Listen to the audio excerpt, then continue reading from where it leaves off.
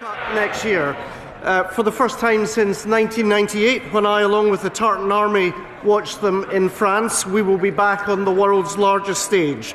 Steve Clark and the team are truly history makers, and we are very, very proud of them. With permission, Mr. Speaker, I will answer questions 1, 14 and 15 together. Alas, today Scotland is being held back by the Scottish Government's dogmatic opposition to nuclear power. New nuclear projects can deliver millions of pounds of investment and thousands of high-quality jobs and apprentices. Scotland is well placed to benefit from the jobs, investment and energy security that nuclear can provide, but frankly, we need a change at Holyrood. Peter Bedford. Thank you, Speaker. What discussions has the Secretary of State had with the SNP government in Scotland, whose Luddite approach and ideological blinkers prevent Torness, Dounreay and Hunterston being considered for future nuclear projects, with all the jobs and investment that goes with them? Well, Mr. Speaker, this seems at least an occasion on which there's a genuine cross-party consensus. Not only have we urged, and I do so again today, a different approach from the Scottish Government, but my friend, the Secretary of State for Energy and Net Zero, has already asked Great British Energy Nuclear to begin assessing Scotland's capability for new-build nuclear sites. Sir Geoffrey Clifton-Brown. Thank you, Mr. Speaker.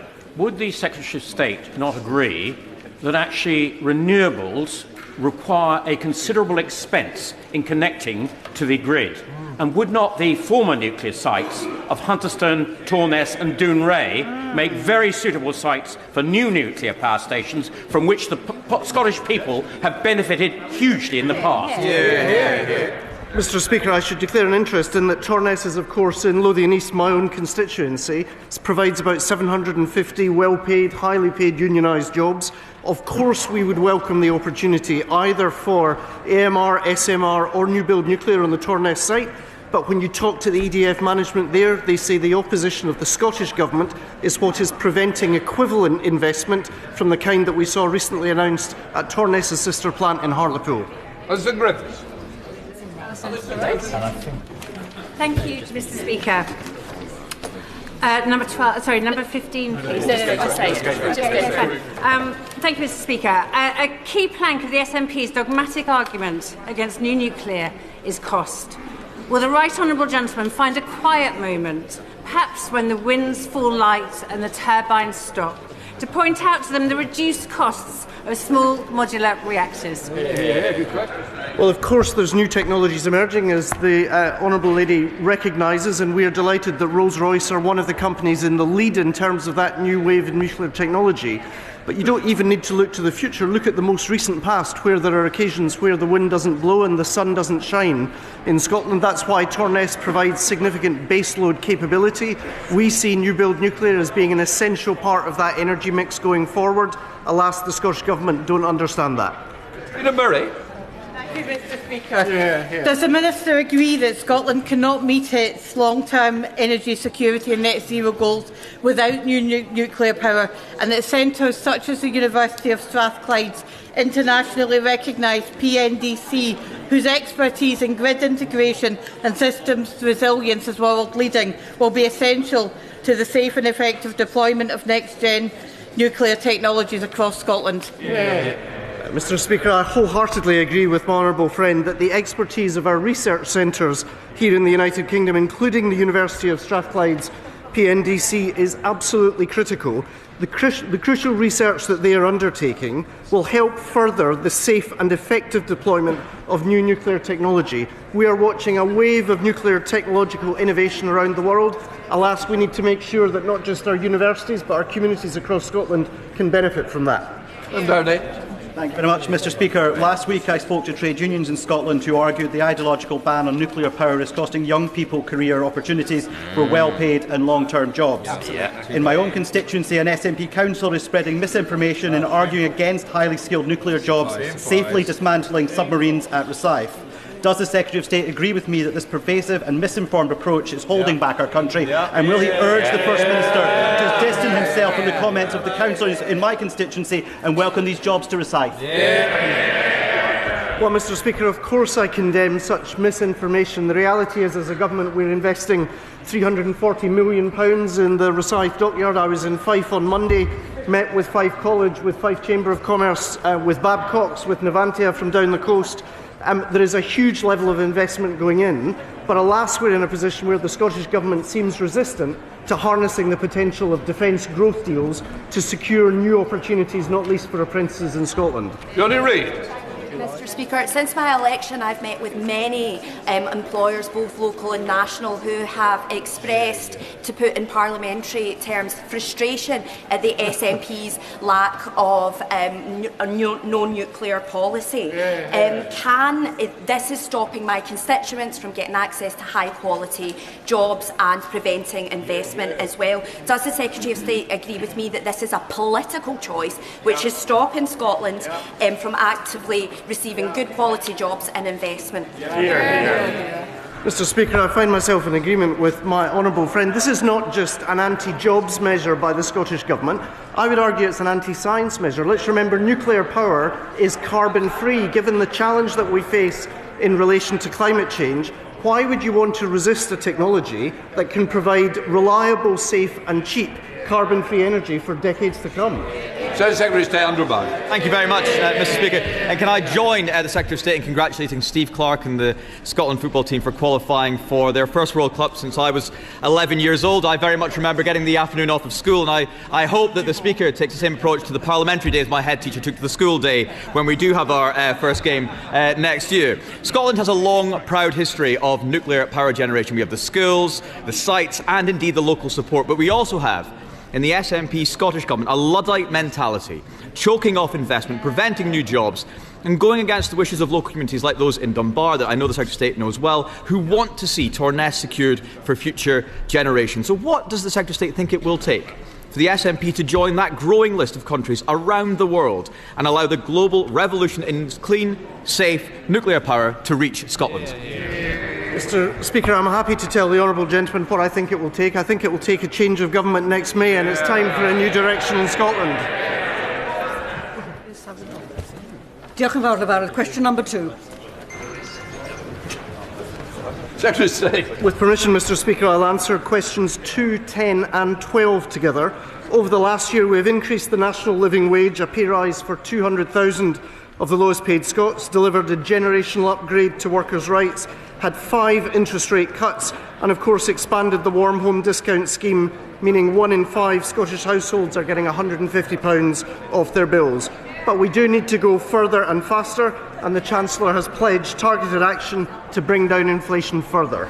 Ms Savile Roberts. Does indeed need to go further. The Scottish Government this morning laid the regulations necessary to mitigate the 2-child cap brought in by Labour and carried on by Labour. Scotland is the only part of the UK where child poverty is falling. It's the only part of Great Britain with a non-Labour government. Does he recognise the huge role played by the Scottish child payment in tackling poverty head-on? And does he agree with me that Labour and Cardiff Bay and Labour and Westminster should follow the Scottish Government's lead? He won't agree, though. As part of a government that saw child poverty fall significantly, I believe that we will be true to that commitment. I hope there may be more for the Chancellor to say in the coming minutes, but you can be assured that we welcome all measures that reduce child poverty after many years in which tragically we've seen poverty rise. Mr. Black.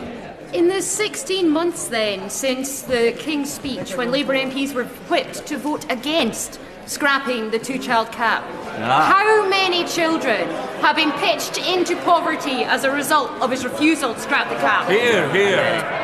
Mr. Speaker, we've always been clear that we wanted to take action on the basis of sound public finances. That is why it is a Labour government that has been willing to take the difficult and challenging steps. I'm old enough to remember the criticism from those benches after 1997, and we went on to lift record number of kids out of poverty. That's why I welcome the approach that's been taken by our Chancellor.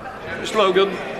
Thank you, Mr. Speaker. It's just over 500 days since this government came to power, and the Chancellor's and the government's policies have been a disaster for the northeast of Scotland, with the cost of living problems, whether that's the impact of our national insurance hikes on jobs and investment, the family farm tax in the agricultural sector, the energy profits levy, which is killing jobs in the offshore sector, or the raw deal offered to our fishing industry with the Coastal Growth Fund. Can the Secretary of State tell me and the House, should we expect the Chancellor to fix this mess that she has made, or will this budget be another failure for the people of the North East? Too long. Thank you, Mr. Speaker. It won't surprise you that I'm not going to prejudge the announcements the Chancellor will be making from this dispatch box in just a few minutes' time, but I certainly don't recognise the characterisation he's offered of the first 15 so months of this Labour government. It was always going to take more than 18 months to undo the damage of the last 18 years. What we've seen is 200,000 Scots already lifted out of poverty, record rises in the national minimum wage, and that work will continue. Mr. Speaker, this government is embarking on delivering the biggest upgrade of workers' rights in a generation. Providing income security for many in my Edinburgh North and Leith constituency. I'm not surprised that Conservative peers are blocking it in the other place. However, we, my right honourable friends, share my constituents' shock that the Liberal Democrats and now the Green members are too. Mr. Speaker, I would like to say I'm shocked and surprised, but very little the Liberal Democrats do can shock or surprise me. The truth is the bill is expected to benefit people in the most deprived areas of the country by up to £600 in lost income from the hidden costs of insecure work. That's exactly the work we as a Labour government are called to tackle. Speaker, what discussions has the Secretary of State had with the Chancellor of the Exchequer about the impact for Scotland from the increase in the national living wage? Mr. Speaker, there were discussions in the Cabinet involving myself and the Chancellor of the Exchequer only this morning, but I would certainly pay tribute to the work that she and others in Government have done, ensuring both that upgrade in workers' rights and that pay rise for the 200,000 poorest paid Scots. Stephen Gittins.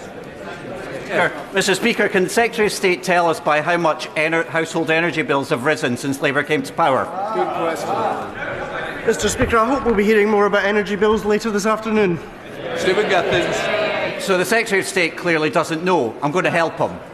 They've risen by £187 for the average household, with more rises due on the way. Now, the Secretary of State might also want to know that today is National Energy Action's Fuel Poverty Awareness Day. Scotland is one of the most energy-rich parts of Europe, with our renewables and our hydrocarbons that the Treasury has benefited from over the years. Does he get the frustration of this government when it comes to the cost of living on fuel poverty, food prices and child poverty due to Tory policies that they've maintained? Mr. Speaker, this is a government that has taken action and will continue to take action. In his rather partial account, he missed out the around 530,000 households in Scotland that are already benefiting in relation to the £150 off their energy bills this winter, and I hope that we'll hear more today. Jerome Mayo. Number 3, sir. Minister. Mr. Speaker, over the last year, this government has taken action to fix the foundations of our economy, to put the public finances on a sustainable path and support growth. Despite the UK economy being forecast to be the second fastest growing G7 economy this year, and despite private companies like Iberdrola investing £10 billion in Scotland's energy sector alone, there is more to do. The recently published Muscatelli report shows that under the SNP, economic growth has been ignored and the unique potential of communities across Scotland has been held back. That's why today the Chancellor will set out a budget to boost economic growth in each and every part of the UK. Mr. Speaker, the latest growth figures in Scotland have been terrible, just 0.2%. They're even worse than Labour's figures for England of 0.3%. So what has been more damaging to the Scottish economy? Has it been SNP policies in Holyrood, or is it the Labour policies here in Whitehall? Mr. Speaker, the SNP government is clearly not doing what is required to drive growth in Scotland. But I would say to the honourable member, we are dealing with the legacy of Conservative economic mismanagement of 14 years. Their catastrophic policy of austerity, their mismanagement of the pandemic and a failed Brexit deal. And you don't just have to take my word for it. The present leader of the Conservative Party has been clear the Conservatives have no plan for growth. Thank you, Mr. Speaker. Does my honourable friend share my regret that rather than building 39 new health centres or building 30 new primary schools or employing 23,700 nurses in our NHS, that the Scottish Government has been content to keep £1 billion of an underspend rather than investing that money in Scottish public services and having a consequential effect on Scotland's economy. Mr Speaker, I couldn't agree more. Since the election, this government has delivered an extra £5.2 billion of funding for the Scottish Government. It should be making life easier for Scots, but it's being completely wasted by the SNP. And what do they have to show for this record-breaking settlement? We simply cannot waste another decade with this failing SNP government. It's long past time for a new direction. Andrew Bowish, Secretary of State. Very much, Mr Speaker. A key driver of growth in Scotland is the agricultural sector, and Mr Speaker, I can tell you that Scottish farmers feel utterly ignored and totally abandoned by this Labour government. I have here a copy of a letter that was delivered to all Scottish Labour MPs, urging them to call on their own government to reconsider the family farms tax. One farmer who wrote to the members opposite said that these tax changes would destroy the family farms that feed Scotland, and he was delivering this letter as a plea for their future. So can the Minister tell the House, have those pleas fallen on deaf ears? Mr Speaker, the Honourable Gentleman and I have discussed this many times, and he's aware that we are striking a fair balance between supporting farmers and fixing the public services on which all of our rural communities rely. We've taken a fair and balanced approach that protects the family farm while also fixing the public services that we all rely on, including our own constituents. Thank you very much, Mr Speaker. Pleas to the Minister and the Secretary of State ignored from farmers, just as other pleas from other sectors key to driving growth in Scotland have been ignored. Scotland has the worst of both worlds, two socialist and economically illiterate governments, and a Scotland office that turns a deaf ear to the pleas of the sectors that could drive growth in our country. It's no surprise the Scottish people are about to reject Labour in May's election yet again. So after today's budget, who does the Secretary of State think will feel most abandoned? Scottish farmers, Scottish distillers, Scottish family businesses, Scottish oil and gas workers, or poor Anas Sarwar and the Scottish Labour Party? Mr Speaker, the Honourable Gentleman is perfectly well aware that the majority of those claiming relief under agricultural property relief will be completely unaffected, 3/4 of them. What will affect every single person in Scotland, however, is the Chancellor's budget, which is set to help with living standards, drive growth and put the sound financial management of our public finances at the heart. Number 4, Mr Speaker. Minister. Thank you, Mr Speaker. Immigration is, of course, a reserved issue, and the Home Secretary set out last week an asylum policy that will work for all parts of the United Kingdom. It contains the most sweeping asylum reforms in modern times, commensurate to the scale of the issues before us. These reforms will restore control, contribution and fairness to the system. I'm proud that our country has always been fair, tolerant and compassionate, and this government will always defend those values. Mr Speaker, this government's new heinous asylum and immigration policy marks a dark moment for many who have chosen Scotland to be their home, even leaving children born in Scotland at risk of deportation. I don't know if the ministers actually noticed, but we're facing a population and demography crisis that this will only make 10 times worse. And if we don't address it, this is going to have a huge impact on our economy and social services. So why does Scottish Labour actually support an immigration policy that is contrary to the Scottish interest? Mr Speaker, what Scottish Labour, like the rest of the Labour Party, supports is a system that is both humane and restores control. That's in the best interest of communities, it's in the best interest of those seeking asylum and to migrate themselves. We are proud to support it, and we know that the rest of the country wants a system that has both control and fairness as its guiding principles. Chris Murray. Speaker, in Scotland there are approximately 4 times as many people fleeing oppression from Ukraine and Hong Kong as there are asylum seekers. There has been no public outcry, they have been welcomed. This shows Scotland is a generous country, willing to play our part if the system is fair and controlled. And moreover, this year, 14 children drowned in the Channel coming here. Does the Minister agree with me that there is nothing progressive about not fixing a system where public support for refugees drains and children drown? Mr Speaker, I'm sure the whole House will join me in remembering those children that have drowned in the Channel, and I couldn't agree with my honourable friend more. There is nothing progressive or humane about a system that incentivises people to take those terrible, terrible risks with life, and I commend my honourable friend for all the work that he's done with those seeking asylum and refuge over very many years. Chris Kay. Question number 5, Mr Speaker. Mr Speaker, the funding of Forth Valley College is a matter for the Scottish Government. Scottish colleges have had their funding cut by 20% between 21-22 and 25-26. As the UK Government, we have delivered a record funding settlement to the Scottish Government, so for as long as there has been no final decision reached regarding the Alloa campus, I would urge the Scottish Government, in the words of Flower Scotland, to think again. Chris Kay.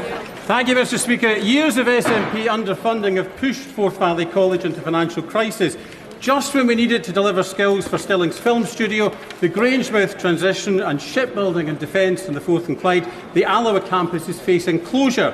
Does he agree that the SNP is undermining Scotland's future by neglecting the institutions that drive growth, and that Scotland needs a Labour government with Anas Sarwar to rebuild our colleges and our skills base? Mr Speaker, the facts are clear. The spending review was historic for Scotland and delivered the largest real-term settlement for the Scottish Government in the 25 years of devolution, with an average £50.9 billion per year between 2026-27 and 28-29. It simply makes no sense to be cutting the FE College budget in Scotland by 20%. It's definitely time for that new direction. Susan Murray, Liberal Democrat spokesperson. Thank you, Mr Speaker. After 18 years of SNP government in Scotland, the education system is failing and qualified Scottish pupils are being turned away from Scottish universities.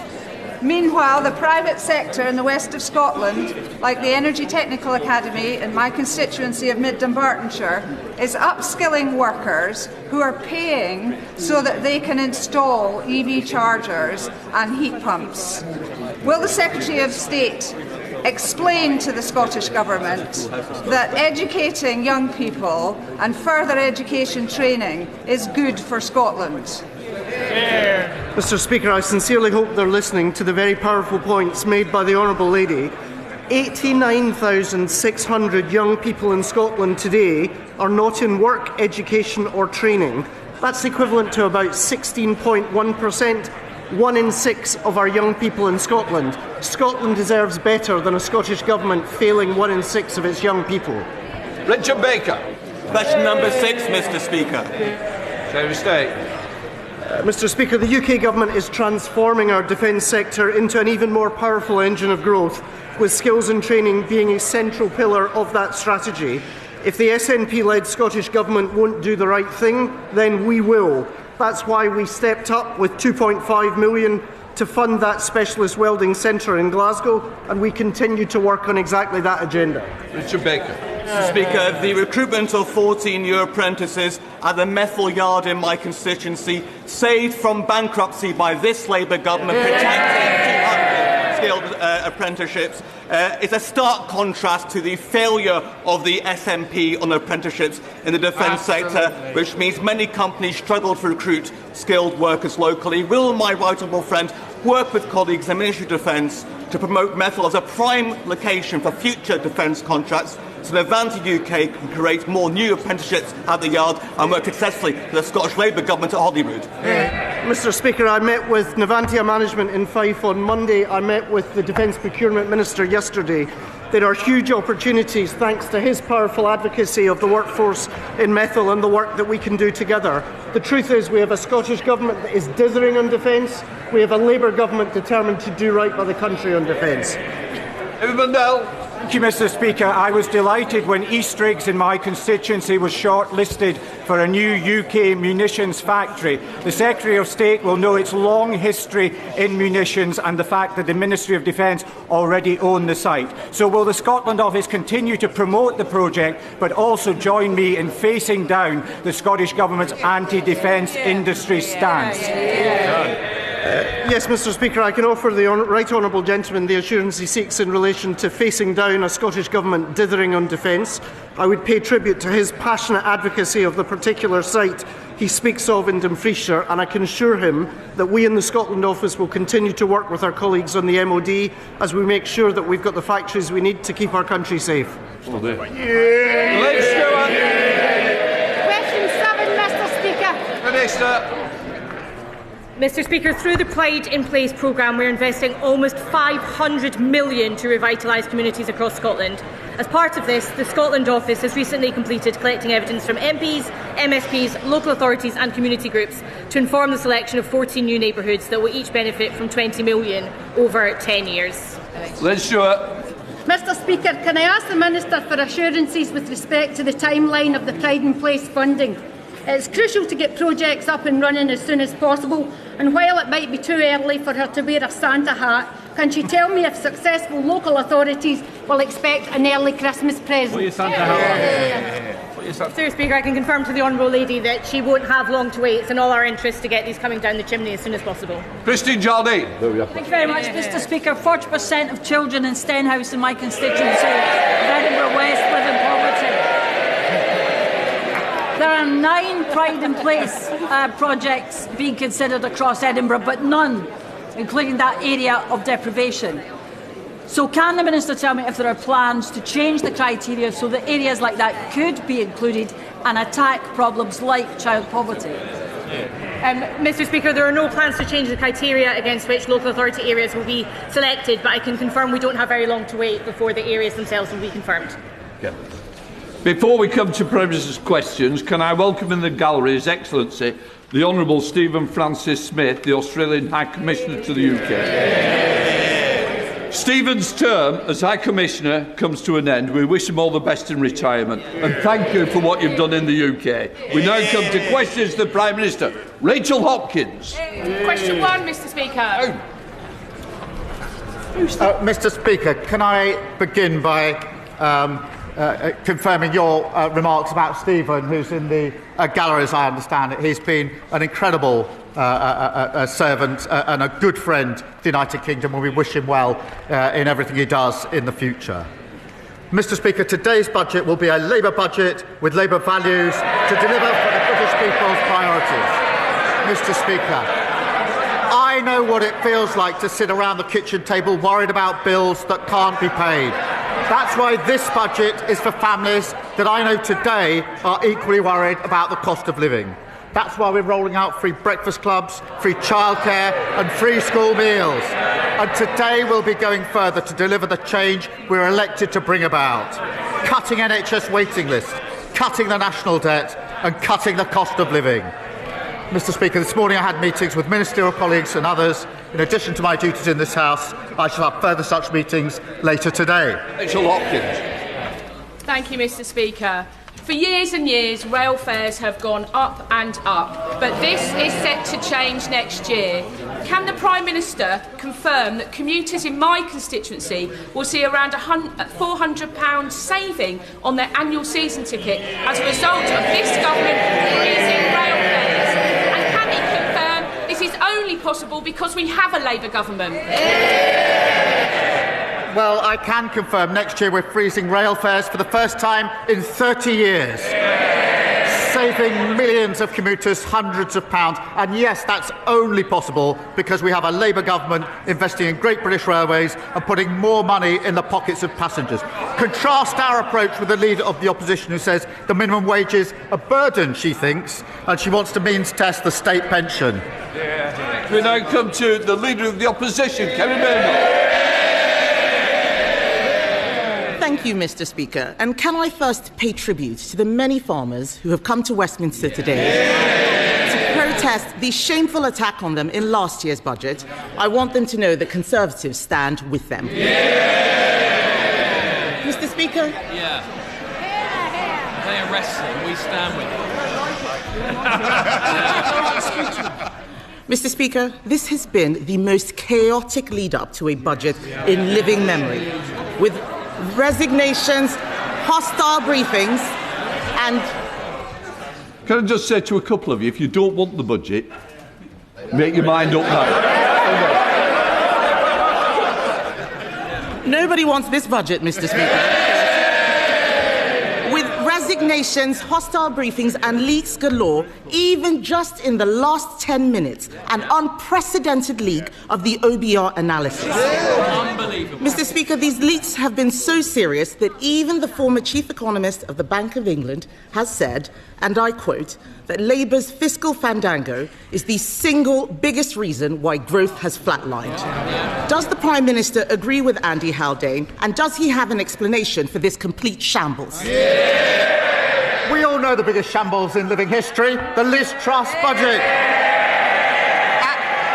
And what did she say at the time? Did she say, I don't agree, this must be wrong? No, she said, I think Liz Truss is 100% right. 100%.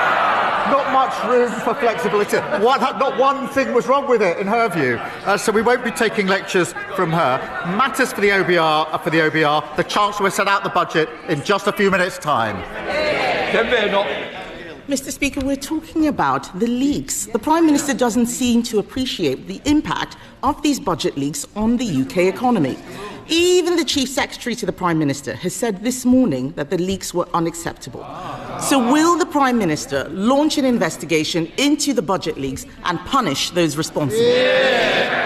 Mr. Speaker, it's literally about 25 minutes before the budget will be set out in all, where we'll take further decisions. The Chancellor will set it out, but thanks to the decisions she's already taken, we've got 5 million extra NHS appointments, waiting lists are coming down, mortgages are cheaper, we've expanded free school meals. That's 100,000 children lifted out of poverty, a moral mission for this government. Compare that to the record opposite any day of the week.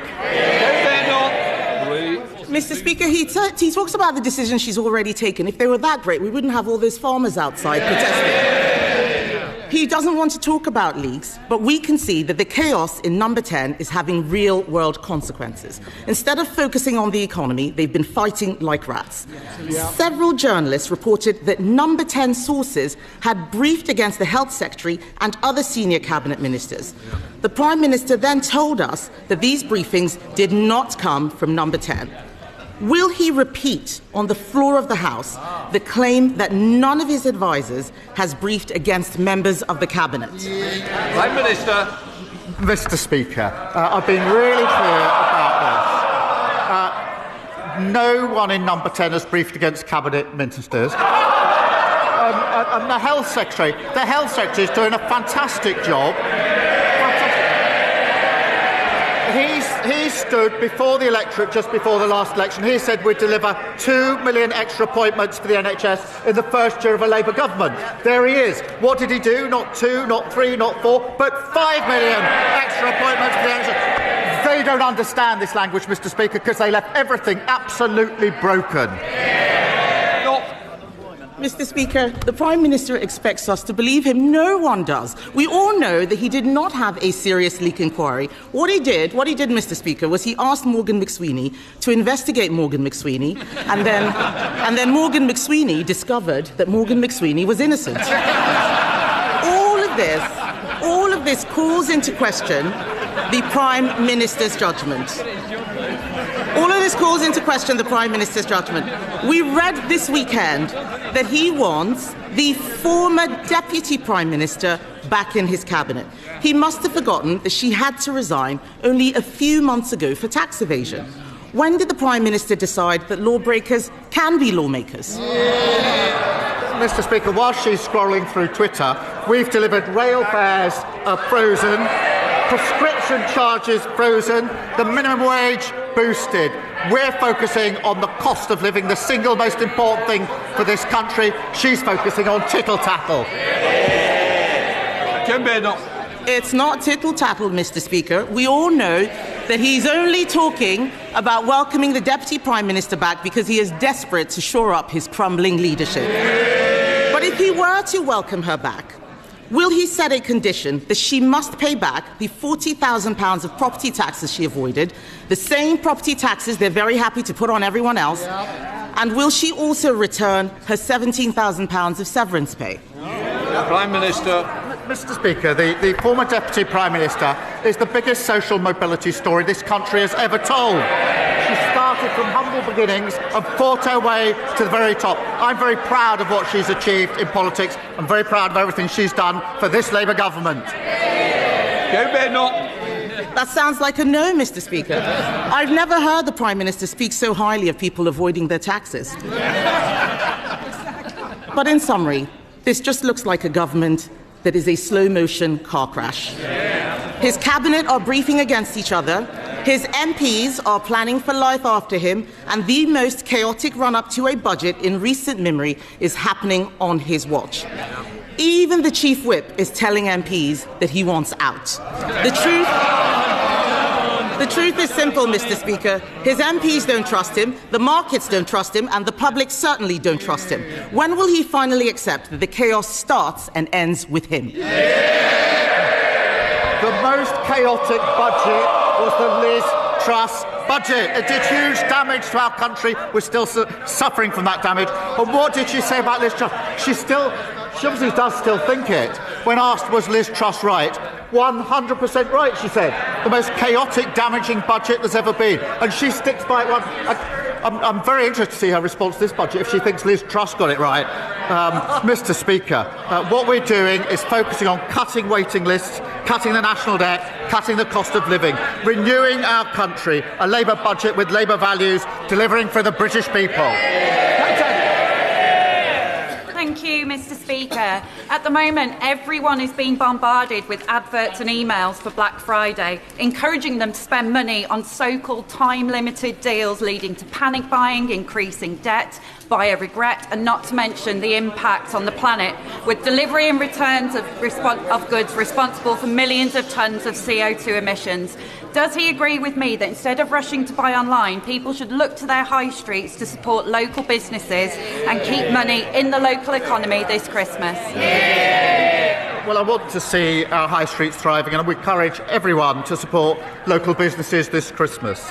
Through our small business strategy, we got £3 billion boost to help small businesses expand, and we've tackled the most significant reforms to tackle late payments, the most significant in 25 years, Mr. Speaker. And the Chancellor will have to say more about that in just a moment. Ed David, Leader of the Liberal Democrats. Thank you, Mr. Speaker. We've just seen in the leaked OBR documents that taxes are going up to a historic record high.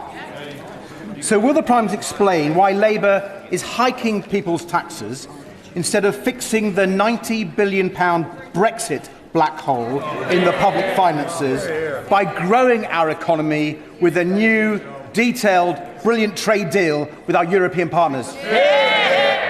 Well, he'll only have to wait a few minutes for the full details of the budget. But, Mr. Speaker, every week he comes here with the same problem. He always wants more spending, and he never wants to say how he's going to raise the money for it. The two things can't go together. Sir Ed Davey. Speaker, we want to grow the economy, not tax the economy. But if I can take him on to another issue, Mr. Speaker, I hope everyone in the House shares my alarm that a former leader of a political party in Wales has been found guilty of betraying our country and has now been sentenced to over 10 years in prison for his treachery.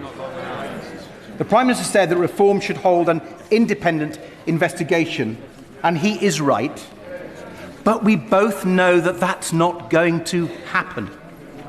So given Reform won't, he must. So will he now launch a national investigation into Russian infiltration into our politics? Well, he's right to highlight this very serious case, a long sentence for pro-Russian bribery in the Reform Party at the highest level. You would think a leader of a political party would want to get to the bottom of that and ask the question, how on earth did that happen in the Reform Party? And what other links are there between Reform and Russia? But no, the leader of Reform doesn't want to do it. Because, Mr. Speaker, we know he doesn't want to know the answer to the question because Reform is riddled with pro-Putin propaganda. Thank you, Mr. Speaker. Mr. Speaker, after 8 years of traffic chaos and increasingly creative traffic diversions, residents of Parkside and Marston Grange in my constituency are beginning to wonder whether the A513 at Beaconside is a permanent monument to the traffic cone. In the time that Staffordshire County Council and Taylor Wimpey have taken to complete one stretch of road, we've had 6 Prime Ministers, not to mention Notre Dame burned down and was rebuilt using medieval building techniques. So what can be done to hold developers and local authorities properly to account so that essential infrastructure is delivered on time with minimum disruption? Well, it's staggering that an important upgrade for drivers to improve their journeys has been delayed for 8 long years. And I understand the scheme is currently being held up by the reform-led council, Kelsabri, who are proving as hopeless in local government as everybody anticipated. Mr. Speaker, we've invested £24 billion in our roads, and I call on Staffordshire Council to end the delay, get on with the job, and get this scheme started for her constituents. Alison Bennett. Thank you, Mr. Speaker. University Hospitals Sussex currently have 350 people, well enough to go home, for occupying beds. That is the same number of beds as in the Princess Royal Hospital in Haywards Heath in my constituency. The reason they can't go home is because there is no social care package for them to go to. This is terrible for them, puts strain on the trust and is ruinous to the taxpayer. Given there is no urgent plan to reform social care, what is the Prime Minister's plan to bring them home for Christmas? Well, as she knows, we are reforming social care, and I've asked Baroness Casey to lead on that. And she's had the first of her cross-party meetings to build consensus, which is obviously what we need on this. As I've set out a number of times, the first phase will report in 2026, so we can reform as we go on. There will obviously be a phase after that. And I remind the House we've already boosted social care funding by £3.7 billion, record increases also to the carers allowance, and £500 million for the first ever fair pay agreement to properly recognise and reward carers. Thank you, Mr. Speaker. Is the Prime Minister aware that because of the decision by Reform's Durham County Council to scrap support introduced by Labour in 2013, a typical working family in Stanley will be £170 worse off? How would the Prime Minister contrast the values of this Labour government with a Reform Party dividing our country and hitting working people in their pockets? Well, I thank him for raising this. The more we see of reform, the more we see their true colours. In this case, making people £170 worth off. But their true colours also in relation to the member for Clacton. His explanation, Mr. Speaker, in recent days, in relation to the stories about what he may have said in the past, is unconvincing, to say the least. He says he never engaged with racism with intent. With intent. What does that mean? Didn't engage with racism with intent. I have no doubt that if a young Jewish student was hissed at to mimic the sound of a gas chamber, they would find it upsetting. He may want to forget that. They won't. He clearly remembers some of what happened. He should seek those people out and go and apologise to them. Thank you, Mr. Speaker. Lewis, not his real name, is an Eastbourne boy with special educational needs who was left traumatised after his passenger assistant relentlessly and brutally restrained him on his home-to-school transport. It only became clear to Lewis's mum, who is in the gallery today, what happened on that day when he returned home visibly distressed and bruised. And that's because, shockingly, there is no statutory requirement to report incidents of physical restraint on school transport, nor national training standards. So will the Prime Minister address this loophole in his upcoming SEND reforms to ensure that SEND children in Eastbourne and beyond can travel to school with the safety and dignity that they deserve? Well, can I say to him and to Lewis's mum, who's with us, that incidents like that should not be happening.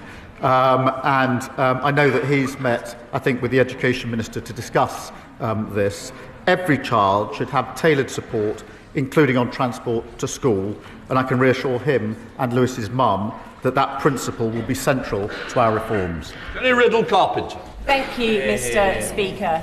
Last week, Roman Osborne, a 10-year-old in my constituency, hand-delivered a letter to 10 Downing Street to tell the Prime Minister about an accident that he had outside his primary school of Trimley St Martin in February, which left him spending 3 days in hospital and many, many more months recovering. Mr Speaker, will the Prime Minister back my campaign, Safer and at the Gates, and will he call on Tory-led Suffolk County Council to do the right thing and re-review the road and put the right safety measures in place outside Trimley St Martin and the other schools in my constituency?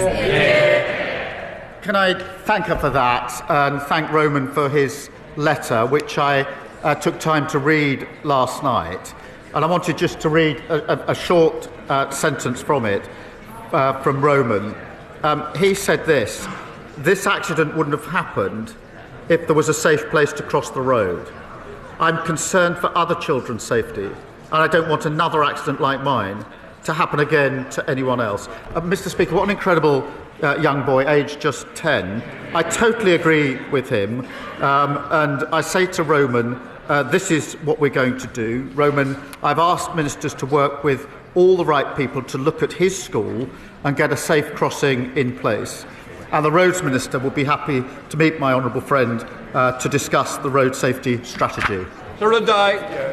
Mr Speaker, this morning I met with farmers on Whitehall, and on Saturday farmers supplying milk to family-run White Farms who have been making traditional cheddar cheese near Bruton for 160 years. They all told me, Mr Speaker, the family farm tax as it stands will devastate their businesses. So if he really wants growth, will the Prime Minister listen to farmers, industry, the EFRA Select Committee, even his own MPs, and pause and rethink this damaging and regressive tax? Mr Speaker, we've invested a record £11.8 billion into sustainable farming this Parliament, and we set out a 25-year farming roadmap focused on increasing year-on-year productivity and profitability in farms. That is vitally important. Thank you, Mr Speaker. Last week, the COVID inquiry reported that 23,000 deaths occurred in England in the first wave of the pandemic that could have been prevented due to the UK response being too little too late. These were not just 23,000 deaths, Mr Speaker. These were 23,000 people who had family and friends who loved them, and valuable lives that were cut short due to an abysmal failure of leadership by Boris Johnson and his government. They were categorically failed by a Prime Minister who prevaricated, delayed and prioritised political expediency over making the tough decisions that could have averted tragedy. If the Prime Minister were to lead us through the next pandemic, will he value saving lives above all else?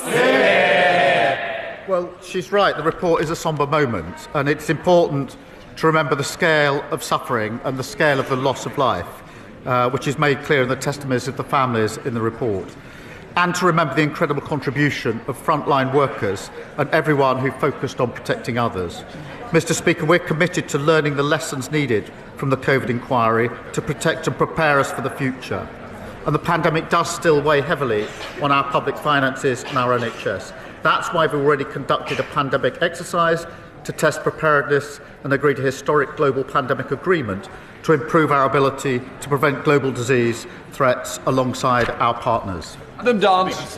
Mr Speaker, I hope the Prime Minister will agree with me that the defence industry in Somerset is a key engine for growth, jobs and innovation. Leonardo in Yeovil is making a fantastic progress with the Proteus uncrewed helicopter, but the future of that project, thousands of jobs at the site in Yeovil and the 320 million Leonardo contribute to local GDP is dependent on the new medium helicopter contract. Will the Prime Minister reassure my constituents that he supports the industry in Yeovil, and will his government finally get round to awarding this long overdue contract? Well, can I pay tribute to those in Somerset and his constituency in the defence sector, which is hugely important to our country and our security. I can confirm we're continuing with the establishment procurement process for the new medium helicopter programme to deliver modern equipment for our armed forces. That's part of the biggest sustained boost to our defence since the Cold War, and I'm determined to see a defence dividend of investment in British jobs and apprentices, including in his constituency. Mr Speaker, that builds on the £8 billion Typhoon deal that we've secured, the £4 billion maritime deal with Indonesia, and the £10 billion frigate deal with Norway. Serena Blackenbridge. Thank you, Mr Speaker. I joined Wensfield Men walking and talking on International Men's Day, a fantastic group who are strengthening our community through good company and what Stephen calls a growing band of brothers. In an age of pressure, polarisation and endless phone scrolling, they bring men together to support one another. Will the Prime Minister join me in congratulating all involved and explain how the first ever men's health strategy will back similar grassroots initiatives? Can I thank her? It is so important that men have the space and support from their peers to discuss their mental health. Can I thank Men Walking and Talking for the work that they do that makes such a difference? We were proud to launch our men's health strategy last week to get more men the support they need. Mr Speaker, I wanted to take a moment to thank my honourable friend for Cannock Chase for his honesty and bravery on International Men's Day. And I say again, men speaking so truthfully about their experiences is so powerful and inspires more to do the same. He's a credit to this House. Great job. Thank you, Mr Speaker. Consequential to President Trump's misunderstanding of Putin's assessment going forward into... I've got it completely wrong, so let me do it without notes. There we are. What a day to do it. President... I can't... I've completely lost it, and I apologise. So let me read it. Let me read it, because I'm going to carry on. I'm afraid the Prime Minister's not going to get away that easy. So, consequential to President Trump's misunderstanding of Putin's strategic intent for both Ukraine and Europe is the Prime Minister's solemn responsibility to keep this country safe. Given the hypersonic missile threat and the ballistic missile threat, known threat from Russia, and the fact that the United Kingdom has no current counter to that, what is the Prime Minister going to do to keep this country safe from those that have already threatened us? I thank him for his question and his contribution to this important debate, and of course the contribution he made yesterday as well. It is the first duty of the Prime Minister to keep this country safe. It's the duty that is paramount and above all else, and I take it extremely seriously and treat it as my number one priority. We review our security and defence arrangements all of the time, and we are particularly a leading member in NATO, which is the single most effective military alliance the world has ever seen. Ben Coleman. Thank you, Mr Speaker. My constituents in Chelsea and Fulham tell me that our top national priority must remain, as it is, economic growth. So does the Prime Minister agree that the swiftest way to achieve growth is for the government to be even more ambitious in negotiating with the European Union, to remove the new red tape and trade barriers that have been holding back UK businesses, especially small and medium-sized ones, since the Conservatives' poorly managed exit from the European Union? Well, the deal we struck with the EU will deliver on what the British public voted for last year, which is, as he says, boosting economic growth and restoring positive relations. The deal we've struck is worth £9 billion to our economy in 2040. It includes an SBS agreement to cut supermarket prices and boost export opportunities. And the tourism reform would rip up that deal and leave us all paying more at the checkout. Okay. Thank you, Mr. Speaker. When it comes to economic growth, this Labour government is all talk and no action. So maybe I can help the Prime Minister. Roadworks and traffic jams cost the UK economy £8 billion last year. This affects my constituents in Broxbourne every single day. They want to know what the government is doing about it, when the government is going to back working people and get Britain moving. Under this government, growth is the highest in the G7 for the first half of this year. Under the last government, they crashed the economy. Emily Darwin. Thank you, Mr. Speaker. Yesterday was the UN International Day for the Elimination of Violence Against Women, otherwise known as White Ribbon Day in Milton Keynes and many other places. Will the Prime Minister join with me in congratulating Mr. Speaker on his commitment that this House will become the first national White Ribbon Parliament in the world? And will he join me, Mr. Speaker, and many members from across this House in making the White Ribbon promise to never use, excuse, or remain silent about men's violence against women? Can I thank her for raising this really important issue? And I'm really proud, Mr. Speaker, on what you've done with this Parliament in relation to the White Ribbon campaign. We must then turn that from a ribbon into action.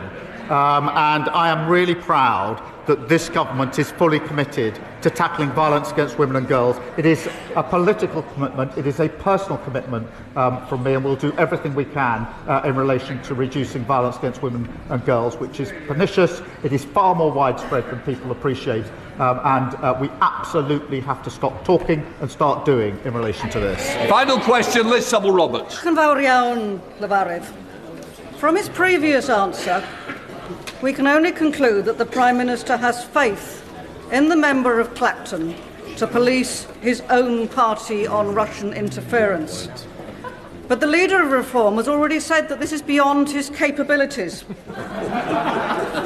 Why, therefore, is the Prime Minister so unwilling to take responsibility and launch a full investigation into foreign interference in our democracies? Interference in our democracy, but the responsibility for the investigation of what happened in Reform lies with the leader of the Reform Party. Mr. Speaker, he's usually got plenty to say, and now he's totally silent on one of the most important issues. Mr. Speaker, he needs to speak up and answer those questions. That completes Prime Minister's questions.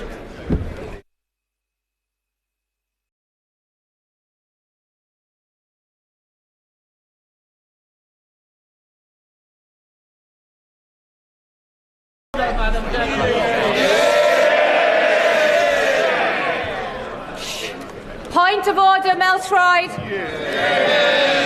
Thank you, Madam Deputy Speaker. On a point of order, Madam Deputy Speaker, this morning we have seen an unprecedented leak of the OBR's Economic and Fiscal Outlook report before the budget.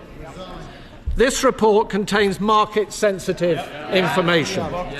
It is utterly outrageous that this has happened, and this leak may indeed constitute a criminal act. In Prime Minister's questions, the Leader of the Opposition asked the Prime Minister about this leak, but he refused to answer her question. So, Madam Deputy Speaker, please can you advise this House what steps are at its disposal to force a leak inquiry into this matter? And would it be possible to ask the Table Office to distribute copies of the report given to the House, given that everybody outside of this House has already had the opportunity to read it? Order! This is not a point of order for the Chair. The Chancellor is about to make her budget statement, and I expect members and their constituents wish to hear from the Chancellor directly. However, before I call the Chancellor to speak, I nonetheless wish to make a short statement. For a number of weeks, and yet again yesterday, there have been extensive briefings to the media on the government's fiscal policy and public finances. This disappointing trend in relation to budget briefings has been growing for a number of years under successive governments, but appears to have reached an unprecedented high.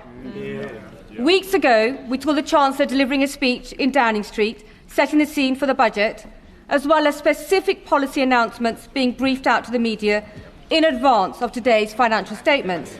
I don't need any help. And just a moment ago, it seems the OBR analysis has also appeared online. This all falls short of standards that the House expects. The premature disclosure of the contents of the budget has always been regarded as a supreme discourtesy to this House and to all the democratically elected members, not to mention to Mr. Speaker and to myself, the Chairman of Ways and Means. The government's own ministerial code cannot be clearer, as set out in paragraph 9.1. When Parliament is in session, the most important announcements of government policy should be made in the first instance to Parliament. Mr. Speaker has always upheld the rights of this House and its members to be treated with respect and to be the first to hear major government policy announcements on behalf of their constituents. As Chairman of Ways and Means, I have responsibility to oversee the House's consideration of the budget statement and the ensuing resolutions, which are described in Erskine May paragraph 36-33 as the most important business of Ways and Means in this House. I want honourable members on all sides of the House to have adequate opportunity to hold the Chancellor to account, rather than hear and read about new policies on a daily basis in the media. And like many, I also expected better. Before I call the Chancellor of the Exchequer, I remind honourable members that copies of the budget resolutions will be available to them from the vote office in members' lobby at the end of the Chancellor's statement and online. Shh. I also remind honourable members that interventions are not taken during the Chancellor's statement, nor during replies to the Leader of the Opposition or the Leader of the Liberal Democrats. I call the Chancellor of the Exchequer.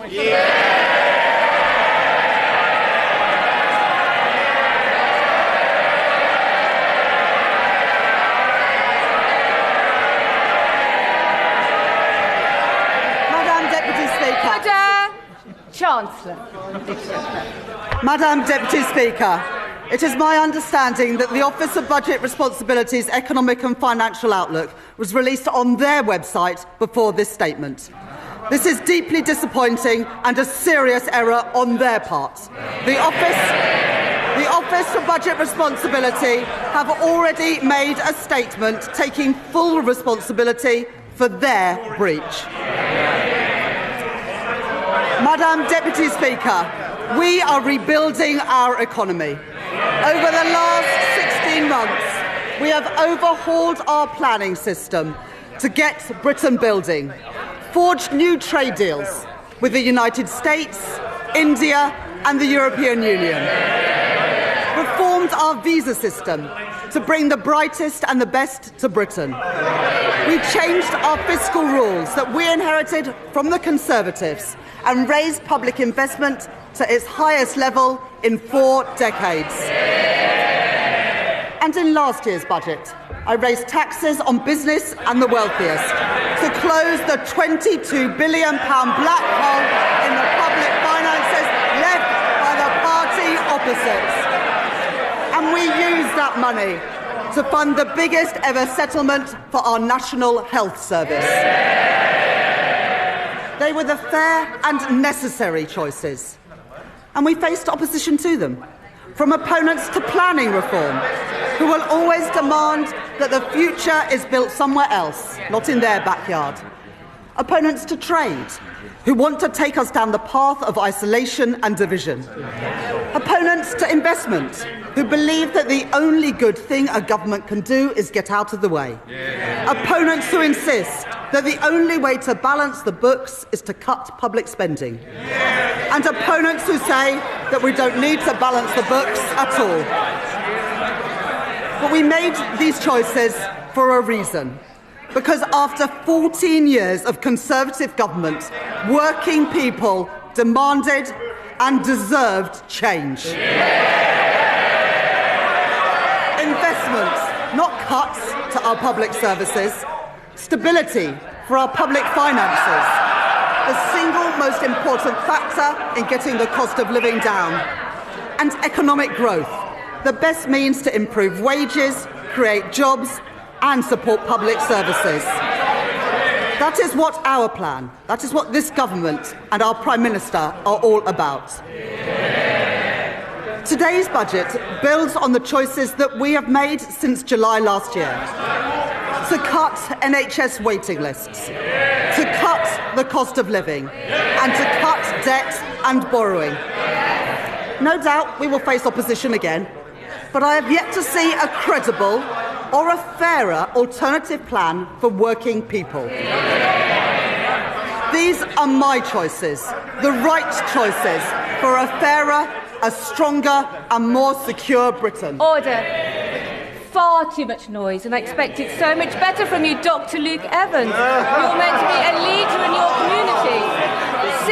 Simmer down, Chancellor. I'm happy for them to shout as much as they like, Madam Deputy Speaker, as long as they do it from the opposition benches where they can't cause any more damage. I said there would be no return to austerity, and I meant it. This budget will maintain investment in our economy and in our National Health Service. I said I would cut the cost of living, and I meant it. This budget will bring down inflation and provide immediate relief for families. I said I would cut debt and borrowing, and I meant it. Because of this budget, borrowing will fall as a share of GDP in every year of this forecast. Our net financial debt will be lower at the end of the forecast than it is today, and I will more than double the headroom against our stability rule to £21.7 billion, meeting our stability rule and meeting it a year early. These are my choices. Not austerity, not borrowing, not turning a blind eye to unfairness. My choices are a budget for fair taxes, strong public services and a stable economy. That is the Labour choice. Growth is the engine that carries every one of our ambitions forward, through stability, investment and reform. The platform from which British ambition can finally get moving again. Because growth doesn't just appear out of thin air. It is built patiently and stubbornly by people who take risks, by founders who bet their savings on an idea, by firms breaking into new markets, developing new technologies and creating new jobs and new opportunities, by the men and the women who work hard every day in all parts of our country. Our job is not to watch from the sidelines, but to partner with them, backing them every step of the way, to match private enterprise with public ambition. I would like to thank my team of officials at the Treasury for their hard work in preparing this budget. In the spring, the Office of Budget Responsibility forecast that our economy would grow by 1% this year. I said then that Britain would defy the forecasts, and defy them we have. The OBR have upgraded Britain's growth for this year from 1% to 1.5%, reaching the same conclusions as the IMF, the OECD and the Bank of England, who have already upgraded their forecasts. Today, the OBR have published the result of their review of the supply side of the economy. They are clear that this is not about the last 14 months. It is about the previous 14 years. The legacy of Brexit and the pandemic, and the damaging decisions by the party opposite. Cutting public spending, leaving communities and entire regions behind, starving our economy of investment and weakening our public services. As a result of their review, the OBR are reducing their expectations for productivity growth by 0.3 percentage points to 1% by the end of the forecast. They say today, and I quote, "Real GDP is forecast to grow by 1.5% on average over the forecast due to lower underlying productivity growth. There is an impact on our public finances too. The OBR say that their productivity forecast will mean £16 billion less in tax receipts by 2030. These forecasts are the Tories' legacy, not Britain's destiny.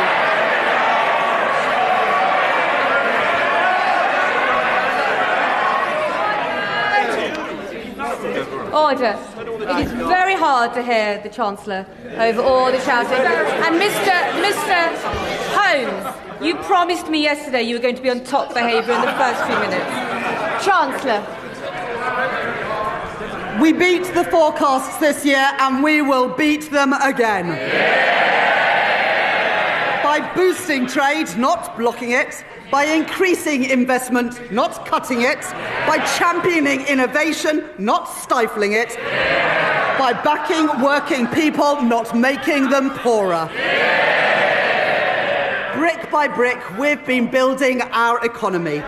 Building roads, building homes, getting spades in the ground and cranes in the sky. Growth begins with a spark of an entrepreneur. Half of new jobs in Britain are created by scale-up businesses. And we want those jobs created here, not somewhere else. Our job is to make Britain the best place in the world to start up, to scale up and to stay. So we're widening eligibility for our enterprise incentives, so scale-ups can attract the talent and the capital that they need. Expanding the enterprise management incentive so more companies can offer tax-relieved share options. Re-engineering our enterprise investment and venture capital trust schemes so they don't just back early-stage ideas, but stay with companies as they grow. Introducing UK listings relief, a 3-year exemption from stamp duty reserve tax for companies who choose to list here in Britain. And to continue this work, I am launching a call for evidence on how our tax system can better back entrepreneurs and a targeted review with founders and investors at the heart to make the UK an even more attractive place to grow your business. We are sending a simple message to the world. If you build here, Britain will back you. And our retail investment system should do the same. The UK has some of the lowest levels of retail investment in the G7. And that is not only bad for business, who need that investment to grow, it's bad for savers too. Someone who has invested £1,000 a year in an average stocks and shares ISA every year since 1999 would be £50,000 better off today if they'd put that same money into a cash ISA. And so from April 2027, I will reform our ISA system, keeping the full £20,000 allowance while designating 8,000 of it exclusively for investment, with over 65s retaining the full cash allowance. And thanks to our changes to financial advice and guidance, banks will be able to guide savers to better choices for their hard-earned money. Over 50% of the ISA market, including Hargreaves Lansdown, HSBC, Lloyds, Vanguard and Barclays, have signed up to launch new online hubs to help people invest here in Britain. At this budget, consistent with the commitments in our corporate tax roadmap, I will retain our competitive corporation tax rate, the lowest in the G7, and retain our generous full expensing offer for business investments. I will also introduce a new 40% first-year allowance so that businesses can write off more of the cost of their investment up front, while reducing main rate writing down allowances in line with fiscal constraints.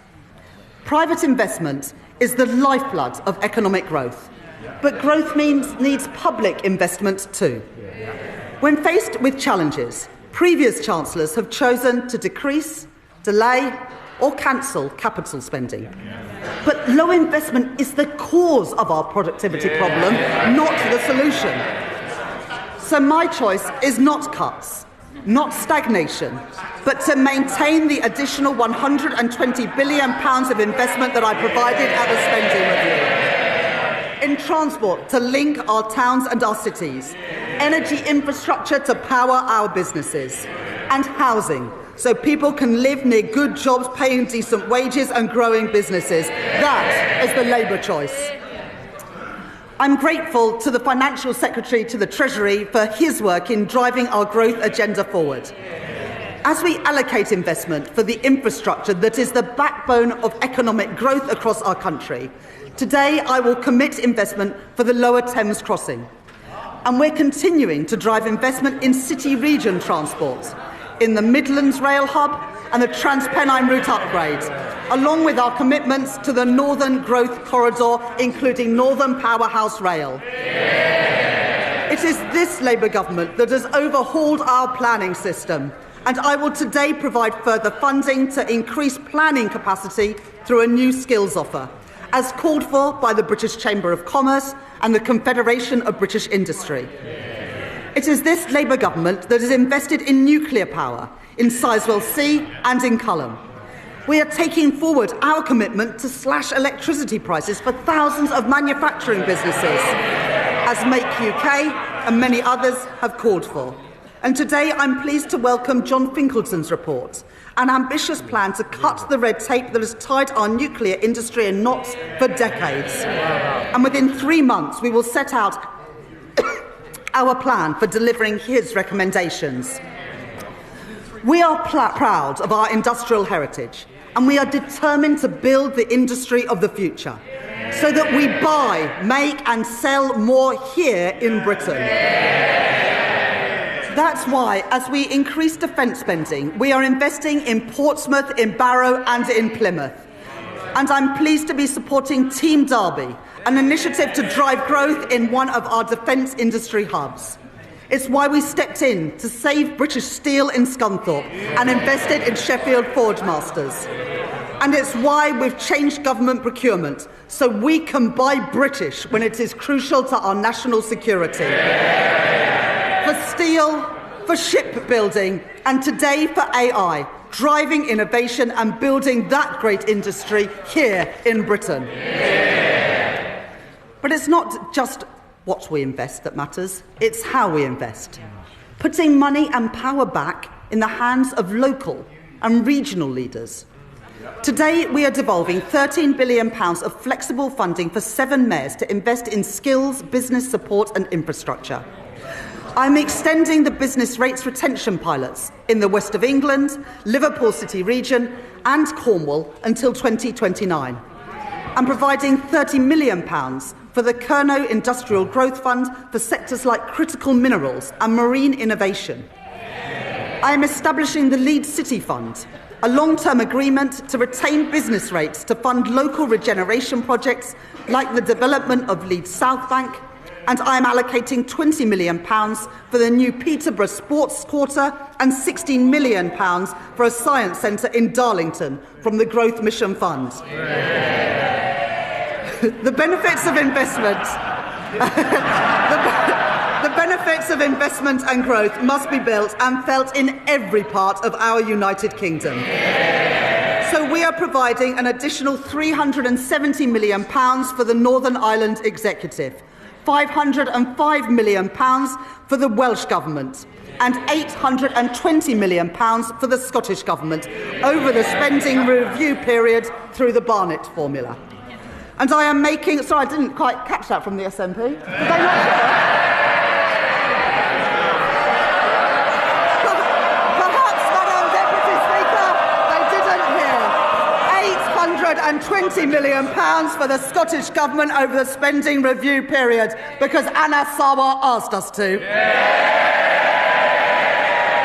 And I'm making targeted investments in our industrial strategy sectors across the UK. In Northern Ireland, I am providing £17 million to support businesses and strengthen the UK internal market, and backing advanced manufacturing through the Northern Ireland Enhanced Investment Zone. Wales will be the host for 2 AI growth zones, creating more than 8,000 jobs, supported by a £10 million investment in the semiconductors critical for that industry. And we are building the UK's first small modular nuclear reactors with Rolls-Royce at Wilfer in Anglesey. 2 Labour governments working together in Wales to deliver for the people of Wales. And in Scotland, I'm committing over £14 million for low-carbon technologies in Grangemouth, £20 million to renew infrastructure at Inch Green in Inverclyde, and £20 million to redevelop Kirkcaldy Town Centre and Seafront, with construction starting next year. And that's on top of the UK's biggest ever warship export deal with the Norwegian government to build frigates in Glasgow. Supporting 4,000 jobs. Investment opposed by the SNP. Jobs opposed by the SNP. Defence opposed by the SNP. But secured by this Labour government. A growing economy needs strong foundations of economic stability, with borrowing, inflation down and investment up. That is good for business, and it is good for working people, so they have more money in their pockets. Economic stability, safeguarded by ironclad fiscal rules, is our best defence against rising prices and the best way to improve living standards. We've all seen the alternative. 3 years ago, in their clamour to cut taxes for the richest, the Tories under Liz Truss crashed the economy and sent mortgage rates spiralling and brought pensions to the brink.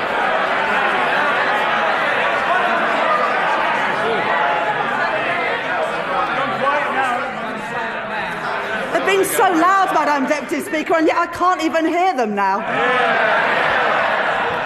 Now, I know that the leader of the Green Party is a keen hypnotherapist, and he believes that he can achieve remarkable things using only the power of his mind.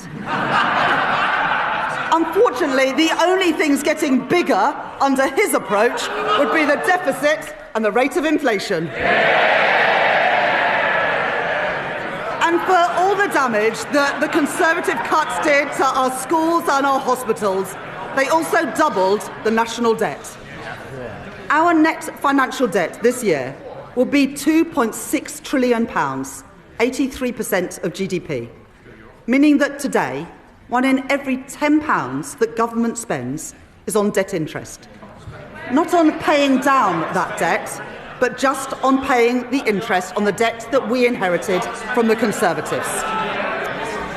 My fiscal rules will get borrowing down while supporting investment.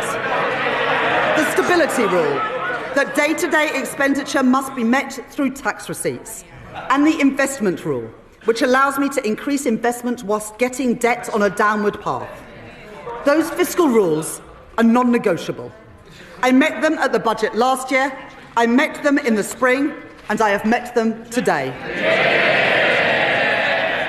While the current budget balance is in deficit by £28.8 billion in 26-27 and £4.6 billion in 27-28, it moves into a surplus of £3.9 billion in 28-29, £21.7 billion in 29-30 and £24.6 billion in 2030-31. More than doubling our headroom against the stability rule and meeting that rule a year early too.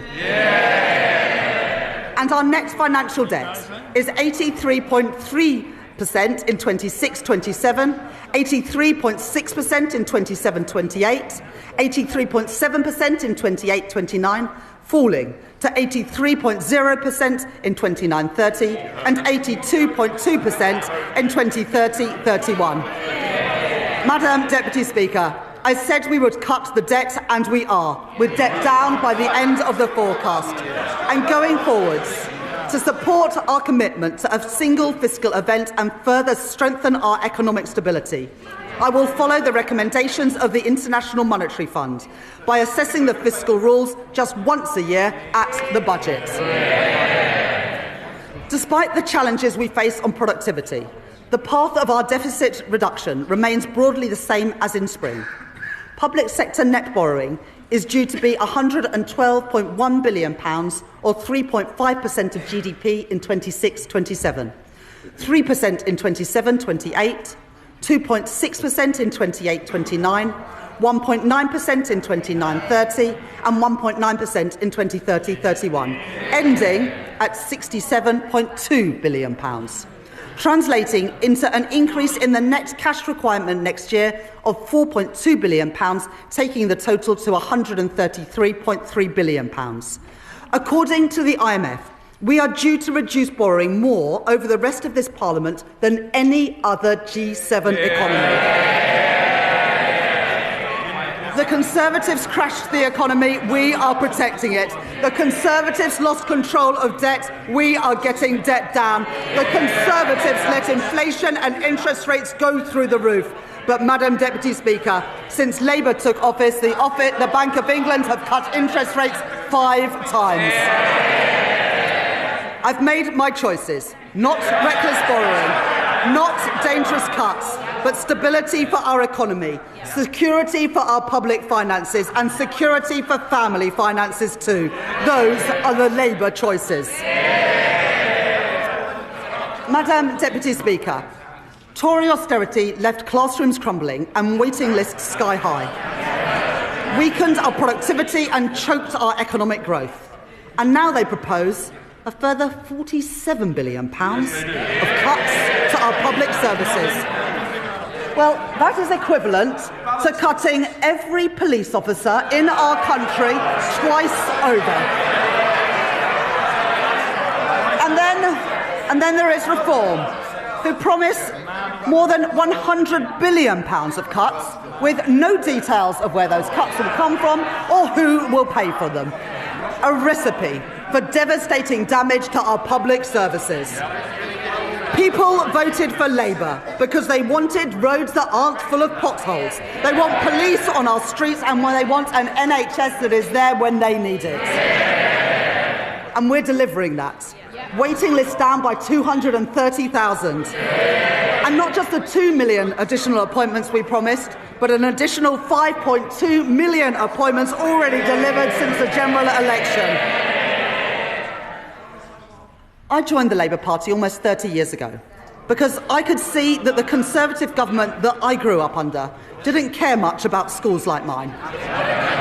Textbooks were rationed. I know that many of you won't have schools like mine. There is far too much noise, far too much excitement. People need to calm down a little. Chancellor. They don't want to hear what the Tories did to schools like mine, but I will tell them. Textbooks rationed, libraries closed, kids herded into porter cabins in the playground, and I came into politics to change that.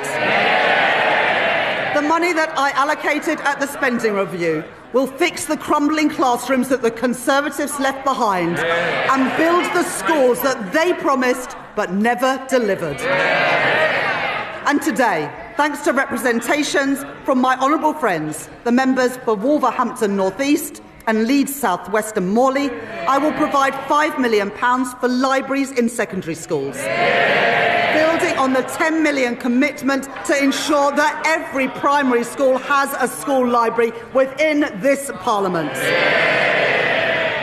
And thanks to representations from my honourable friends, the members for Bournemouth East and from Luton North, I am providing £18 million to improve and upgrade playgrounds across England. Madam Deputy Speaker, let there be no doubt that this is a government that is on the side of our kids and who will back their potential. I will not allow the legacies of Conservative neglect to stain our society. Last year, I made changes to the Mine Workers Pension Scheme to ensure that its members receive the fair pensions that they are owed. This year, with thanks to the Minister for Pensions for all his work in this subject, I can go further. I have heard representations from Labour Coalfield MPs, including my honourable friends, the members for Bassetlaw, Blyth and Ashington, Barnsley South, Mansfield and Llanelli. And today I can announce that I will transfer the Investment Reserve Fund of the British Coal Staff Superannuation Scheme to its members. The men and the women who worked in our coal industry get a fair deal in their retirement too. And more. Having heard representations from my honourable friends, the members for Banbury and the member for Edinburgh South West, I will index for inflation on pensions accrued before 1997 in the Pension Protection Fund and the Financial Assurance Scheme, so that people whose pension schemes became insolvent, no fault of their own, no longer lose out as the result of inflation. Last year, I also provided funding to compensate the victims of the infected blood scandal, after the previous government failed to budget for the costs of compensation. This year, I have listened to representations from my honourable friend, the member for Eltham and Chislehurst, and my honourable friend, the member for Edinburgh South West. And I'd like to thank the Minister for Employment for her representations over many years on this subject. As a result, I will exempt all payments from the infected blood scheme from inheritance tax, regardless of the circumstances in which those payments are passed down. Madam Deputy Speaker, that is how we should be spending taxpayers' money, on dealing with injustices and building strong public services, not on waste and inefficiency. At the spending review, I set an ambitious target of £14 billion of efficiencies per year by 2029, and I am grateful to the Chief Secretary to the Treasury for driving that work forward, realising savings through AI and automation, and by scrapping NHS England and reducing back-office staff by 18,000. At this budget, I will find a further £4.9 billion of efficiencies by 2031, getting rid of police and crime commissioners, cutting the cost of politics and local government, and selling government assets that we no longer have any use for. These savings will be required across government, but for our National Health Service, I will reinvest all of these savings back into the care that people rely on. More nurses, more GPs, more appointments. Restoring the services that faltered under years of Conservative decline and investing in the future of our National Health Service. And today I am announcing £300 million of investment in technology to improve patient service and 250 new neighbourhood health centres. Expanding more services into communities so that people can receive treatment outside of hospitals and get better, faster care where they live. Over 100 of these will be delivered by 2030, including in Birmingham, Truro and Southall. The Labour Party founded our National Health Service, and we will renew our National Health Service. I will take the same approach for defence spending that I take to NHS spending, reinvesting savings back into our national security. In our age of insecurity, Britain will continue to stand with our allies, working in collaboration to secure a sustainable ceasefire for Ukraine, and maintaining our commitment to NATO, with the UK set to spend 2.6% of GDP on defence by April 2027. Madam Deputy Speaker, the public rightly expects that we stamp out fraud, error and waste, and put that money to good use in our schools and our hospitals and other frontline services. My right honourable friend, the Home Secretary, has already announced that she will claw back excess profits from the use of hotels to house asylum seekers, as we phase out the use of those hotels entirely. And we will consult on reforms to indefinite leave to remain and access to taxpayer-funded benefits. The introduction of digital ID will break the link between illegal migration and illegal working. And the HMRC and the Fair Work Agency will crack down on illicit businesses that blight our high streets and undercut illegitimate firms, enforcing the minimum wage, investigating dodgy businesses, and increasing scrutiny of the gig economy, as well as tracking down fraudulent business owners who vanish without paying their taxes. And I'd like to thank my honourable friends, the members for Great Grimsby and Cleethorpes, Lee and Atherton, and Kensington and Bayswater for their representations on this subject. And I'll take further steps to prevent and track down unpaid tax, which will together, these reforms will raise nearly £10 billion a year by 2030, including through new powers for HMRC to pursue the promoters of tax avoidance schemes. I am building on our successful use of targeted checks on welfare claims to root out fraud and error and prevent public money being paid to people who are not entitled to it. And I would like to thank Tom Hayhoe, the COVID Corruption Commissioner, for his work in helping to chase down nearly £400 million from dodgy pandemic spending and contracts.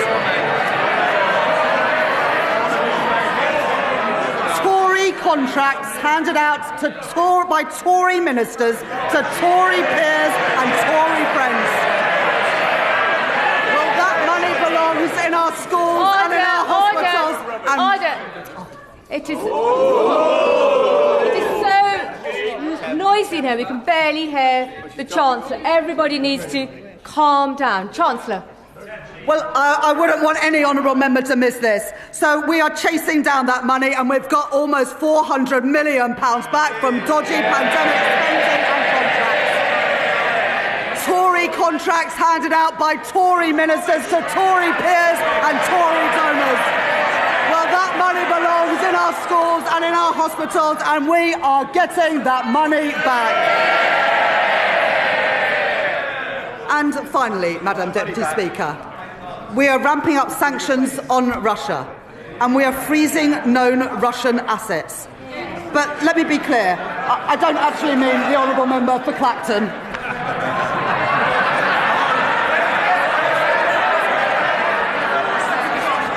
Under the Conservatives... Order.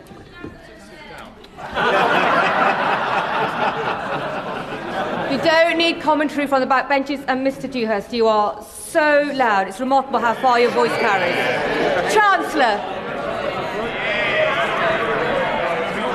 Under the Conservatives, the cost of our welfare system increased by nearly 1 percentage point of GDP, equivalent to £88 billion in just 5 years. The broken welfare system that we inherited wrote off millions of people as too sick to work. And we will reform that system so that it is a system that does not count the cost of failure, but one that protects people who cannot work and empowers those who can. We have brought back face-to-face assessments for disability benefits. Those are the face-to-face assessments that the Shadow Chancellor got rid of when he was Work and Pension Secretary. And our changes to universal credit will get 15,000 people back into work, a figure confirmed today. The former Health Secretary, Alan Milburn, will review the causes of rising youth inactivity, and we are already taking action. I'm grateful to the Federation of Small Businesses and Small Business Britain for their representations on apprenticeships. And today I am announcing funding to make the training for under 25 apprenticeships completely free for small and medium-sized enterprises.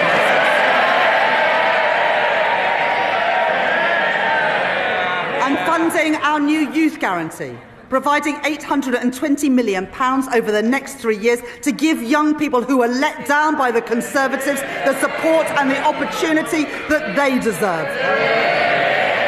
Guaranteeing every young person a place in college, an apprenticeship or personalised job support. And after 18 months, 18 to 21-year-olds will be offered paid work, not benefits. The Motability Scheme was set up to protect the most vulnerable, not to subsidise the lease on a Mercedes-Benz. And so I am making reforms that will reduce generous taxpayer subsidies, and Motability have confirmed that they will remove luxury vehicles from their scheme, getting the scheme back to its original purpose of offering cost-effective leases to disabled people. And taxpayers' money should not be spent on pensions for people abroad, who only lived here for a couple of years and may never even have paid a penny in tax. The Conservatives allowed thousands of people living abroad to buy their way into the state pension for as little as £3.50 a week, debasing the purpose of our pension system. And so I will abolish access to Class 2 voluntary national insurance contributions for people living abroad, increasing the time that someone has to live or work in Britain to 10 years and increasing the contributions that they must pay. These reforms improve our welfare system. They support our young people, protect those who need it most, and put an end to Conservative waste and unfairness. Madam Deputy Speaker, to break the cycle of austerity, we need a fair and a sustainable tax system, one that generates revenues to fund the public services that we all use, and supports investment to grow our economy. That does mean that today I am asking everyone to make a contribution. previous Conservative government froze personal tax thresholds from 2021 to 2028. And today I will maintain all income tax and equivalent national insurance thresholds at their current level for a further 3 years from 2028. While ensuring that people... Order!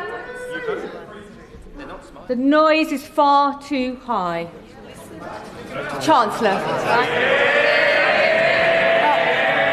The Right Honourable Lady supported these freezes when her party made them. She might want to forget about it, but the British people never will. At the same time, we are ensuring that people only in receipt of the basic or new state pension do not have to pay small amounts of tax through simple assessment from April 2027. I will also keep the Plan 2 student loan repayments threshold at its 2026-27 level for 3 years. Madam Deputy Speaker, I know that maintaining these thresholds is a decision that will affect working people. I said that last year, and I won't pretend otherwise now.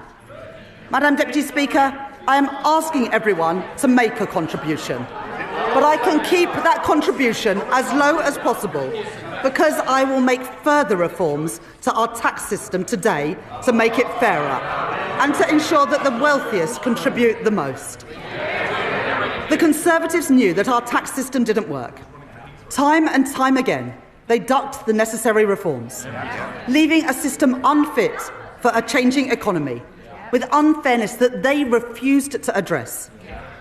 Currently, a landlord with an income of £25,000 will pay nearly £1,200 less in tax than their tenant with the same salary, because no national insurance is charged on property, dividend or savings income.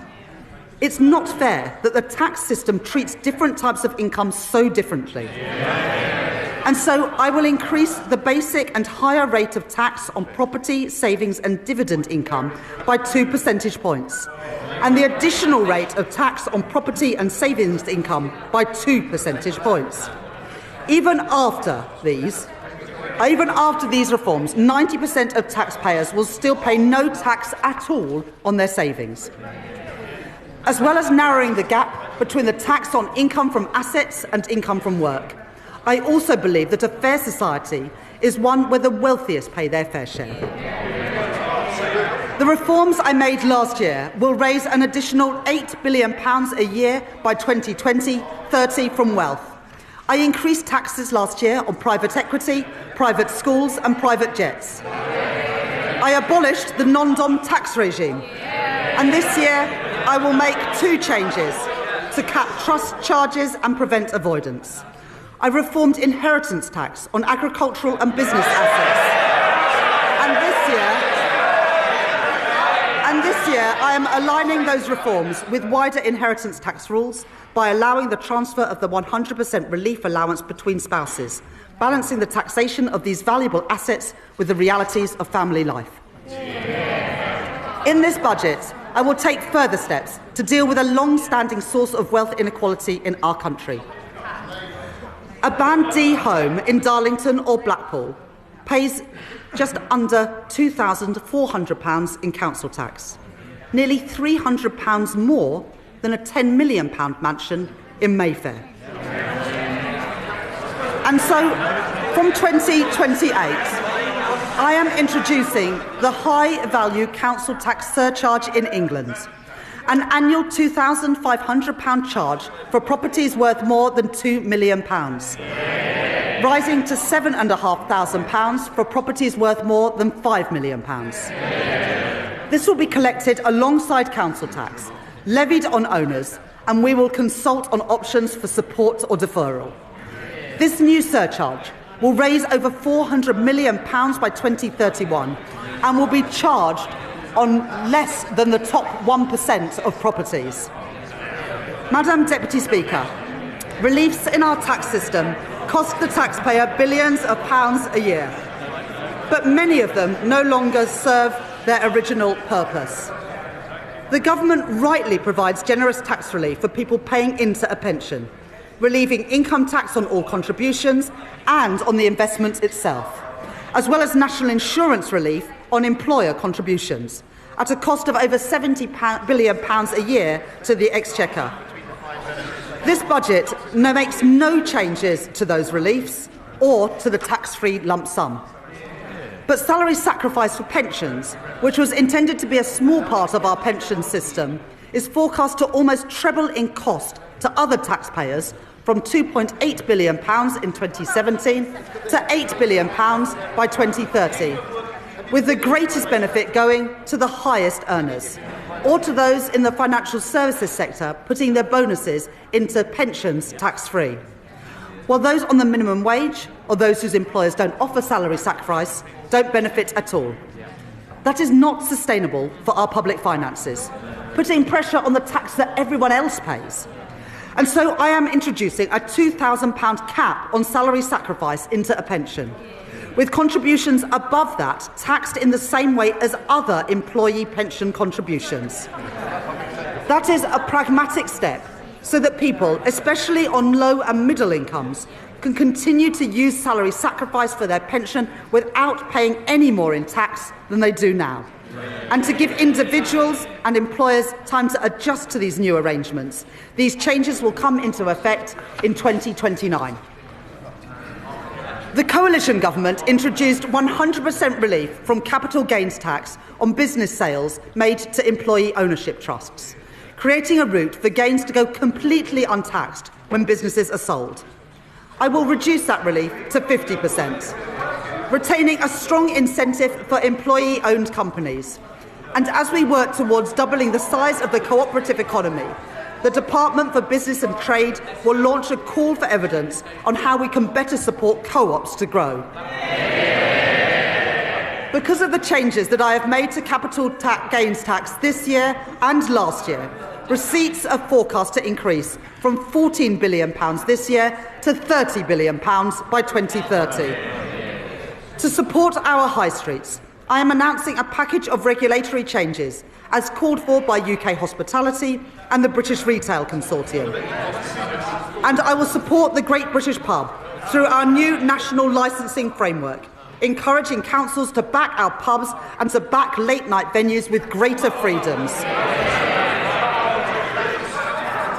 For business rates, I will introduce permanently lower tax rates for over 750,000 retail, hospitality and leisure properties, the lowest rates since 1991, paid for through higher rates on properties worth more than £500,000, like the warehouses used by online giants. Alongside this, I will introduce a package of support worth over £4.3 billion over the next 3 years for a property of any size seeing a large increase in their bill. And to support a level playing field in retail, I will stop online firms from undercutting our high street businesses by ensuring customs duty applies on parcels of any value. I will reform our motoring taxes, exempting search and rescue vehicles from vehicle excise duty as called for by my honourable friends, the member for the Western Isles and for Whitehaven and Workington. And because all cars contribute to the wear and tear on our roads, I will ensure that drivers are taxed according to how much they drive and not just by the type of car they own, by introducing the electric vehicle excise duty on electric cars. This will be payable each year alongside vehicle excise duty at 3p per mile for electric cars and 1.5p for plug-in hybrids, helping us to double road maintenance funding in England over the course of this Parliament.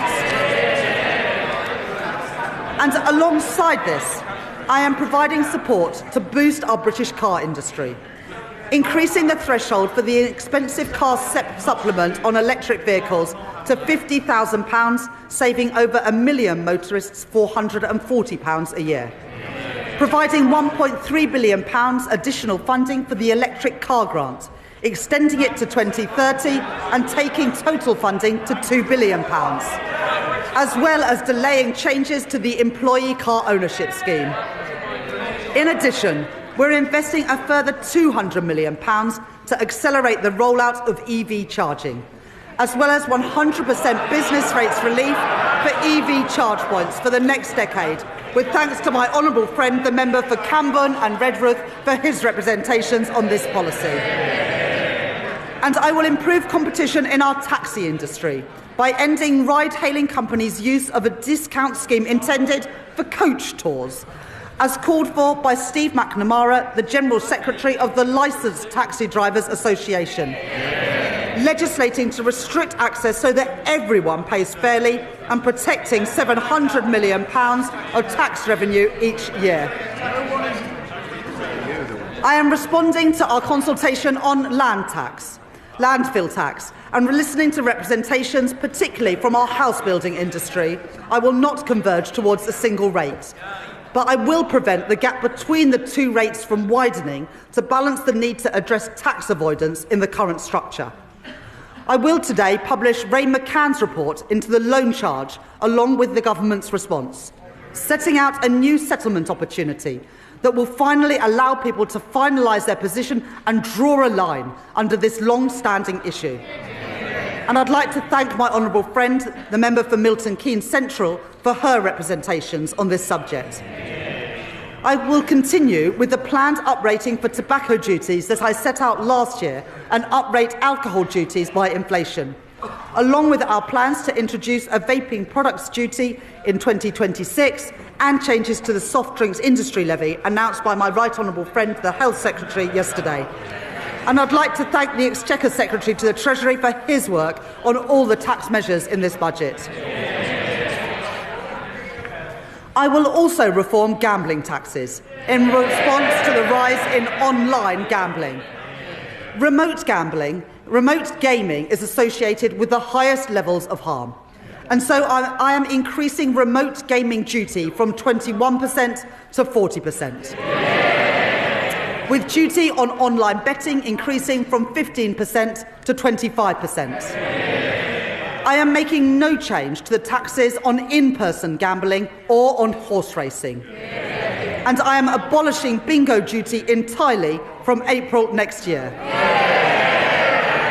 Taken together, my reforms to gambling tax will raise over £1 billion per year by 2031. As a result of the tax reforms I have made today, I can confirm that I will not be increasing national insurance, the basic, higher or additional rates of income tax or VAT. And I have kept everyone's contribution as low as possible through reforms to make our tax system stronger, closing loopholes, ensuring that the wealthiest pay their share, and building a tax system that is fairer for the future as our economy changes. On the day I became Chancellor, I said that I would judge my time in office a success if I knew that ordinary children from working-class backgrounds were living more fulfilling lives. Their horizons expanded, their potential realised. I joined the Labour Party, I came into politics, because I believe that every child has equal worth and deserves an equal chance to achieve their promise. The biggest barrier to equal opportunity is child poverty. Because for every child that grows up in poverty, our society pays a triple cost. The first and the heaviest is to the child. Going to school hungry, waking up in a cold home or in another B&B. While other children enjoy the advantages of parents with time to help with homework, the quiet space at home to work in, too many go without. And there is also the cost of supporting a family in poverty, which ends up in the lap of overstretched councils, who can do no more than shunt them into temporary accommodation at huge cost to local taxpayers. Then there is the future cost, to our economy and to our society, of wasted talent and a welfare system that bears the cost of failure for decades to come. Young people with so much to contribute but whose potential is suffocated early by limited life chances and missed opportunities, struggling to make their way in a society that did not look out for them. I don't intend to preside over a status quo that punishes children for the circumstances of their birth and demands that we all pay 3 times over for it. Since last July, we've rolled out free breakfast clubs in schools. We're expanding free school meals to 500,000 more kids, lifting 100,000 children out of poverty as we do it. We've passed the Renters' Rights Act and we've extended the childcare offer. And I'm proud of all of that. But it's not enough. Because there is one policy that pushes kids into poverty more than any other. It was introduced by the party opposite.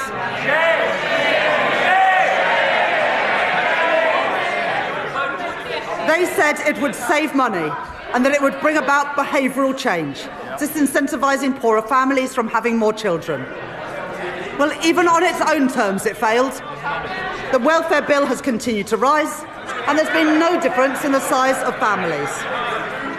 But what it has done is to push hundreds of thousands of children into poverty since it was introduced. They said they were punishing parents' choices, but it's the kids who have paid the price. They've paid the price for the policies of a party which opted for cynical gimmicks over real savings in our welfare system.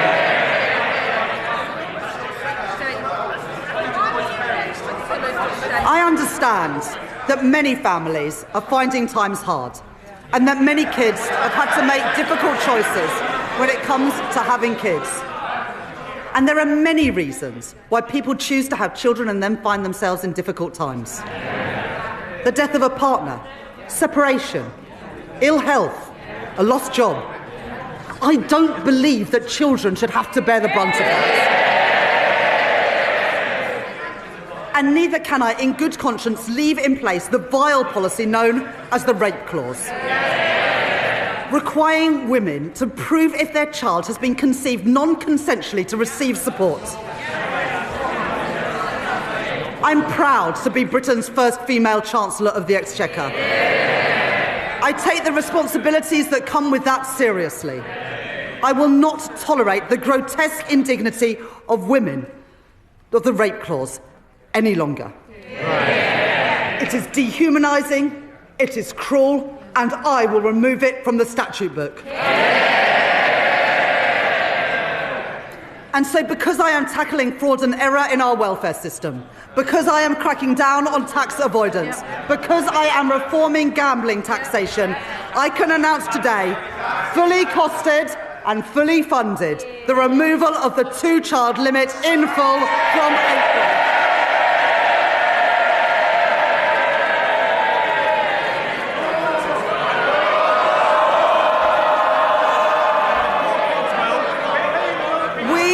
This side of the house. It's amazing what people get so angry about, and we've seen their true colours today. The thing they get angry about is lifting children out of poverty. Order. Our constituents will want to hear the Chancellor. I think our constituents have heard all they need to from the party opposites today. We on this side of the House do not believe that the solution to a broken welfare system is to punish the most vulnerable. We are lifting 450,000 children out of poverty with the end of the 2-child limit. And, Madam Deputy Speaker, combined with other actions we are taking, this Labour government is achieving the biggest reduction in child poverty over a parliament since records began. That is the difference that this Labour government is making. Madam Deputy Speaker, I know how worried families are about the cost of everything. Worried that their money won't stretch to the end of the month. Worried that price... I think if you've got a house that's worth £5 million a year, you can probably afford it. But you get more exercise about reducing child poverty than you do about the richest paying more. Under this government, wages have risen, by more since we were elected than in 10 years under the last government, with lower interest rates already saving families £1,200 a year off a typical new mortgage, compared to that to when Liz Truss was Prime Minister. But I know that people still face pressure on their budgets day to day and week to week. And where there is more to do, where we can provide relief, we are doing it. Extending the bus fare cap, cracking down on rip-off price hikes, freezing prescription charges and freezing rail fares for the first time in 30 years. I am increasing the basic and new state pension by 4.8%, an increase of £440 per year for the basic state pension, and an increase of £575 per year for the new state pension, in line with our commitment to the triple lock. At the election, we promised a genuine living wage, and we are delivering it.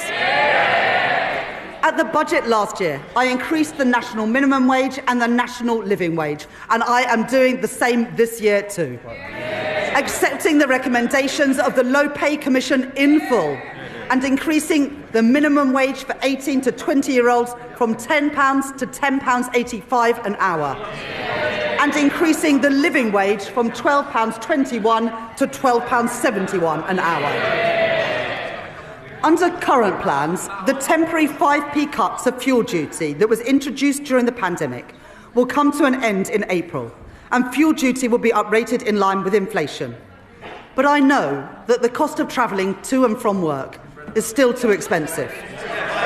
And so I am extending the 5p cut until September 2026. And because I know that changes in wholesale prices are not always passed on to motorists, I am bringing in new rules to mandate petrol forecourts to share real-time price rises through a new fuel finder, empowering drivers to find the cheapest fuel, calling out rip-offs and strengthening competition, saving the average household £40 a year. Madam Deputy Speaker, one of the greatest drivers of the rising cost of living is the cost of energy prices. The cause of high energy bills must be tackled at source, and so we are investing in energy security, in nuclear and renewable energy, and in insulation through our Warm Homes Plan. But that's not enough when people are struggling with energy bills today. The Conservatives' Eco Scheme was presented as a plan to tackle fuel poverty. It costs households £1.7 billion a year on their bills. And for 97% of families in fuel poverty, the scheme, get this, has cost them more than it's saved. It is a failed scheme, and so I am scrapping it, along with taking other legacy costs off bills. And as a result, I can tell you today that for every family, we are keeping our promise to get energy bills down and cut the cost of living. With £150 cut from the average household bill from April next year. Money off bills and in the pockets of working people. That is my choice. Not to neglect Britain's energy security like the Tories did. Not to leave working families to bear the brunt of high prices like the Tories did, but to get energy costs down now and in the future. That is the Labour choice. And Madam Deputy Speaker, one more thing. Because of our action on bills and on prices, as a direct result of this budget, the Office for Budget Responsibility confirmed today that inflation is coming down faster and will be a full 0.4 percentage points lower next year. That's the benefit of a Labour government cutting the cost of living. Madam Deputy Speaker, this Labour government is changing our country. In the face of challenges on our productivity, I will grow our economy through stability, investment and reform. I've met my fiscal rules and built our economic resilience for the future. I have asked everyone to contribute, yes, for the security of our country and the brightness of its future. but I have kept that contribution as low as possible by reforming our tax system, making it fairer and stronger for the future. I have protected our NHS, maintaining public investment and driving efficiency in government spending. I have taken action on our broken welfare system, rooting out waste and lifting children out of poverty. And I have cut the cost of living, with money off bills and prices frozen, all while keeping every single one of our manifesto commitments. Those are my choices.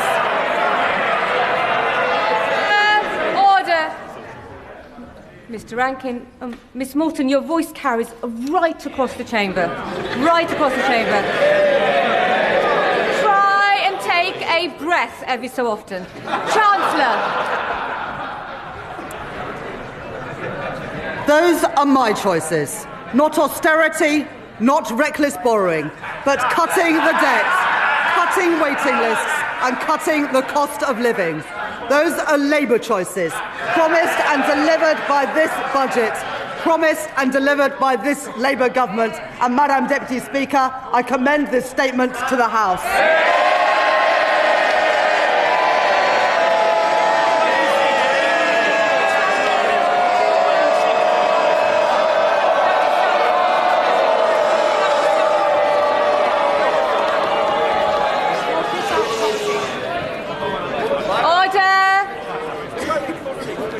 Under Standing Order number 51, the first motion, entitled Provisional Collection of Taxes, must be decided without debate. Will the Chancellor of the Exchequer please move formally? Chancellor, please move formally. Formally. The question is that pursuant to Section 5 of the Provisional Collection of Taxes Act 1968, provisional statutory effect shall be given to the following motions. Stamp duty reserve tax, UK listing relief, motion number 60. Rates of tobacco products duty, motion number 65. As many of their opinions say aye. Aye. Of the contrary, no. The ayes have it. The ayes have it. We now come to the motion entitled Income Tax Charge. It is on this motion that the debate will take place today and on the succeeding days. The questions on this motion and on the remaining motions will be put at the end of the budget debate on Tuesday, the 2nd of December. I call the Chancellor of the Exchequer to move the motion formally. The question is that income tax is charged for the tax year 2026-27, and it is declared that this is expedient in the public interest that this resolution should have statutory effect under the provisions of the Provisional Collections of Taxes Act 1968. I now call the Leader of the Opposition. Leader of the Opposition.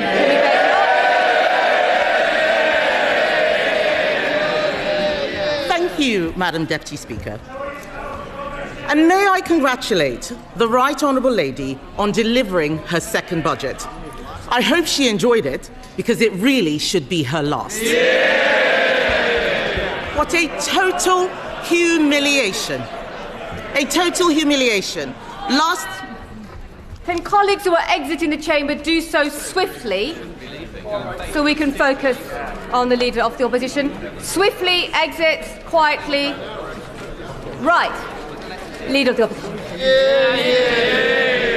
It's a total humiliation, Madam Deputy Speaker. Last year, she put up taxes by £40 billion, the biggest tax rate in British history. She promised that she wouldn't be back for more. She swore it was a one-off. She told everyone that from now on, it would be stability and she would pay for everything with growth. Today, she has broken every single one of those promises. If she had any decency, she would resign. At the last budget, she said she was proud to be the country's first ever female Chancellor. After this budget, she will go down as the country's worst ever Chancellor.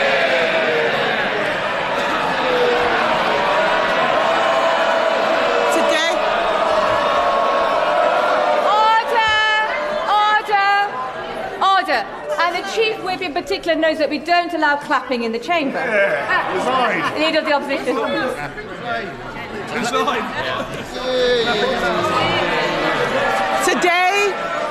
Today she has announced a new tax rate of £26 billion. They're all cheering. Household income is down. Spending policies in this budget increase borrowing in every year. That smorgasbord of misery we just heard from her can be summed up in one sentence. Labour are hiking taxes to pay for welfare. This is a budget for Benefit Street, Madam Deputy Speaker, paid for by working people.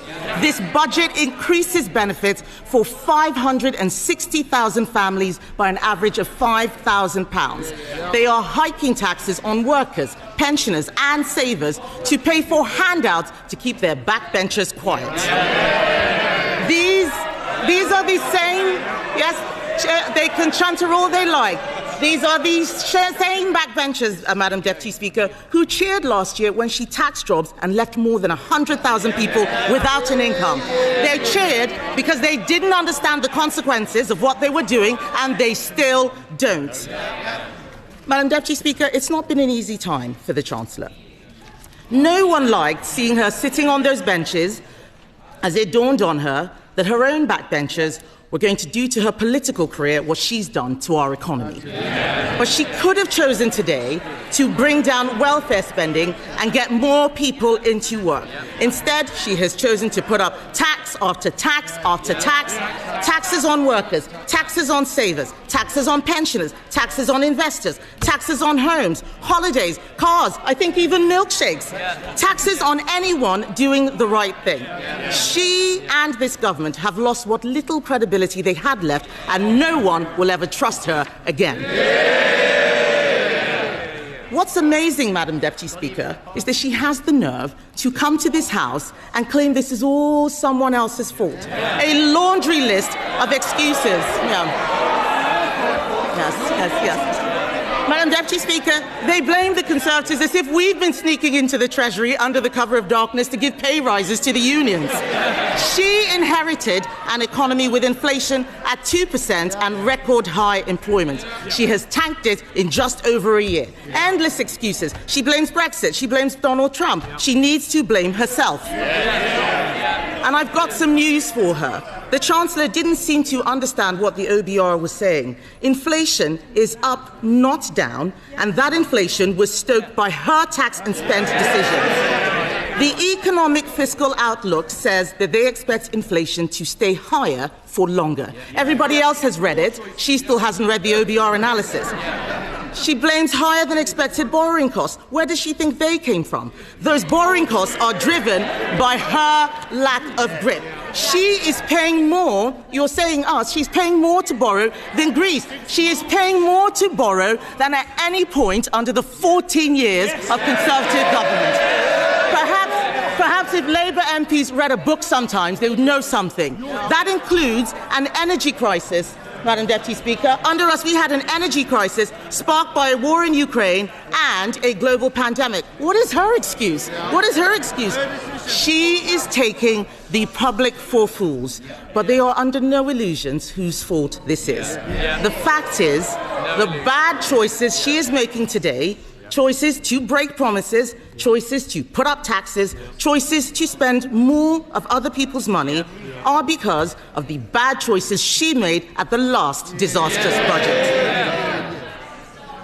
If you want growth, you need to start with knowing what kind of country you want to be and make a plan to get there. Create certainty for the people and businesses who will drive growth. There is no growth and no plan because Labour focused on settling scores and scratching the itches they had in opposition. She promised stability, she delivered chaos. Just look at the circus around this budget. First the leaks, then more leaks to try to undo the damage. Calling panicky press conferences, U-turning on her U-turns, rolling the pitch one day only to plough through it the next. She had the cheek to talk about stability, Madam Deputy Speaker. She has become the first Chancellor in history to release the whole budget ahead of time. This is extraordinary. It tells you everything you need to know about her grip on the Treasury. She's making the UK a shambolic laughingstock to international investors, and if she doesn't resign for breaking her promises, she should sure as hell go for this.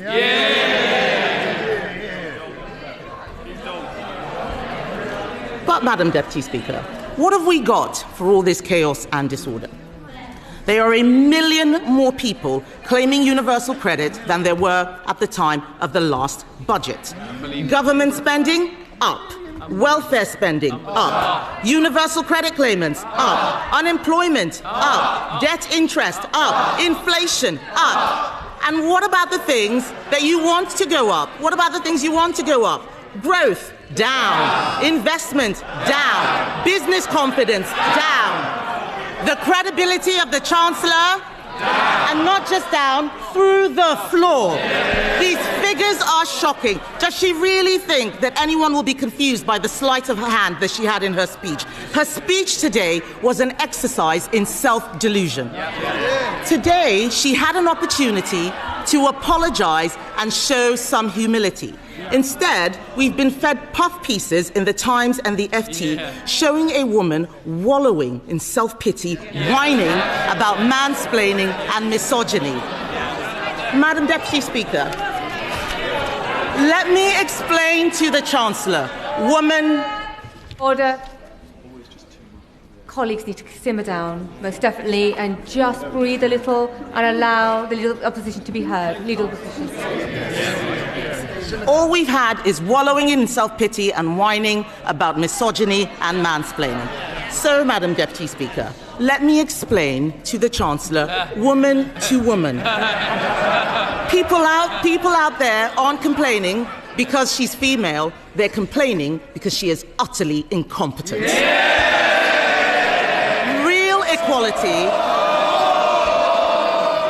Real equality means being held to the same standard as everyone else.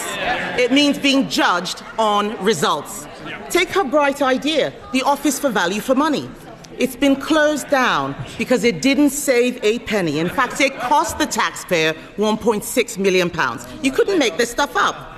Madam Deputy Speaker, I've identified a way to save taxpayers huge amounts of money by sacking just one person, the woman sitting opposite. The ex-chief economist of the Bank of England was not mansplaining. He wasn't mansplaining when he said the uncertainty around today's budget is the single biggest reason growth has flatlined.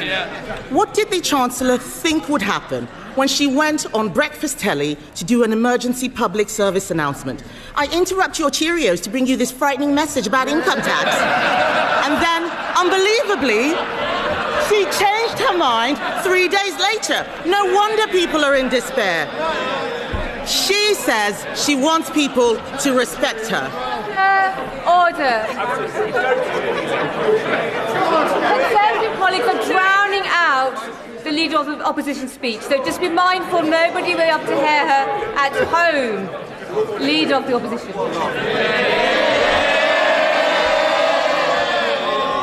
Madam Deputy Speaker, she says she wants people to respect her.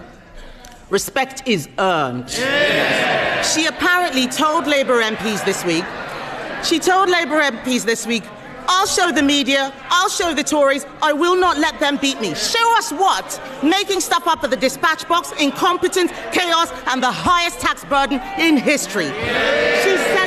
She said to them, Madam Deputy Speaker, I'll be there on Wednesday, I'll be there next year, and I'll be back the year after that. God help us. She is spineless, shameless, and completely aimless.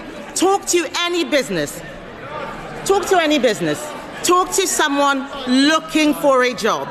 Unemployment is up every single month since Labour have been in office. They don't want to hear it, but it's true. They're shouting and complaining they cannot create jobs. It is the worst year for graduate recruitment on record. Are they proud of this? Companies like Merck and Ineos slashing investment plans. Order. If you're on the front bench, I can obviously see you, Mr. Kyle. And there's no need for you to be chuntering this loud. They can see and hear you as well. Leader of the Opposition. Thank you, Madam Deputy Speaker. They don't want to hear the truth, but I'm speaking for all of those people out there who are sick of this government. Companies like Merck and Ineos are slashing investment plans. The construction sector has shrunk. How is that house building target going, by the way? I'll tell you, Madam Deputy Speaker, they are miles behind and won't even come close to what we achieved. Business confidence is at record lows. No wonder today future growth has been revised down in every year of the scorecard. The papers are reporting that 1 in 8 business leaders is planning to leave Britain. Even one of Labour's biggest ever donors, Lakshmi Mittal, has fled the country. Fled. With the passport. What we have in front of us is a budget littered with broken promises. She stood on a manifesto which promised better returns for UK savers. Today, she's putting up taxes on savings, on salary sacrifice even. She promised to give pensioners the security and retirement they deserve. Today, she slapped higher taxes on people saving for their pension. She promised to make Britain the best place in the world to invest and do business. Today, she has raised the dividend tax rates. She and the Prime Minister had already broken their promise to freeze council tax, but today she's decided to go even further, introducing a new property tax clobbering family homes that will only raise small amounts. This is Labour's Britain. This is Labour's Britain. People who work hard, Madam Deputy Speaker, people who work hard and save hard to buy their homes get taxed more, while those who don't work, who in some cases refuse to work, get their accommodation paid for by taxpayers. And then to top it all off, because taxing your home, your car, your savings and your pension wasn't enough, she has, by her own admission, broken her manifesto promise on income tax. Because in the last budget, she said, and I quote, "I am keeping every single promise on tax that I made in our manifesto, so there will be no extension of the freeze in income tax thresholds." She said in that budget that extending the threshold freeze would hurt working people and take money out of their payslips. But today, she has done exactly that. Why should anyone believe anything she's promised in this budget? And so where is the money going? Small changes to rail fares and prescriptions, these are distractions while she steals your wallet. The real story here, Madam Deputy Speaker, the real story is that Labour have lost control of welfare spending. Not only will working people have their tax thresholds frozen while benefits go up in line with inflation, not only have Labour abandoned reforms that would have saved the taxpayer £5 billion after pressure from these backbenchers, today they have added another £3 billion to the bill by scrapping the two-child benefit cap. We introduced that cap, Madam Deputy Speaker, because it means people on benefits have to make the same decisions about having children as everyone else. Even Labour voters know that it strikes the right balance between supporting people who are struggling and protecting taxpayers who are struggling themselves. Just this summer, the Chancellor admitted that lifting the two-child benefit cap was not affordable. But that was before the Prime Minister accidentally fired the starting gun on the race to replace him. So now he and the Chancellor are buying the votes of their own MPs with taxpayers' money. If she wants to reduce child poverty, she should stop taxing their parents and stop destroying their jobs. She congratulated herself on a new tax on landlords. Let me tell her this. Hiking tax on landlords will only push up rents. It will push landlords out of the market. The people who will suffer are the tenants. And then she talks about taxes on electric vehicles. These changes will hit rural drivers the hardest, but we know that Labour don't care about rural people. All this budget delivers is higher taxes and out-of-control spending. Nobody voted for this. The Chancellor must take responsibility. She chose to impose the jobs tax, driving unemployment higher month after month. She chose to abandon welfare reform, meaning the benefits bill is spiralling. She chose to spend more and more money she didn't have, leaving taxpayers to foot the bill. She is out of money, out of ideas, out of her depth, and she has run out of road. The country simply cannot afford a Chancellor who can't keep her own promises. Her position is untenable, and she knows it. She's talking to the Chancellor. Is he mansplaining to you, by the way? Is he mansplaining? Do you want some help? Would you like some help? What the Prime Minister should do is grow a backbone and sack her. But he won't, because he knows if she goes down, he goes down with her. So we're stuck with them both, Laurel and Foolhardy. Does she have any sympathy for the people facing Christmas without a salary because of her jobs tax? For the retailers who are suffering sleepless nights because of their plummeting Christmas sales? People out there are crying. Last year, we had the horrors of the Halloween budget. This year, it's the nightmare before Christmas. And as for her, she's the unwelcome Christmas guest, 10 minutes through the door, and she's eaten all the Quality Street, Madam Deputy Speaker.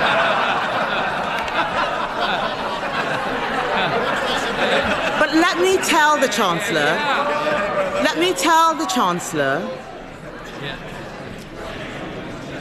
Chancellor something she has forgotten. Behind every line in today's Red Book is a family, a home, a lifetime of work and sacrifice. People are frightened, and they have every reason to be. The Chancellor has spent the last year terrifying them. Every decision that she and the Prime Minister make puts more pressure on the people who keep this country going. If Labour are the party of working people, why is it that every day under them, thousands more people are signing off work and onto benefits? It's Conservatives who are the party of work. The Labour Party should be renamed the Welfare Party. And they are making a mistake. The British public don't want higher welfare spending. They want people in work providing for themselves. They want to live in a country where hard work pays, where what you put in reflects what you get out. And we agree with them. There is an alternative. We Conservatives have set it out. This budget could have saved £47 billion, including £23 billion from welfare. She could have applied our golden economic rule, allocating half of those savings to cutting the deficit and using the rest to cut taxes. Oh, they're all pretending they're not listening. It's the shame of the mess they've made. It's the shame of the mess they've made. Order. Mr. Vince. Mr. Thompson, you're so enthusiastic. I was worried you were going to knock Mr. War off his chair a moment ago, so we need to calm down and breathe, and we need to ensure that we can hear the Leader of the Opposition. Kemi Badenoch. Even the dog is laughing at the Chancellor, Madam Deputy Speaker. She could have applied our golden economic rule, allocating half of those savings to cutting the deficit, using the rest to cut taxes. She could have abolished stamp duty on homes to get the housing market moving, abolished business rates on shops to breathe life into our high streets. She could have introduced our cheap power plan. It saves a lot more money than what she announced would bring down energy costs for homes and businesses. That's what she should have done. She should be on the side of people who get up and go to work, people who take a risk to start a company, people working all hours to keep their business afloat. She should be on the side of the farmer, trying to hand something over to the next generation. The investor, deciding whether to spend their money in the UK or elsewhere. She should be on the side of the young person, looking for their first job. The saver, doing the right thing and putting money away for a rainy day. The pensioner, trying to enjoy a decent retirement. This country works when you make the country work for them. Only the Conservatives are on their side, Madam Deputy Speaker, and our plan for them is simple. Bring down energy costs, cut spending, cut tax, back business, and get Britain working again.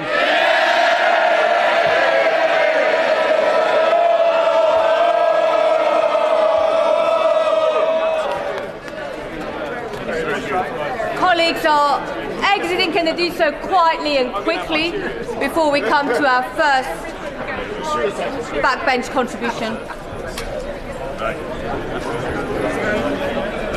Quietly and quickly. Other colleagues who are trying to catch my eye should return to their seats. I have noticed them bobbing. And we come to the chair of the Select Committee. We come to Dame Meg Hillier. Thank you, Madam Deputy Speaker. Madam Deputy Speaker, it seems like some ways a very long time since 2022. Remember that, where we had a Prime Minister and a Chancellor who put this country in hock to the bond markets, made mortgages rise and put the British public through living hell. What a contrast with my right honourable friend today, who has put money into the NHS, is backing investment in our country, supporting start-ups and supporting the British public in a difficult cost of living crisis caused by the party opposite. And while I want to go into what the Chancellor said today, I cannot let go without making some comments about the Right Honourable Member for Essex, the Leader of the Opposition. Who was shambolic, Madam Deputy Speaker? Them.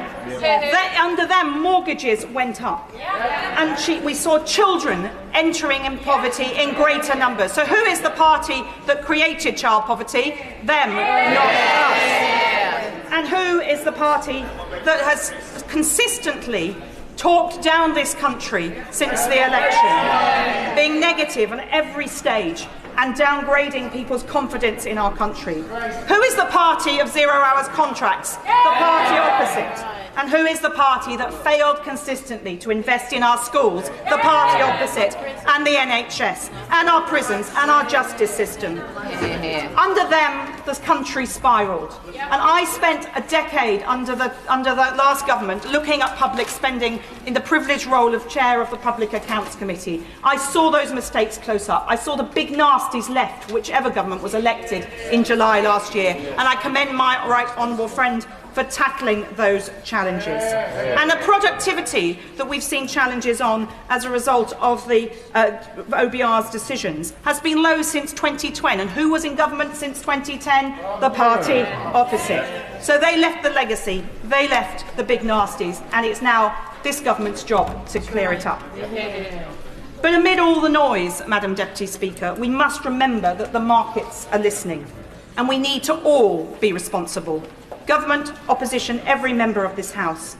And while speculation always swirls around a budget, and that is inevitable because we're all lobbying on behalf of our constituents, our local businesses and every other group that we represent, quite rightly, to persuade our government to do the things that we want to see. And we're all impatient to see those things happen yesterday. That's why we got elected, to make change. But the leaks that have happened around this budget have been very unfortunate. And I do hope my right honourable friend will grapple with this and make sure that it doesn't happen again. And the most recent leak of the OBR data, moments before her budget, is undermining for us all. So we will be raising that with the Office for Budget Responsibility when they appear in front of the Select Committee next week. But the Treasury Select Committee looked at a number of the issues that were being speculated around the budget: child poverty, gambling tax, cash ISAs, and others. And I'm grateful that my right honourable friend has tackled some of these. I wanted to touch first on cash ISAs. We, in a report, recommended that the Chancellor didn't reduce the limit on cash ISAs from £20,000, and she's reduced it not from the 10 that was being mooted, but to 12.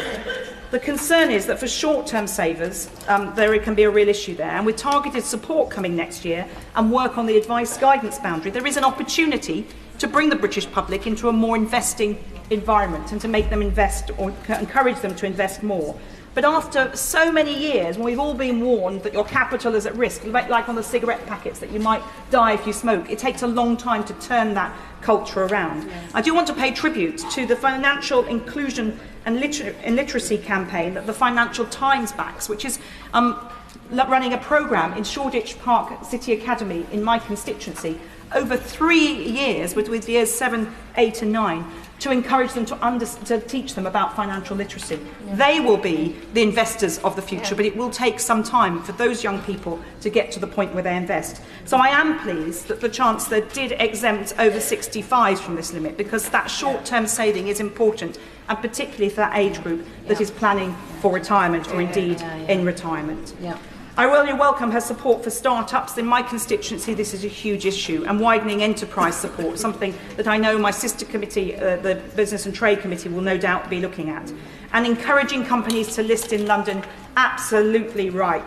The 3-year stamp duty relief will hopefully be enough to encourage that. We've seen too many companies listing elsewhere, and we need them here in the UK to grow our economy and create those jobs. There's a lot of technical issues around reviews of business tax, which I'm sure we will be looking over. We're putting our slide rule across all of the measures in the budget today. I note that the Chancellor is talking about 4.9% million of efficiencies by government departments by 2031. That is going to be a potential challenge, and so I think the Public Accounts Committee, another sister committee, will no doubt be looking at that alongside the Treasury Select Committee. But I'm really pleased that she's giving HMRC more powers to pursue promoters of tax avoidance schemes. We know what the problems have been there, and the Treasury Select Committee has the privilege and responsibility of challenging His Majesty's Revenue and Customs regularly, and they will be in front of us in January, and we'll be able to ask them more about that then. But for me, one of the central planks for me as a constituency MP of why we needed a Labour government, because of what the other party did to children living in poverty. There are 4.5 million children in poverty in this country. That's gone up by almost 1 million since 2012. 2 million of them are in deep poverty, and that's 1 in 3 children living below the poverty line in 2025 in the United Kingdom. Children are sharing beds with their siblings or parents turning up to school tired, and every weekend I visit people in my constituency and I see this challenge. Just last weekend, a woman showed me the bedroom she shares with her now disabled husband because he had a stroke 3 years ago. And she has a curtain between their double bed and a narrow space so her daughter can share their room. While in their case, luckily, they have a second bedroom where her 2 sons sleep in a bunk bed. That is the reality for so many children, and the poverty impacts their learning and their ability to perform in the world. And it is a shameful stain on this country that when this government entered power, the UK ranks 37th out of 39 advanced economies on child poverty. I will certainly go away. Really grateful to it. I agree with everything she just said about child poverty and welcome the lifting of the cap. But is there a little bit of a blind spot for this government on rural poverty? Government figures themselves show by the end of next year the average hill farmer will earn barely just above half the national minimum wage. Is she as disappointed as I am that the government has not tackled this in the budget and indeed got rid of the family farm tax, which is going to tax many of them out of existence altogether? The honourable gentleman is a veritable champion for his constituency and for rural issues. I think there are very big, important changes here in the minimum wage and the living wage, which will have an impact, and there's lots that could be welcomed for rural areas too. But I recognise that his constituency and mine sometimes have very different challenges, and I welcome the fact that he does champion that here. Obviously, I haven't had a chance to look through the Red Book and the Blue Book at this point, but we will bear that in mind on the committee. But 70% of children in poverty are in working families. So the idea that the chutzpah of the Leader of the Opposition to stand up and say this is a lifestyle choice for people really makes my blood boil. 60% of households hit by the limit are in work, and 15% of affected families are mothers with babies too young for work. And then, and my right honourable friend said it better than any of us could, the Victorian rape clause, the humiliation that women face, that affects notionally 3,600 women, but we heard evidence in the Treasury Select Committee of women who will not put themselves or their children through that humiliation. And any policy that required a workaround like that is outdated and long needed to be gone, and I commend my right honourable friend. And there's been further investment in young people. Certainly. I thank her for a forensic analysis of our budget, but will she take an intervention from the Leader of the Opposition so she can apologise for this awful policy and its impact? Well, it is interesting that they're doubling down, the opposition is doubling down on this policy, which is humiliating people. And let's be clear, the birth rate in this country has fallen year on year for the last 3 years. It is well below where it needs to be. I think only in Luton is it actually at 2.1%, which is about where it needs to be. Well, actually, it's a bit lower than where it needs to be.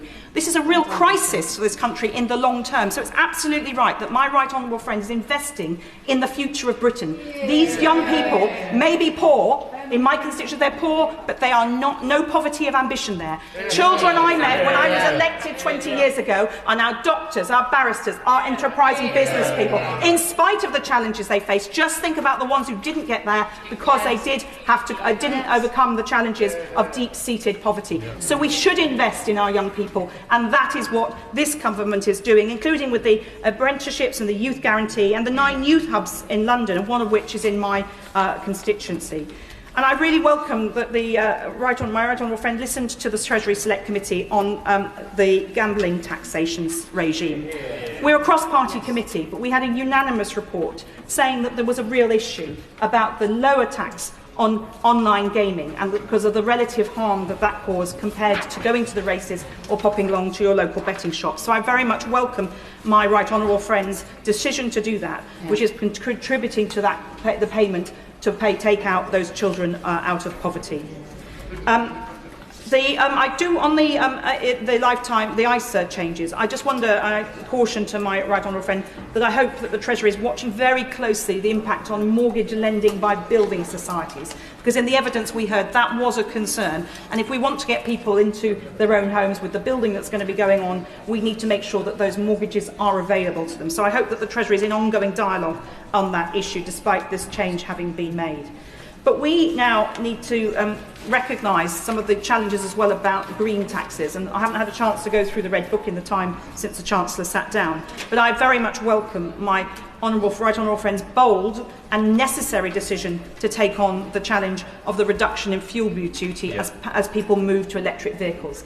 This has been a point of debate for at least the last decade or so. Certainly on the time that I was on the Public Accounts Committee, we kept challenging the Treasury about how they're going to fill that gap. And my right honourable friend has been bold and right to challenge that. It's a difficult one to grapple with, but she's great that she's done that, and I think we need to be, we'll look forward to hearing more about that.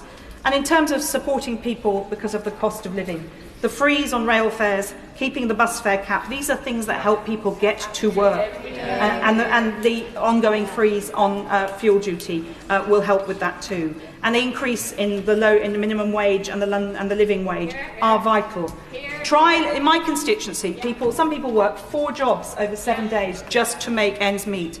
If they're lucky to have a council tenancy, even on those salaries, it's hard to make ends meet.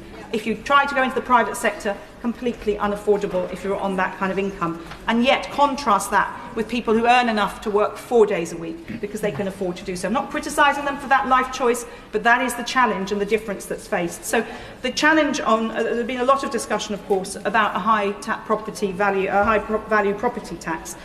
In my constituency, on a rough calculation, around 1% of properties are worth over 2 million in central London. So when the opposition scream foul on this, I think in zone 1 and 2 in central London, right on the edge of the city, 10 minutes from Liverpool Street, around 1% of people will face that surcharge.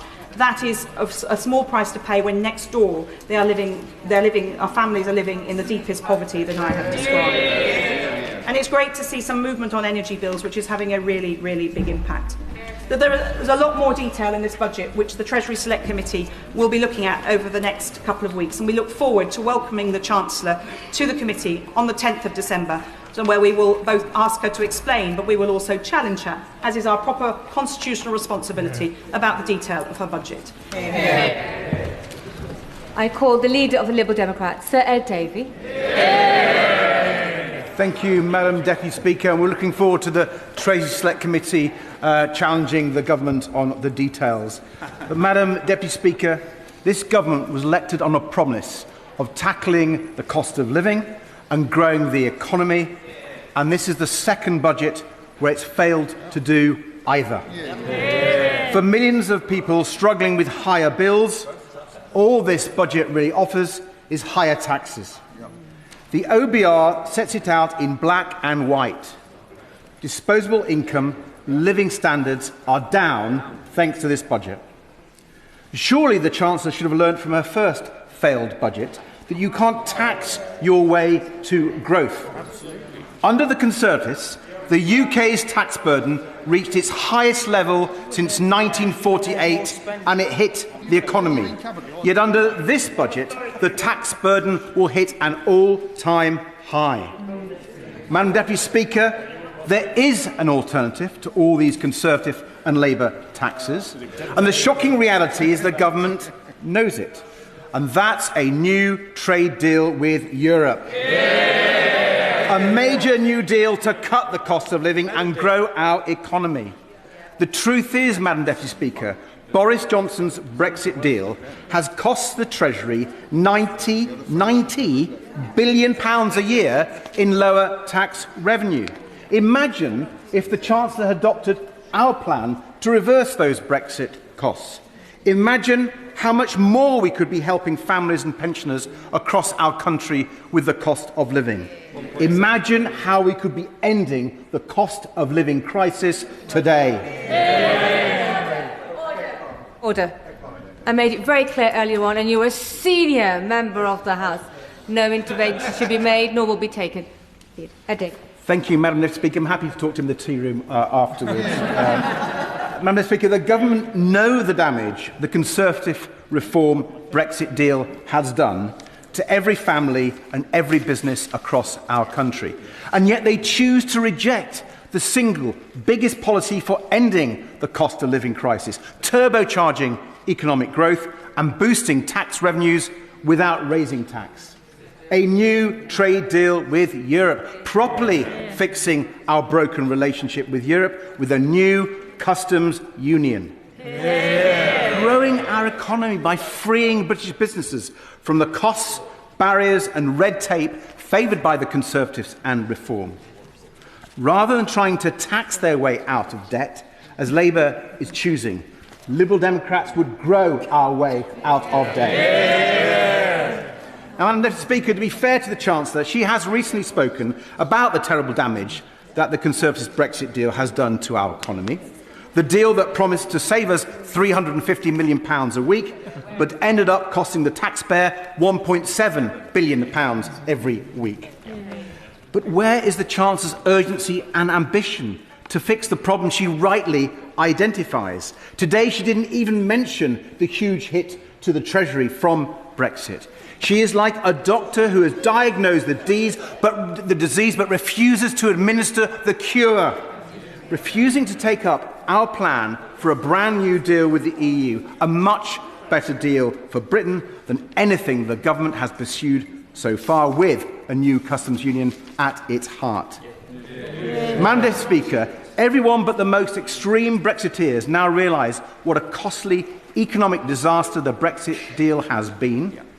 Whether you're a young family struggling with ever higher food prices, or a high street business just trying to survive the chance of the latest new cost or tax, people are understandably looking for a credible economic policy to change their futures for the better. And it's crystal clear now. Only the Liberal Democrats are providing the leadership on our economy people are crying out for. Now, Madam Deputy Speaker, there are some measures the Chancellor has announced today that we do welcome. At last, she has decided to tax the big online gambling firms by raising remote gaming duty, as the Liberal Democrats have been calling for. Problem gambling is related to hundreds of suicides every year. So, of course, online casinos and the like should absolutely pay more tax on their huge profits. Her decision to scrap the rate clause is an excellent one. And I may not have heard the Leader of the Opposition, but I wasn't sure if she welcomed that. I hope the Conservative Party will welcome that.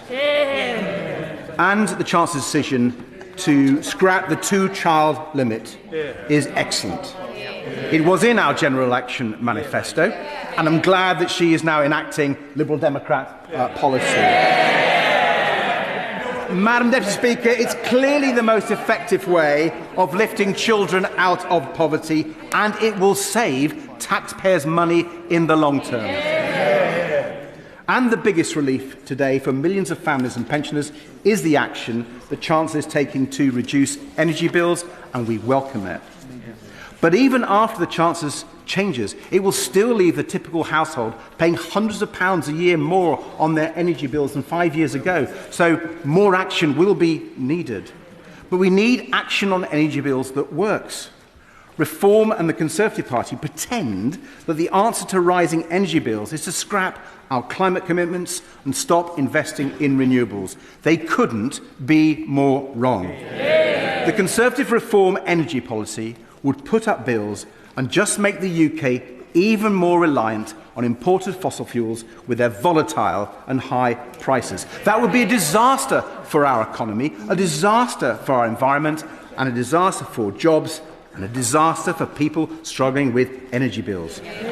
Madam Deputy Speaker, a major winner from reform's energy policies would be Vladimir Putin. Now, that might explain why the Honourable Member for Clacton is so keen on it. So I urge the government, don't listen to the Conservatives or Reform. Be more ambitious in cutting people's energy bills. Take up our plan to cut energy bills even more right now and to cut them in half within a decade, finally giving families and pensioners the relief they need from this cost of living crisis. Madam Deputy Speaker, while there are some things to welcome, which I've just done, there are quite a lot of measures in this budget that will cause a lot of pain and unfairness, all of which could have been avoided if the Chancellor had gone for growth with Europe instead. Her plans to tax salary sacrifice will be hugely damaging to savings and pensions, and it looks like it's another NI hit on workers, Madam Deputy Speaker. And why, when the electricity vehicle market still needs a boost to get going, is she taxing electric vehicles? And if she wasn't spending £1.8 billion on digital ID, many of these tax rises would not have been needed in the first place. And her failure to U-turn on the family farm tax is a huge error. Madam Speaker, if the Chancellor was really looking to tax those with the broadest shoulders, then why not put a windfall tax on the big banks who are literally making billions at the taxpayers' expense due to a side effect of quantitative easing? But the worst tax hike of this budget by far, the biggest tax rise of this budget, is the Chancellor's decision to repeat the Conservative policy of freezing income tax thresholds. Freezing these thresholds reduces the amount people can earn tax-free and hits the lowest paid the hardest. But I have to say, Madam Deputy Speaker, hearing the Conservative leader criticise it now rings incredibly hollow. And I think the member for Berkshire was objecting to her comments. The leader of the opposition cheered Conservative budgets after Conservative budgets that did exactly the same thing as the Chancellor did, raising taxes on the low paid. The Conservatives dragged an extra 4 million people on very low incomes into paying income tax and an extra 3.5 million people into paying the 40p rate. And the OBR says this government is now planning to drag a further 750,000 low-paid workers into tax and nearly 1 million people into the 40p rate.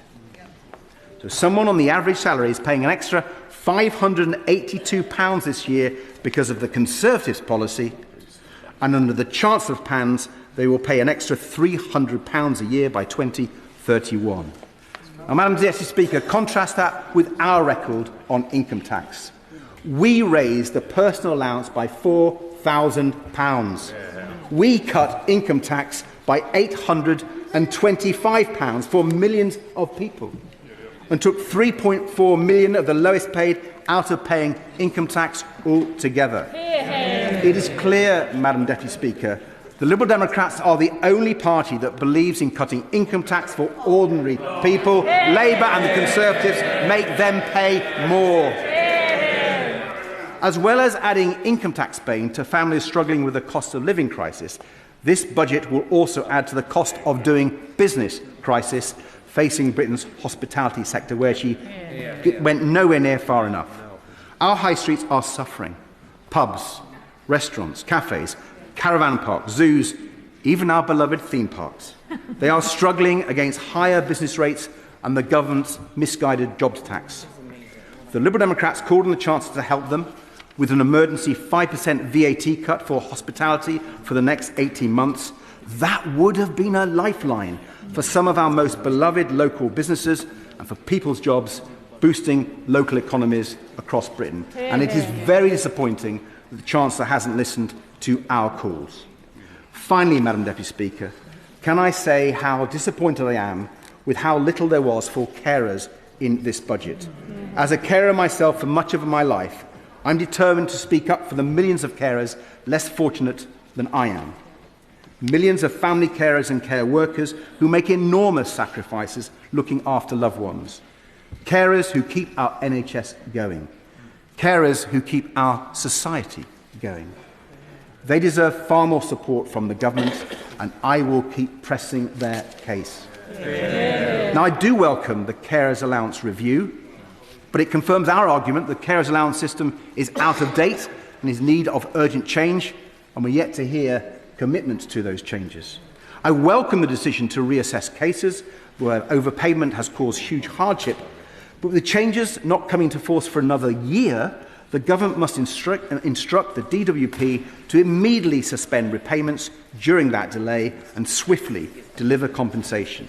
More needs to be done to help family carers juggle their jobs with their caring responsibilities. And, Madam Deputy Speaker, we urgently need the Social Care Commission to actually start fixing the system on a cross-party basis and make sure our loved ones get the care they need.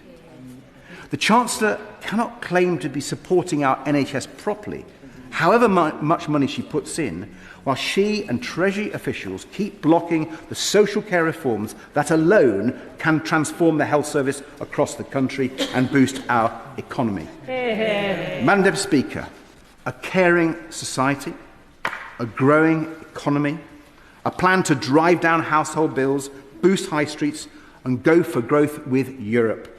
That is the vision the Chancellor should have set out today. Yep. Instead, we got a low-growth, high-tax budget from a government that I fear just isn't listening.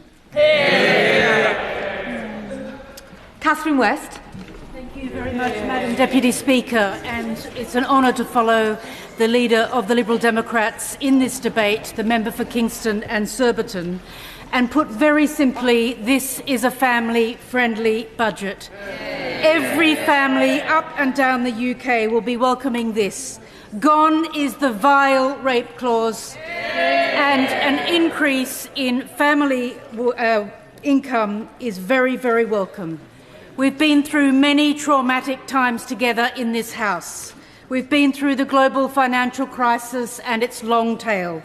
We've been through Brexit, and the Right Honourable Member who spoke before me is quite right to emphasise the vast difference between our economy while we were in the European Union and now that we're not. And I welcome the work being done at Cabinet level and ask Cabinet to redouble their efforts to work on good trade arrangements under the EU-UK Security Pact to improve our economy and enlarge our economy. And of course, COVID. We heard of COVID this week with the report. And we all remember not just the impact on the economy, but the terrible impact, particularly on younger people, and the impact that long tail is having on so many of our young people who are still feeling too unwell to work or whose work opportunities have been severely reduced through anxiety, depression and all the other things which not just COVID but that context of fiscal austerity brought down upon them. Madam Deputy Speaker, I represent a multi-faith, multi-ethnic constituency which works really hard on community cohesion. When all is said and done, we rub along well together in Hornsey and Fry and Barnet. From recent rhetoric, it could be assumed that there is deep unhappiness and division. In fact, I want to put on record the opposite. I would like to put on record the contribution to our local economy from all parts of my constituency, regardless of skin colour, faith or school qualifications. Of course, my community also faces challenges. We have unacceptably high numbers of children living in households where incomes don't cover the basics, heating, eating and rent. And I really welcome today's statement on heating, help for households, on eating, school meals, more breakfast clubs, and helping in particular secondary school children with their nutrition, and rent, quite rightly introducing a little more tax on some of the landlords who, in a wealthy place like London, will be making quite a lot and can afford to pay a little more. It's my first budget as a member of the Treasury Committee, and this budget has rewarded those who fought to restore hope, stop the chaos of the 14 years of Conservative governments, and deliver change. Remember the election? We promised change. Today we saw change. That change is an end to poverty-line family budgets, and the hope is that we finally see food banks close for good. I thank the honourable member for giving way, and especially she is a colleague with me on the Treasury Select Committee. In terms of the government delivering hope, a key part of the government's economic forecasting is, of course, the OBR. And what has driven a lot of what has driven the budget today is a 16 billion productivity downgrade by the OBR. We heard on the Treasury Select Committee that there was actually very little basis behind that productivity forecast in the first place, basically based on purely what the UK productivity was pre-2008, with not much real depth beyond that. So does the honourable member agree with me that the OBR has serious work to do to look at the robustness of its forecasts? On the Treasury Select Committee for that, and I think there was quite a lot in today's budget on skills, on nutrition for children so that they can get their educational qualifications, and quite a lot that will help us to solve the productivity puzzle. But I do look forward to questioning with him the OBR on their data, how they got to that position, and how we can be helpful in pushing the government towards even more investment in skills, apprenticeships, and in deepening our investment in young people so that our productivity can improve over time. I know that so many of us here in the House are in politics because we want every child and every family to have the chance to thrive in school, in work and in life. And let's look back at past Labour governments. In 1945, despair and hunger stalked many communities. London was flattened in the Blitz, and yet rationing would continue for 9 more years. Keynes famously said, anything we can actually do, we can afford. We are immeasurably richer than our predecessors. And then what did Labour do? Went on to build the NHS, built the country, built a welfare state. We can do this. We will make the UK fairer. And today is a really good start on that journey. Very briefly, Madam Deputy Speaker, because I know so many people wish to speak today. As a former borough leader, I introduced school meals for all primary school children. It was a great equaliser and social leveller. Children were more focused, made better progress. Families who were just about managing saved money, and there was no stigma. Everyone sat together and talked with each other. Free school meals for all primary schools were subsequently rolled out across London, and we know from today that more secondary school children will benefit under the government's proposals. We need to continue to restore hope and deliver change.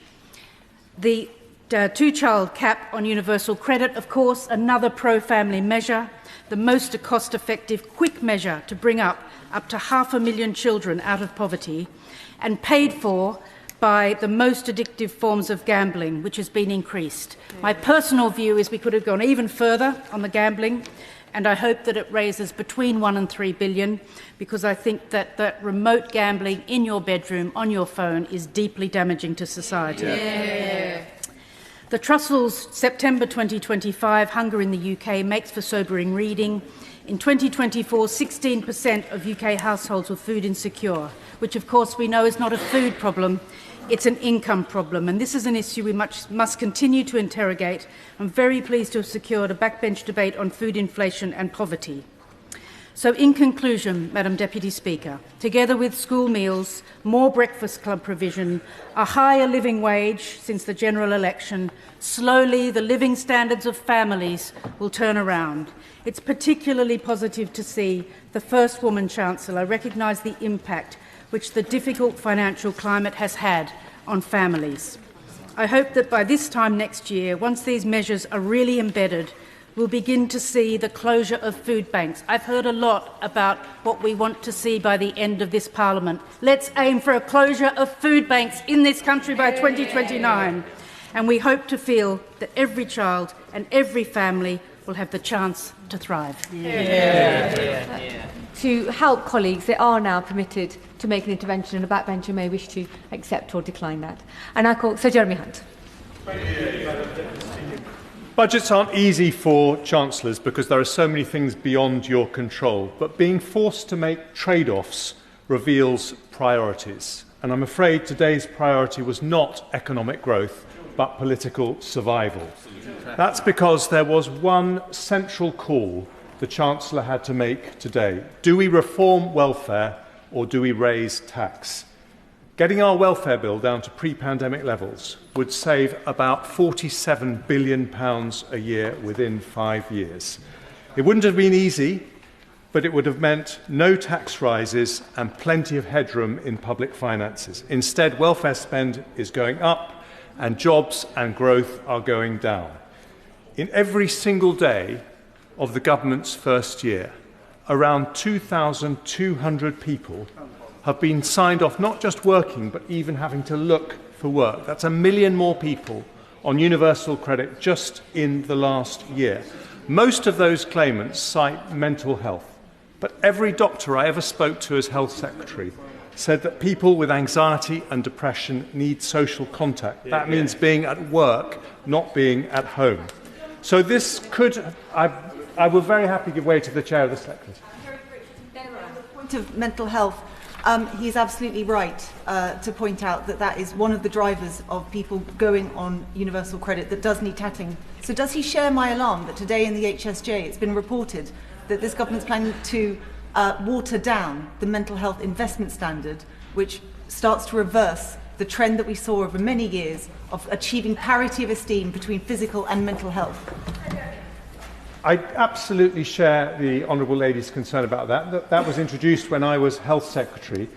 And this could have been the budget in which the Chancellor announced that we will speed up treatment for people with mental illness and not park them on welfare. This could have been the budget that said that we will eliminate fraud by stopping completely benefit applications by phone. It could have been the budget that said that instead of relying on migration to help firms expand, we will make sure that people at home are fit to join the workforce. Instead, the welfare bill is going up by around £14 billion, not least because of the totally unfair abolition of the two-child cap, which I fear will see more children, not less, living in the structural poverty caused when there are no adults in the household at work. And I will happily give way to...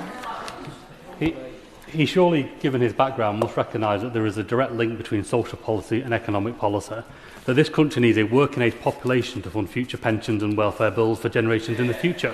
How on earth can you do that if you're not encouraging children to be brought up and raised in a household that can afford to feed them? Order. How on earth can you do that? We can't start off these 4 days of budget debate with the word you and your. So quickly, come to your conclusion with the right language. Well, I think she brought me to order just at the right time. I recognise that the honourable gentleman's concern about child poverty is sincere. I just have a totally different view as to how to reduce child poverty in this country. I think financing people to have ever larger families means more children growing up in poverty, not less. And I think the evidence for that is that under the previous Conservative government, we had 1 million fewer children growing up in workless households, and child poverty in absolute terms fell. And he needs to look at that evidence. And the taxes and the price we are paying for this mushrooming welfare bill is that taxes are growing up and they are already starting to destroy growth. 180,000 fewer payroll jobs in the last year. Unemployment up, inflation up, interest rates higher than they would have been.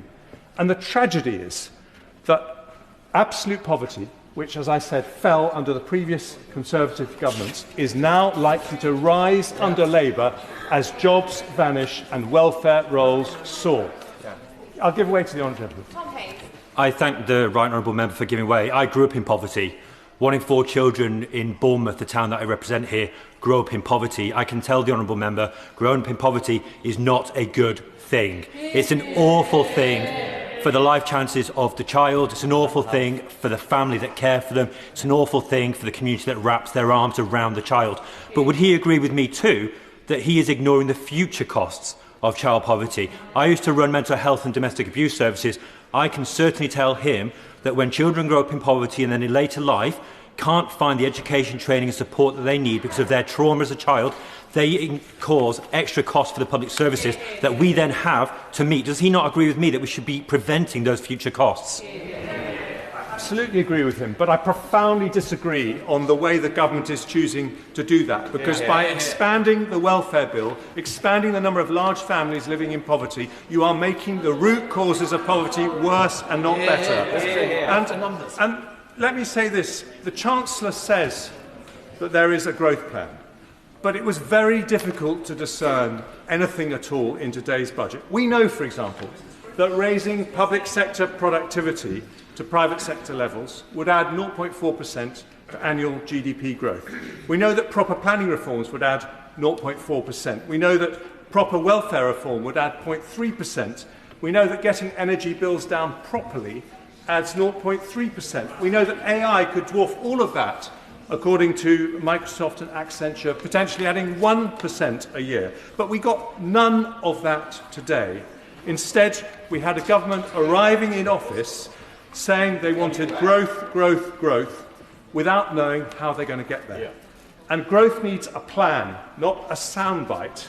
And it's that lack of a plan, or even a guiding philosophy, which is why today we've ended up with a budget that damages growth, damages investment, damages jobs, and most tragically of all, damages opportunities for young people, of whom there will shortly be 1 million not in employment, education or training. I give way to the Honourable Member.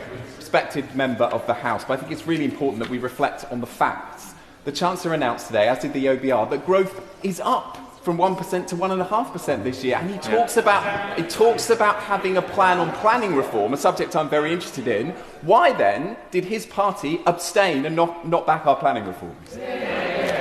I think he's absolutely right. We should look at the facts. And the facts are very clear that the OBR upgraded growth for this year, and then they downgraded it for every single year of the forecast thereafter. And that is why the overall size of the economy is shrinking as a result of the measures taken by the Chancellor in the last budget, and I'm afraid made much worse in this budget. And I agree with him that we do need to go further on planning reform, but I don't think we have any plan for the government for the really substantive changes that would align incentives between local communities and national government when it gets to, for example, planning approval for big infrastructure projects. And I would cheer from the rafters if we heard that from the Chancellor, because it is urgently needed.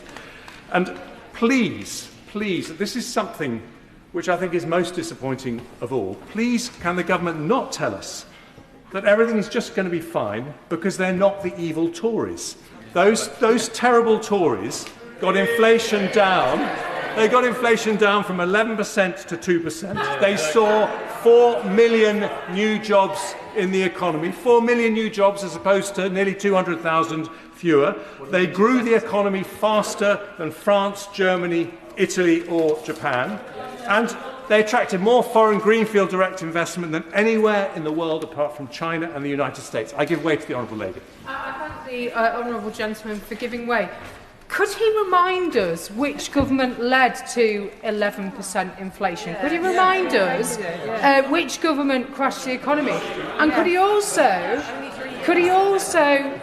speak to the 1,970 children, estimated, in Morecambe and Lunesdale who will benefit from the lifting of the two-child benefit cap, and tell them why they should continue to live in poverty? Interventions must be short and to the point, and an actual question or a statement. So, Jeremy Hunt.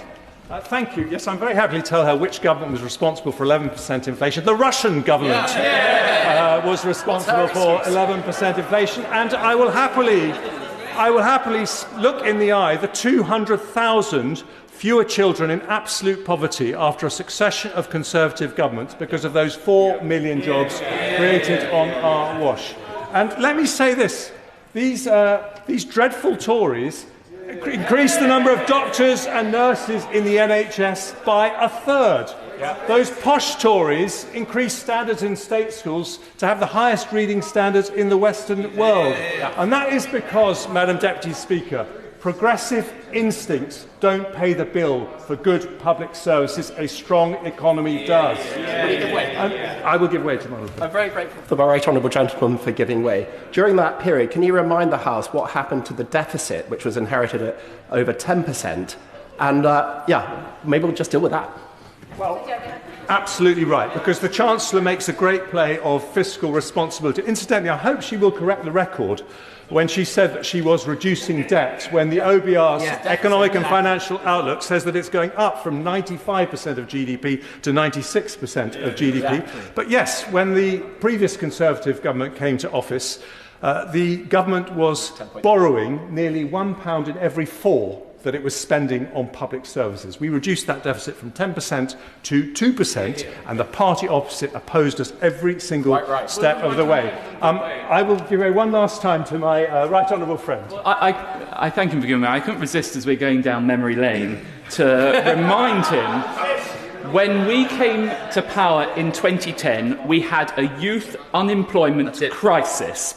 Youth unemployment plunged when we were in office. Now Labour are back in office. They've imposed the national insurance contribution tax. Youth unemployment is soaring again. Is that not a damning indictment of the party opposite? Labour legacy. Yeah. And they might find that difficult to hear from a former Conservative Deputy Prime Minister, but they might want to listen to the Resolution Foundation, which has been saying exactly the same thing on the airways today. It has been, and no one disputes the progressive credentials of the Resolution Foundation, but they have been warning against this rise in the minimum wage and all the extra workers' rights because they say it will lead to a crisis, or it could lead to a crisis in youth unemployment. I don't want to leave the Honourable Lady out, but I promise that'll be my last intervention. I thank him very much for giving way. Is the right honourable gentleman proud, and does he find it fiscally responsible that he, in his 2 budgets, left us with the lowest amount of fiscal headroom since the OBR was created, at £8.9 billion in 2024, leaving the current Chancellor and the present Labour government a mountain to climb in order to get us back to £22 billion of solid headroom? I am proud that I dealt with a real black hole of 72 billion, not a fake one of 22 billion in my fiscal events, that I met the fiscal rules every time. And if she's really concerned about that low headroom, why did the Shadow Chancellor at the time, and now the current Chancellor, not object once to the fact that headroom was reduced to that level? I'll tell you why she didn't object. Because if I had left headroom any higher, I would have had to cut spending more or increase taxes higher, and that would have made the recession that we were heading into deeper and worse, with more unemployment, fewer jobs and more poverty. And that's why I'm proud that I took the right decision. But I want to finish with this, if I may, Madam Deputy Speaker, because even now it may not be too late. A government that tries to do the right thing with the time that it has left is more likely to earn the trust of the British people than one that has given up. Please do not treat government as an exercise in survival. That would be a betrayal. That would be a betrayal of the government's mandate. People with the broadest shoulders, as the Chancellor described them, will be rightly angry today. But the people who depend on public services, people looking for a job, people on the poverty line, they are the ones who need a strong economy more than anyone else. And they will finish today feeling more scared than ever about their prospects. Abina Apongasare. Madam Deputy Speaker, I welcome the Chancellor's budget and its message of strong foundations and secure future. It delivers on the priorities that matter most to my constituency of Erith and Thamesmead: economic growth, lower cost of living, investment in families and a stronger NHS. I also fully welcome the Chancellor's commitment of the DLR extension to Thamesmead, which is on page 65 of the budget. On that point, the Honourable Friend give way? Yep, in a moment. It's a game-changing moment for residents who have waited decades for proper transport links. I give way to my Honourable Friend. Thank you, Madam Deputy Speaker, and I thank my constituency neighbour for giving way. Page 104 of the budget book confirms that capital investment to fix more potholes for the Lower Thames crossing to the east of my constituency and for the DLR to Thamesmead to the west of my constituency. So will she welcome me in for thanking the Chancellor for that support, for that capital investment locally for our constituencies? Thank my honourable friend Betsy in Crayford. We share a similar council, Bexley Council, and I know how important it is to have those potholes, and I also want to thank him for supporting the DLR to Thamesmead. This project unlocks 25,000 to 30,000 homes and also around 10,000 new jobs, about 11.6 billion economic impact estimated by TfL, as well as a crowd in nearly 18 billion of private investment over 30 years. Transformation of one of London's most underserved communities, and cut commutes by nearly half, benefiting over 500,000 people that live in the area and wider London. This is not just a transport upgrade, it is key to unlocking opportunity and prosperity for generations. It's been a community-led campaign which has had cross-community effort, and I'm proud of the role that my residents have played in getting us here. It has also been a personal priority since I was first elected in December 2019, which I referenced in my maiden speech on the opposite side.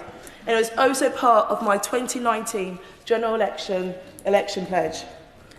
Peter, my resident, told me last week that he has lived in Thamesmead for over 45 years with promise after promise of a transport hub to London's only postcode without a tube and train station. He and I know that so many thousands more are going to be thrilled that this Labour government is putting investment behind their community so they can thrive. Madam Deputy Speaker, I want to pay tribute to the key supporters whose work have been vital. My Greenwich Council leader, Anthony Okorea, the Mayor of London, Sadiq Khan, my honourable friends for West Ham and Beckton, my Thamesmead councillors, plus TfL, councils, assembly members and members in this place, developers Peabody and Lendlease, and of course my senior parliamentary researcher, Patrick Brown.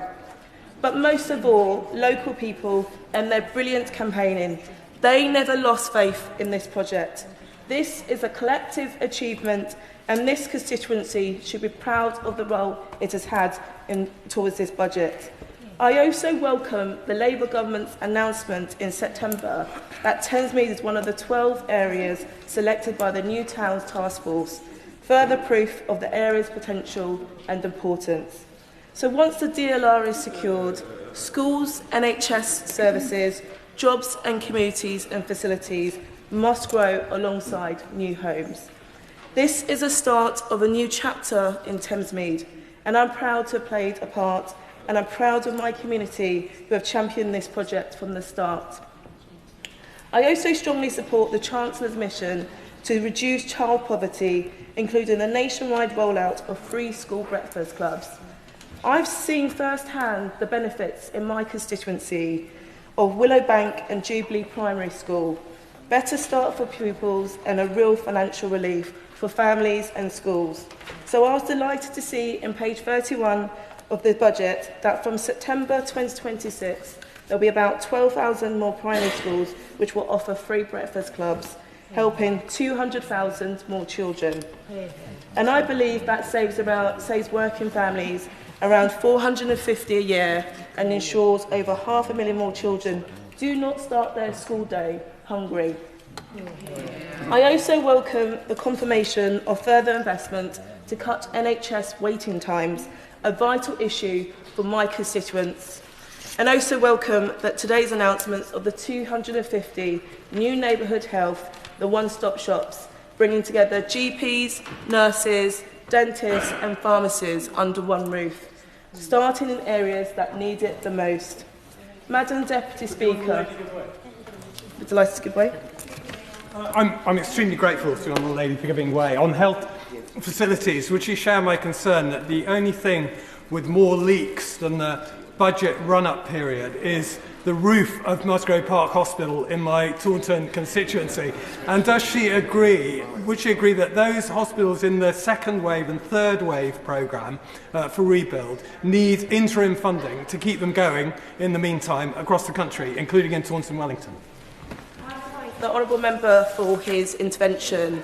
I have to remind him that this government is delivering more than previous governments. You may remember that his party was previously in coalition with the previous government that caused a lot of damage to this country. Madam Deputy Speaker, I want to conclude by saying this budget delivers for the country, and it delivers for my constituency of Erith and Thamesmead. So after decades of waiting, residents will finally have their transport links they deserve and the opportunities that will come with them. And a new chapter begins today. And I will continue to fight for the investment, services and opportunity for my community because they deserve it. Order of the House, Sir Edward Lee. The benefit bill is now unsustainable in this country. And really the main purpose of what I want to say today is that I hope that we could try and create some sort of consensus in the House to try and deal with this problem, which is imposing a massive level of debt on families. Now, I'm absolutely sure that the government accepts that this burden is unsustainable, and I'm absolutely certain that if they would come to the House with sensible proposals to try and get people off benefit, Her Majesty's loyal opposition would support the government in that endeavour. The government ducked the challenge early in the year to cut benefits and to try and thereby encourage more people into work. We said at the time that we were prepared to support the government to try and deliver these cuts, and I'm sure that the opposition front bench would repeat that promise. Naturally, yeah. I thank the honourable gentleman for giving way. I just want to clarify that he's perfectly happy for children to continue to live in child poverty while we try to reform the welfare benefit system. Is that right? Actually making that point, because what we were discussing earlier in the year were people who were seeking work, and we were trying to encourage people to get back into work.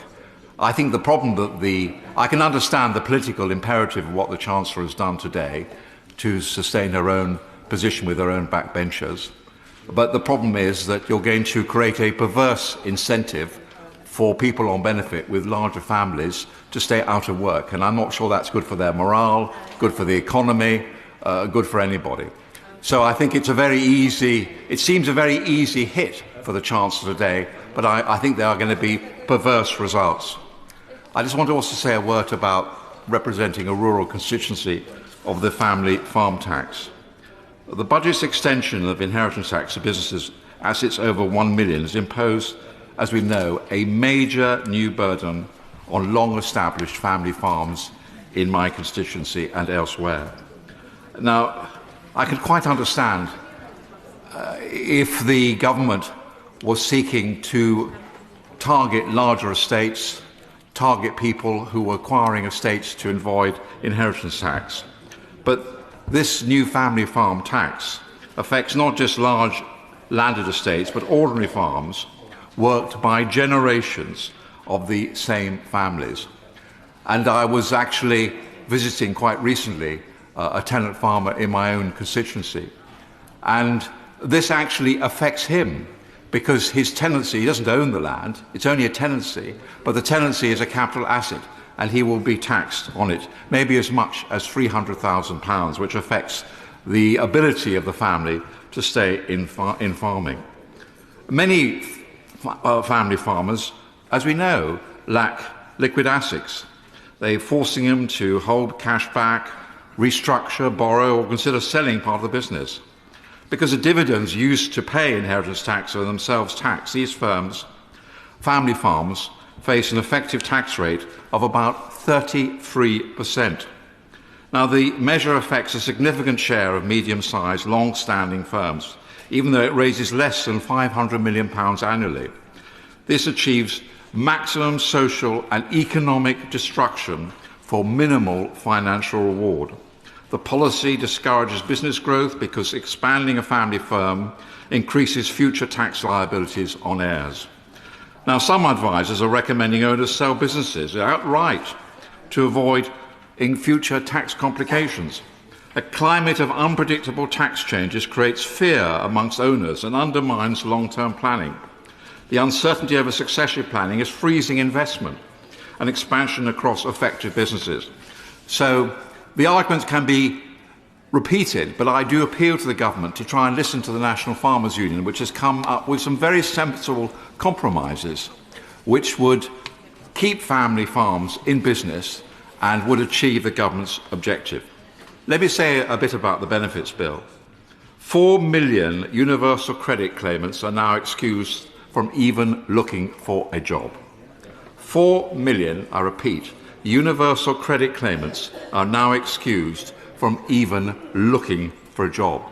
This is a disaster in terms of self-reliance, in terms of the economy, and much else. Now, numbers, we know, have grown sharply since the pandemic. A surge in reported illnesses, particularly mental health conditions, is the main driver. 2/3 of recent work capability assessments cite mental or behavioural disorders. My right honourable friend, the member for Chingford, has blamed the collapse in the assessment process for the rise in successful claims. Remote and paper-based assessments introduced during COVID have weakened checks on eligibility. This again is something that we could cooperate across the House. It's not just a question of cutting benefits, it's also a question of summoning people in, helping them, giving them confidence to try and get back into the workplace. And unless we do that, and also tackle perverse incentives in the whole benefit system, which discourage people from working, then we are going to fail as a nation. Yes. Grateful, because I like drilling into the data and getting into the facts. And if you see the correlation between the rise in people who are claiming social security and the rise in waiting lists in the NHS, they map identically through all parliaments, Tory and Labour, and therefore will you look at the data before making assumptions, and getting the waiting list down has got to be our objective. Order. The member used the term "you" twice. Maybe focusing and looking at the chair will stop colleagues referring to language "you" twice. Sir Everly. I'm very careful, actually, to look at the data and constantly refer to facts which are accepted by the OBR and by the government. These facts are not challenged. That 300,000 people are currently waiting to undergo a work capability assessment. We need emergency measures to clear this backlog. The lack of in-person assessments, and I'm surprised that anybody could disagree with what I'm saying, has created a feedback loop where dependency grows and work expectations diminish. The longer this is allowed to continue, the harder it becomes for people to reintegrate into society. This is a system that writes people off rather than helping them back into employment. And I would have thought we could all agree on that. We must not abandon these people. This is about human dignity. Getting people off long-term benefits and into employment brings significant mental health benefits. It also helps our straitened finances. The cost of sickness and disability benefits is projected to reach £100 billion annually by the end of the decade. Now, some households receive more than £30,000 a year in universal credit alone, with disability benefits payments pushing support well above that. The current system is financially incentivised individuals to demonstrate incapacity rather than engage with work. The government has redeployed, I agree, work coaches to re-engage long-term inactive claimants, but systematic incentives remain unchanged. Failure to tackle long-term benefit dependency impoverishes the nation by increasing fiscal burdens and reducing labour force participation. Now, the Office for Budget Responsibility reports the working age incapacity benefit caseload reached 7% in 2023-24 and is forecast to hit 7.9% by 2028-29. We must stop paying full benefits to young people who are neither working nor studying. These young people should be working or studying. I'll make some progress, if I may. The Centre for Policy Social Justice estimates that by 2026 there will be a gap of over £2,500 between earnings and combined benefit income for under 25s. So I could go on making these arguments, but I'll just proceed to the next part of my speech on immigration. I accept that the greatest failure of our last government was immigration. The 21 to 2024 Boris wave, and I admit it and I apologise on behalf of my government, allowed... I don't know why shouldn't I apologise? Why shouldn't I be honest? Allowed well over 4 million non-UK migrants into the country.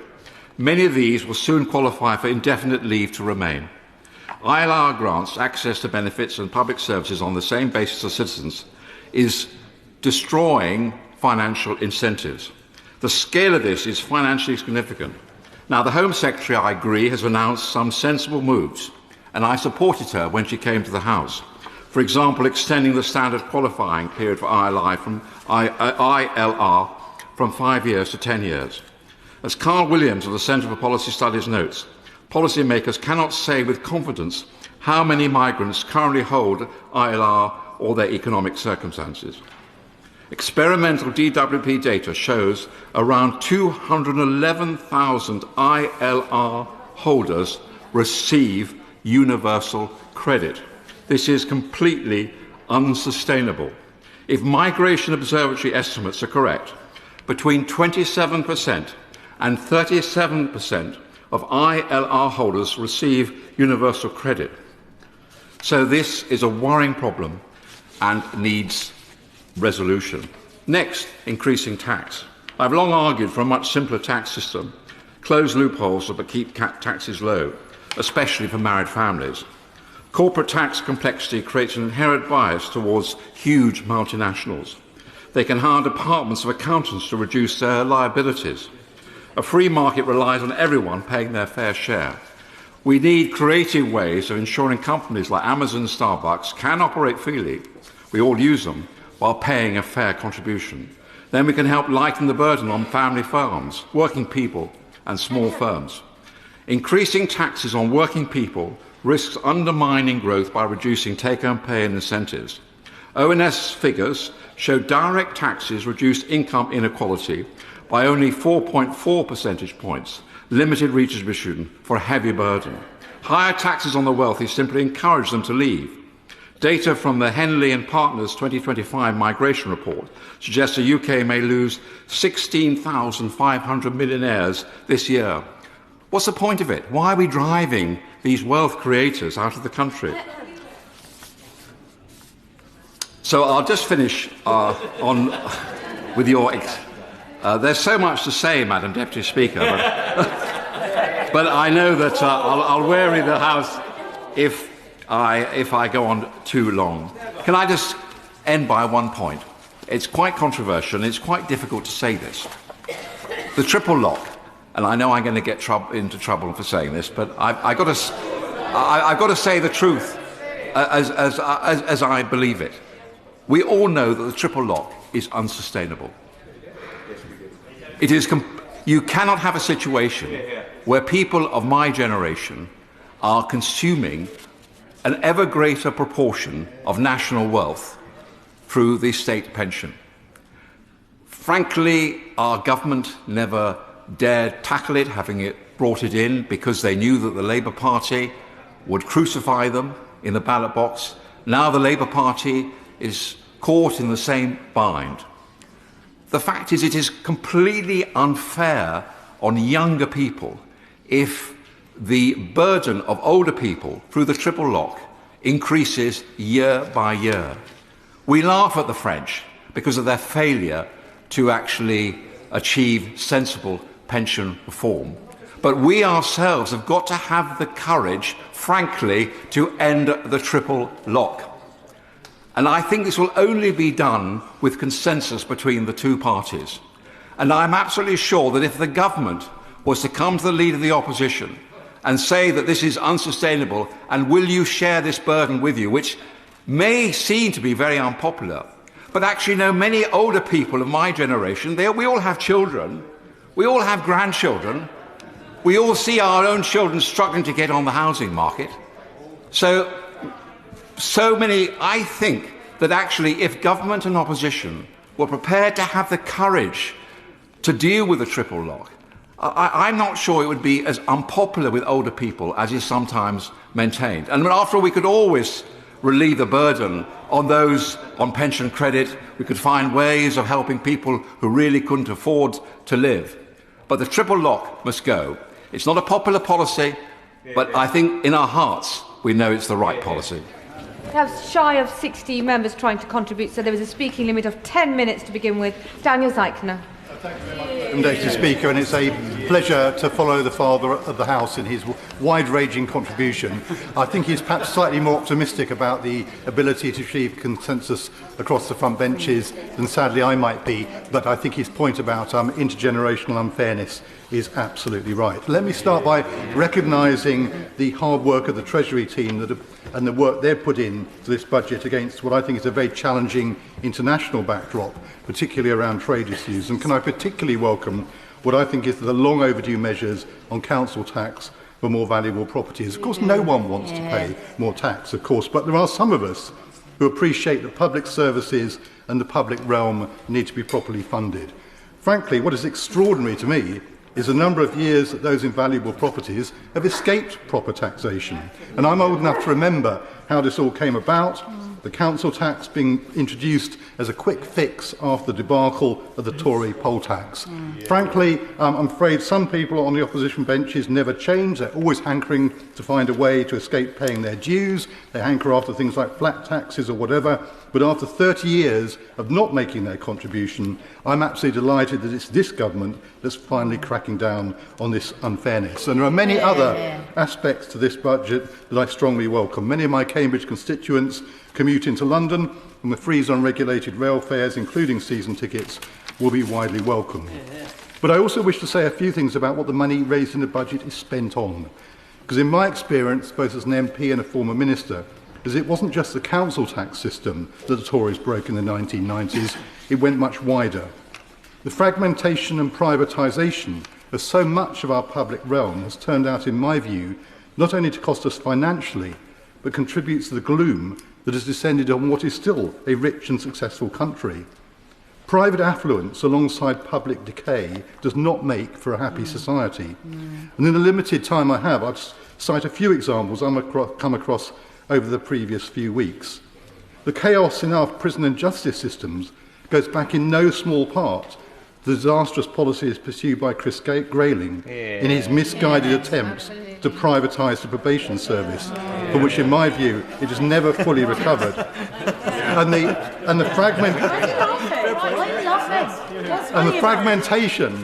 fragmentation of services was made particularly clear to me recently when residents in a very modern development near Cambridge railway station complained to me about the problems they were facing with both criminal behaviour and poor building standards. Now, the housing associations turned out in force to meet me. It's amazing what a visit from an MP will do. And they told me about the labyrinth of organisations involved in these issues. At least 2 councils, the police, those responsible for developing the building, those responsible separately for maintaining the building, those responsible for fire safety. How could anyone come to a sensible solution with all that? I came away very clear on one thing. No one seemed to take responsibility overall. And as a consequence, the residents have got a very poor deal.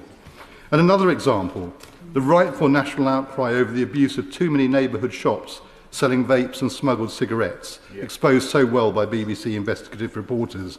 And I can't be the only one who wondered why it seems so hard to enforce the law when it's being flouted in plain sight. So I asked the House of Commons Library for some statistics on what's happened to trading standards officers over the years. And guess what? In 2010, local authorities spent just under £172 million per annum. By 2020, that had fallen to just over £103 million and only recovered a little to £117 million by 2024. Now, they're not the only agencies involved, I understand that, but no wonder they struggle to respond. And it's certainly not a criticism of trading standards officers.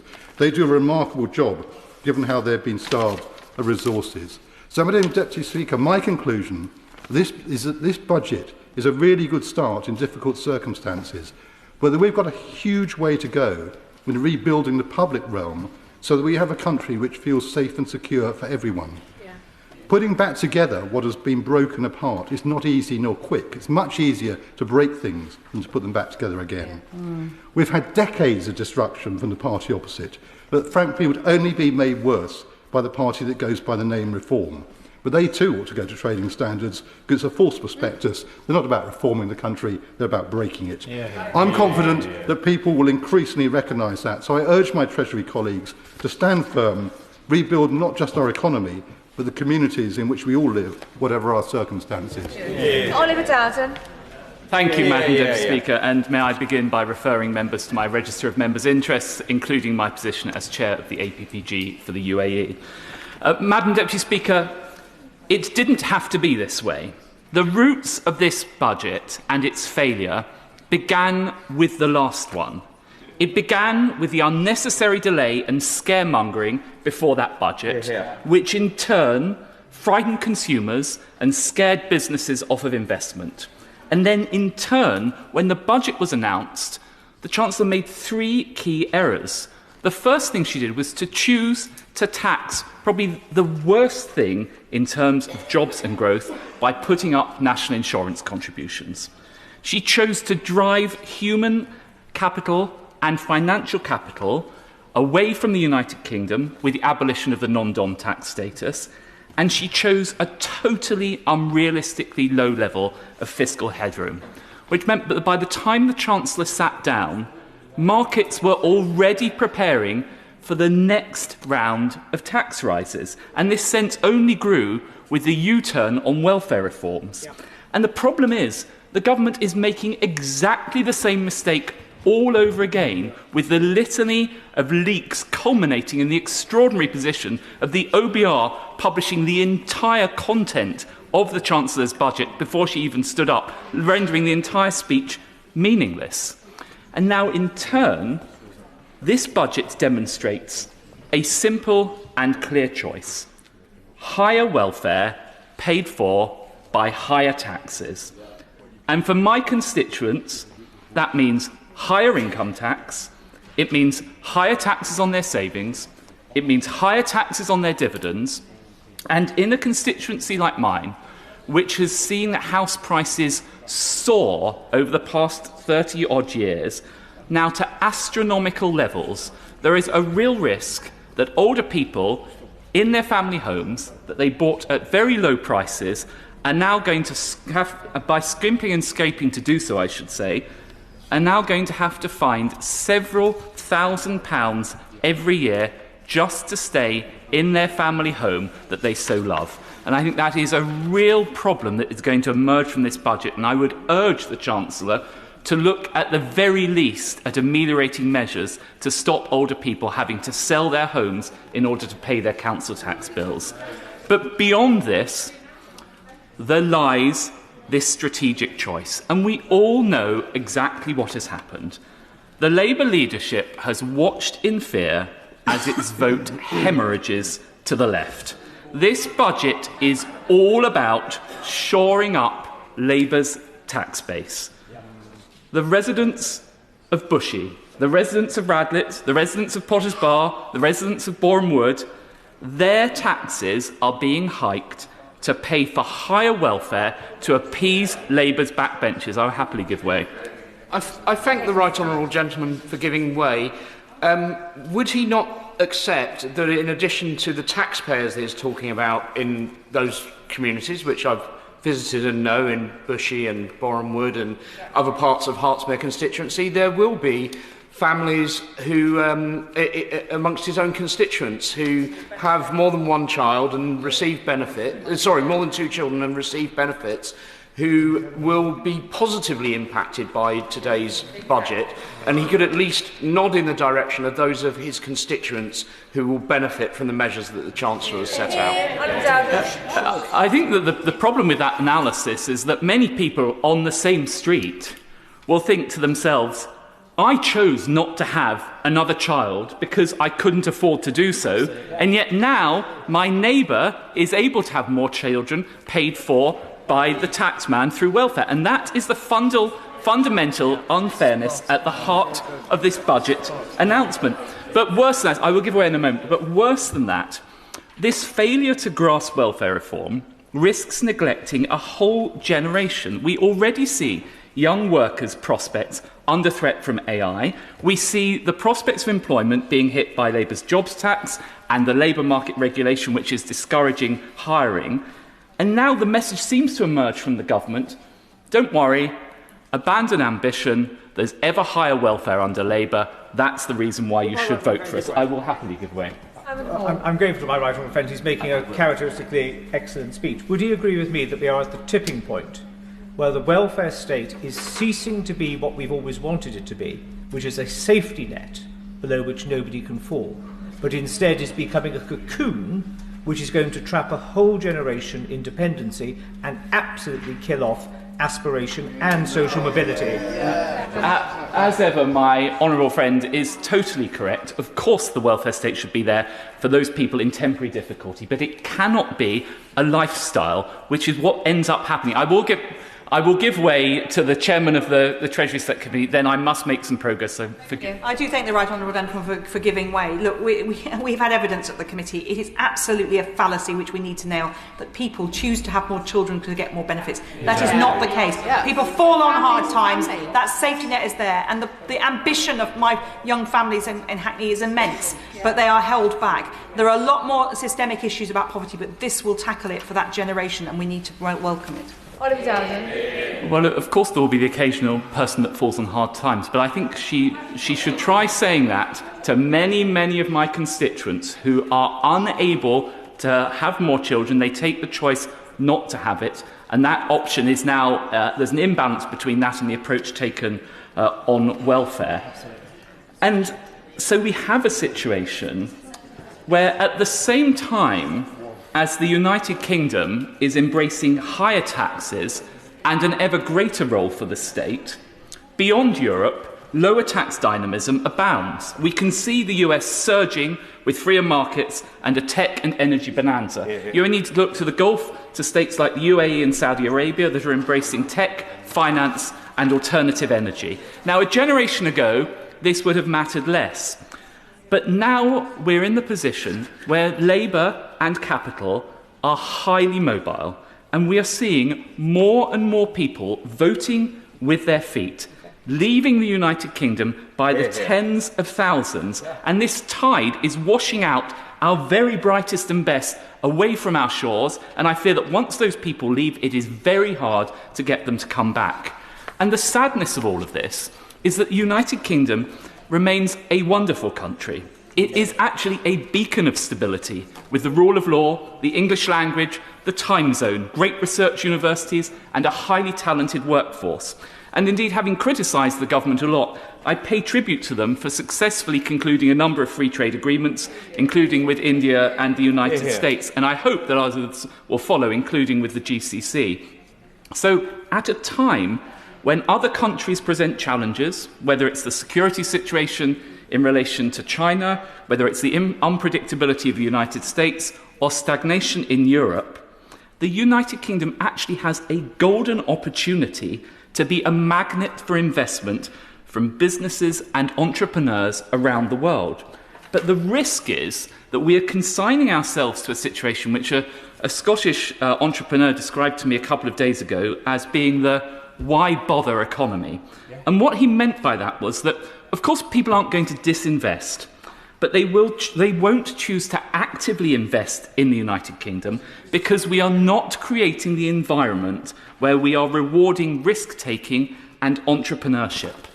So if we are to seize this moment, there are a few simple steps that we could take, and I would urge the Chancellor to do so in order to light the fire of competitiveness.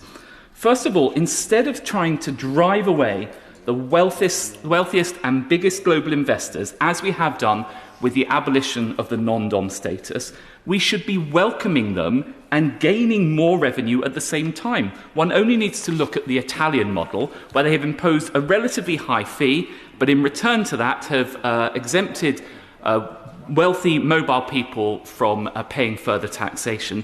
As a result of that, investment in Italy is surging, and the number of wealthy people choosing to locate in Italy is surging, with all the opportunities that brings for growth and investment. Instead of obsessing with policing social media. We should be aggressively policing the sort of small, low-level crime that drives people away from locating in this country, whether it's the phone snatching, the shoplifting, or the general sense that the streets of this country have become less safe than they were a few years ago. And instead of clobbering entrepreneurs, wealth creators, and hard-working Brits with ever higher marginal rates, we should have the confidence to believe that lower marginal rates generate higher revenues in the long run and benefit absolutely everyone. And most importantly of all, in relation to this budget, instead of consigning a generation to welfare, we should be aggressively reforming the welfare state to create opportunities for all. It really isn't too late for the government to seize this opportunity, but sadly, I fear that only a change of government, and of course a change of government to the Conservative Party, will be able to deliver those things. Liam Byrne. Thank you very much, Madam Deputy Speaker. Well, I don't know what budget the Right Honourable Gentleman was reading, but it wasn't the budget that was put on the table this afternoon. Madam Deputy Speaker, I think the Chancellor got the judgment exactly right today. She had a difficult inheritance, she had a difficult hand, she had difficult decisions to take, and she got the calls absolutely right. We have a situation now, the budget now being delivered, where we have growth this year that has been forecast to rise. We have business investment over the course of this Parliament, which is forecast to rise. We have inflation, which is coming down. We have forecast interest rates, which are coming down. We have energy bills for our constituents, which are coming down. Yeah. And we have child poverty, which is actually set to collapse. That is 8,900 people in my constituency who will be better off because of this budget, a Labour budget, which is delivered by a Labour Chancellor this afternoon. Now, Madam Deputy Speaker, as you know, I've been in this House for 21 years. I have sat on both front benches. I have sat on both sets of back benches. And so I've come to see, over the years, the selective amnesia which somehow bedevils debate in this place, and the problem of unreliable narrators. But I have to say, I have never seen amnesia on as epic a scale as I heard from the Leader of the Opposition today. Now, I think it is quite well established, Madam Deputy Speaker, that back in 2010, I thought the numbers were a little bit tight. I thought difficult decisions were going to be needed, which is why we left a judiciously balanced budget, 2/3 spending cuts, 1/3 tax rises, that would have halved the deficit in 4 years and brought debt borrowing down by 2016. That, of course, was not the strategy that was pursued by the last government. And what is the difference that that made? Well, the party opposite saddled this country with an extraordinary £1 trillion of debt higher than the situation that we left. That's why we're paying £1.10 in interest rates today, because they more than doubled the national debt. And before we hear any nonsense about COVID, let us just remember that 80 to 90% of the increase in debt that the Conservative saddles us with was before the COVID lockdowns began. I give way to the Honourable Gentleman. Oh, nothing as contemporary as COVID, don't worry about that. I just wondered how much money he left in the coffers when he was Chief Secretary in 1997. Well, I can tell him. I don't know what his faculty of maths is like. I don't know if he realises that a trillion has 12 noughts. But we left the national debt £1 trillion lower than it is today. £2.7 trillion. That is how much this country is now borrowing. Now, the great tragedy, of course, of all of this is that if they had borrowed money at low interest costs and actually invested it in something that enhanced productivity, we would be in a better position today. The Chancellor wouldn't have had to deliver the budget that she had to deliver today. And don't take my word for it. Don't take my word for it. Look at the International Monetary Fund. 25th of July, the report is very clear. The fact is that our productivity growth under the party opposite collapsed by 1/3 compared to the good old New Labour years. Our productivity divergence now with the United States is so serious. Our productivity growth has been half what it has been in the United States. And the OBR is really clear today. The downgrade on growth that they have baked into their numbers is entirely because of the productivity collapse, because they wasted the money during their 14 years in office. And of course, I should just say, by the by, because Conservatives are Conservatives, they managed to put £1 trillion on the debt, they managed to collapse the productivity numbers, and they still managed to put inequality up through the roof. That is why we all had in our constituencies food bank queues that we will never forget. I will never forget, for as long as I live, the phenomenon of collecting food in inner city Birmingham because our food banks had run out of food. I will never forget the children at Adderley School who were literally helping restock our food banks by taking penguin bars out of their lunch boxes to put them in food collection crates so that their classmates didn't go hungry at lunchtime. That's the reality of the child poverty legacy that this party left us with, and that is the legacy that the Chancellor got to grips with today. So, Madam Deputy Speaker, we look forward on our committee to scrutinising the proposals that have been laid out today. We have been travelling the country over the last couple of weeks talking to business about what they wanted out of this budget. And there were three things that were very clear. What is extraordinary about this country? These are aisles of wonder. We now stand on the threshold of an extraordinary new era of innovation.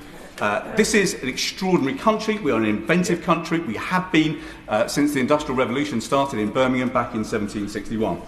But that is going to be as of nothing compared to what is about to unfold in this country, and we are at the front of the grid in the race for the 21st century. But we need to mobilise capital on a completely new scale, and that is why certainty for business was so important. So I welcome the fact that the headroom has been put up to £22 billion today. I welcome the Chancellor is ending this biannual circus of fiscal speculation by having one forecast a year. I have to say to the House that I seriously think that Mr Hughes needs to consider his position. The fact that we have had a leak of the OBR forecast before this House got to debate the budget, I think is appalling, and it has bedevilled us, this uncertainty. Now, alongside that, we have got to step up the mobilisation of capital on a completely different scale. I will in a moment. That's why I absolutely welcome the package that the Chancellor has set out today to mobilise investment capital in a completely radically new way. The expanding of EMI, the boosting of VCTs, the UK listing relief, that is almost £3 billion worth of extra incentives for our entrepreneurs in this country. That is a game changer, not just for start-ups, but for scale-ups who are trying to make sure that we end this craziness of brilliant people in this country, brilliant inventors in this country, starting new businesses, growing it nicely, and then getting snapped up and shifted out to the United States. We have to make sure that we are growing and fostering more big, global dominating companies here in this country. So I welcome the way the Chancellor lent in behind those firms today. But the third thing, Madam Deputy Speaker, that we've got to do is to improve the return on investment of investments made in this country. So that means a couple of things. It means bringing down energy costs radically. We didn't have a business energy cost scheme scored in the budget today, but that is because I know the government is now out to consultation. Every single member of our committee would implore the government to do whatever it takes to make sure business energy costs in our country are internationally competitive. It is wrong that firms like Nissan say to us that their energy costs up in Sunderland are the most expensive energy costs of any Nissan plant in the world. We have got to bring business energy costs down. But the message alongside that we hear from small business in particular is that we have also got to bring down business rates. So, looking at the policy decisions in the scorecard, that looks like about a £4.2 billion subsidy to help bring business rates down. That should mean that we have the lowest business rates that we have seen in this country. That is a very good thing. But where I would urge the Chancellor to go further is in making sure that we actually cut the costs of red tape in a really bold and radical way. As we travelled around the country, Madam Deputy Speaker, business after business told us not just that they want less red tape, they want better regulation. And crucially, they want departments to coordinate with each other and regulators to coordinate with each other. So we don't have one department over here making one decision and another department over here making another. And so ensuring that we have a Whitehall machine that actually moves at the speed of business in this new age of AI is going to be more and more important as a competitive advantage. So look, I think this is one of the best places in the world to be an inventor. I think it's one of the best places in the world to build a start-up business. We now need to make sure that we are one of the best places in the world to scale up a business. And that will be the nature of the decisions that we will be putting to ministers over the course of the weeks to come from our committee. Let me just finish, Madam Deputy Speaker, with this point. The thing that shone through from the statement from the Chancellor today was one thing above all, and it was ambition. Ambition for the future of this country, a confidence in the future of this country. That is why one of the most important numbers that we will read in the OBR forecast today is the fact that business investment is not flat, it's not falling, it's soaring. It is set to soar by £6 billion over the course of the forecast period. That ambition for this country is a sharp contrast to the amnesia of the party opposite, and that is because we on this side of the House know how futures are really built. The speaking limits are now 8 minutes, and I call Dave Dugan. Thank you, Madam Deputy Speaker, and thank you to the Right Honourable Member for Birmingham, Hodge Hill and Solihull for a fascinating lecture on amnesia, dripping with irony given the last role he had in government. I wish to congratulate the Chancellor on delivering what is almost certainly her final budget. There is no conceivable way that she can remain in post either politically and certainly not economically for a further year. Businesses, workers, bill payers, farmers, hospices, industry and the public sector cannot endure another cycle of this Chancellor. It's just over a year since she stood at that dispatch box delivering her first budget and boasted that she had made the right choices. Well, if only anyone outside the real economy believed that, we wouldn't be in this situation right now. She promised to restore stability to the public finances, and she promised to drive down growth right across the country. She told us that growth would be her central budget mission, but last month the IMF forecast that UK will have the lowest per capita growth in the G7 next year at just 0.5% compared to an average of 1.4% for advanced economies. Labour promised to turn the page on high food prices, but households see food inflation running out of control and hitting 4.9% last month. The Chancellor promised more jobs to tackle poverty, but this month unemployment hit 5%, the highest level since the pandemic, while poverty is now at record levels. Government borrowing stands at a 5-year high, £17.4 billion in October alone, with Labour spending double the defence budget every year just servicing the UK's chronic national debt. And the OECD have downgraded the UK's economic prospects, singling out the Chancellor's policies as exposing the economy to significant downside risk.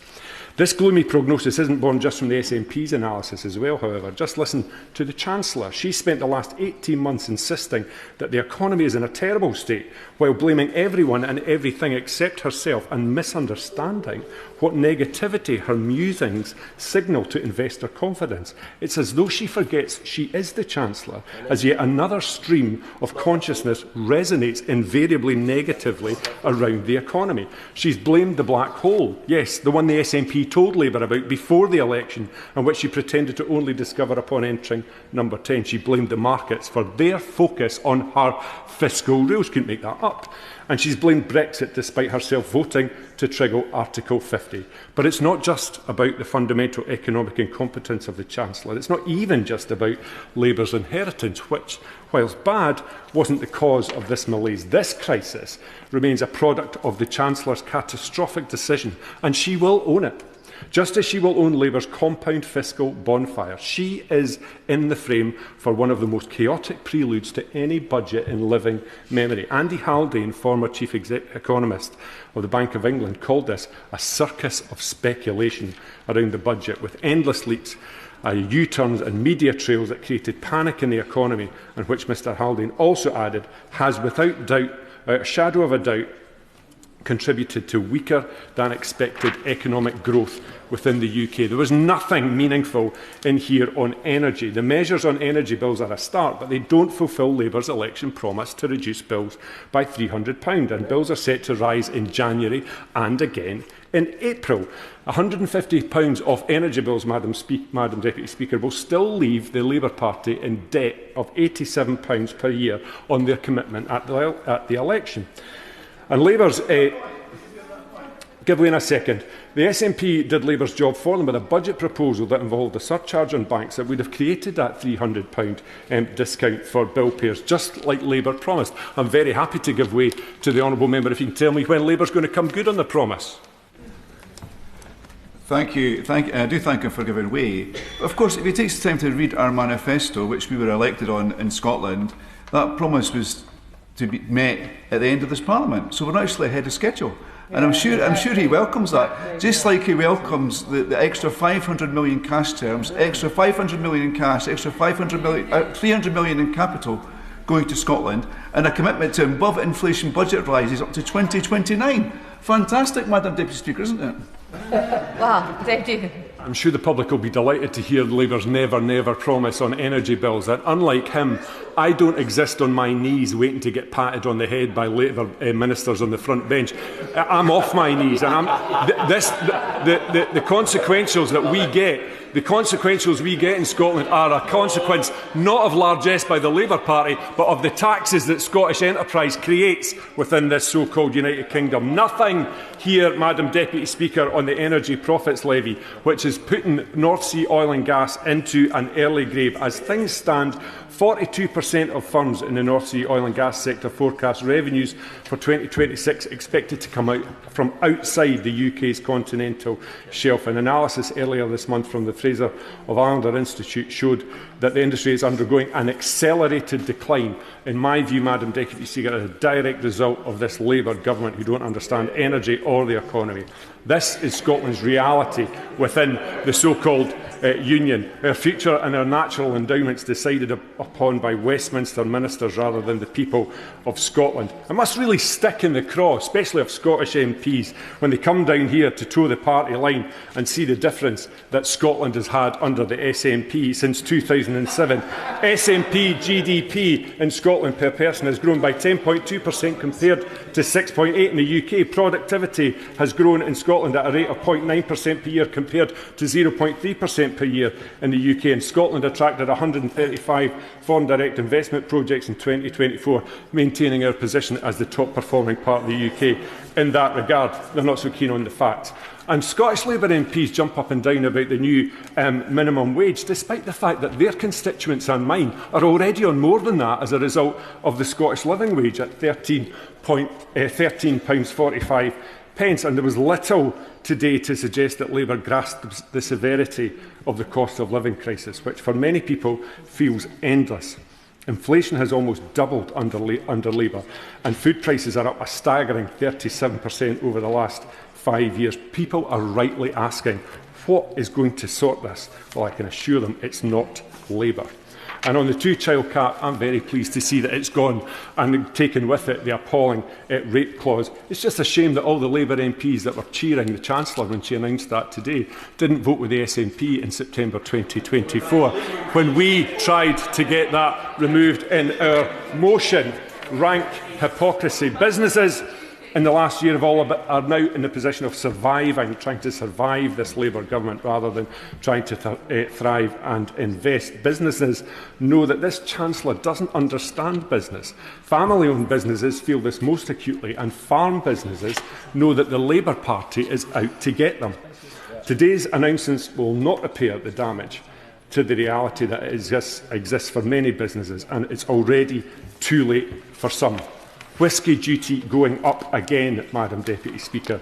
The SWA said hiking duty today for the third time in 2 years limits Scotch whisky's ability to generate growth and will have a direct consequence for investment and for jobs.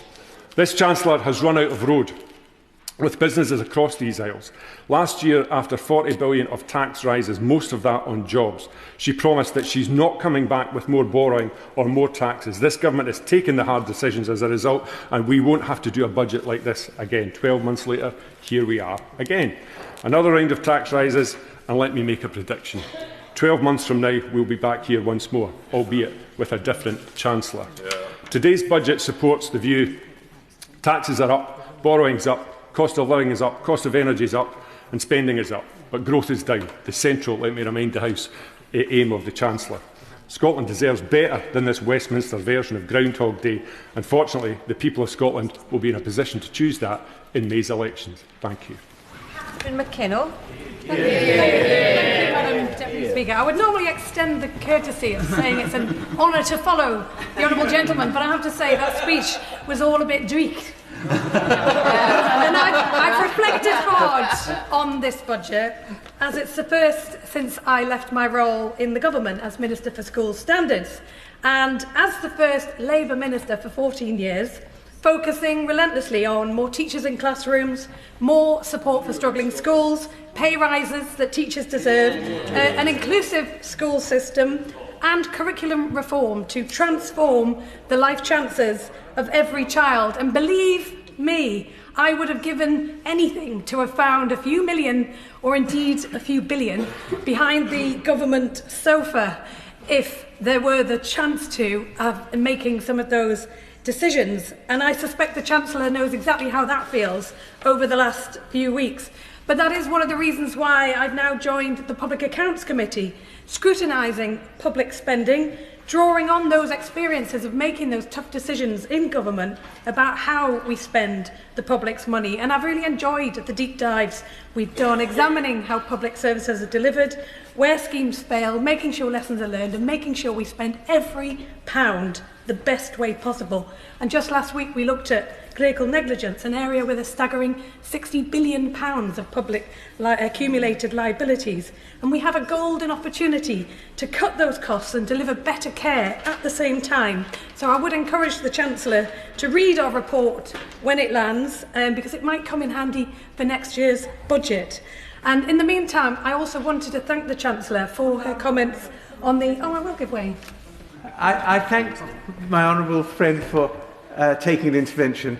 I wonder whether she would agree with me that the cost of clinical negligence claims in maternity services is now greater than the cost of maternity services.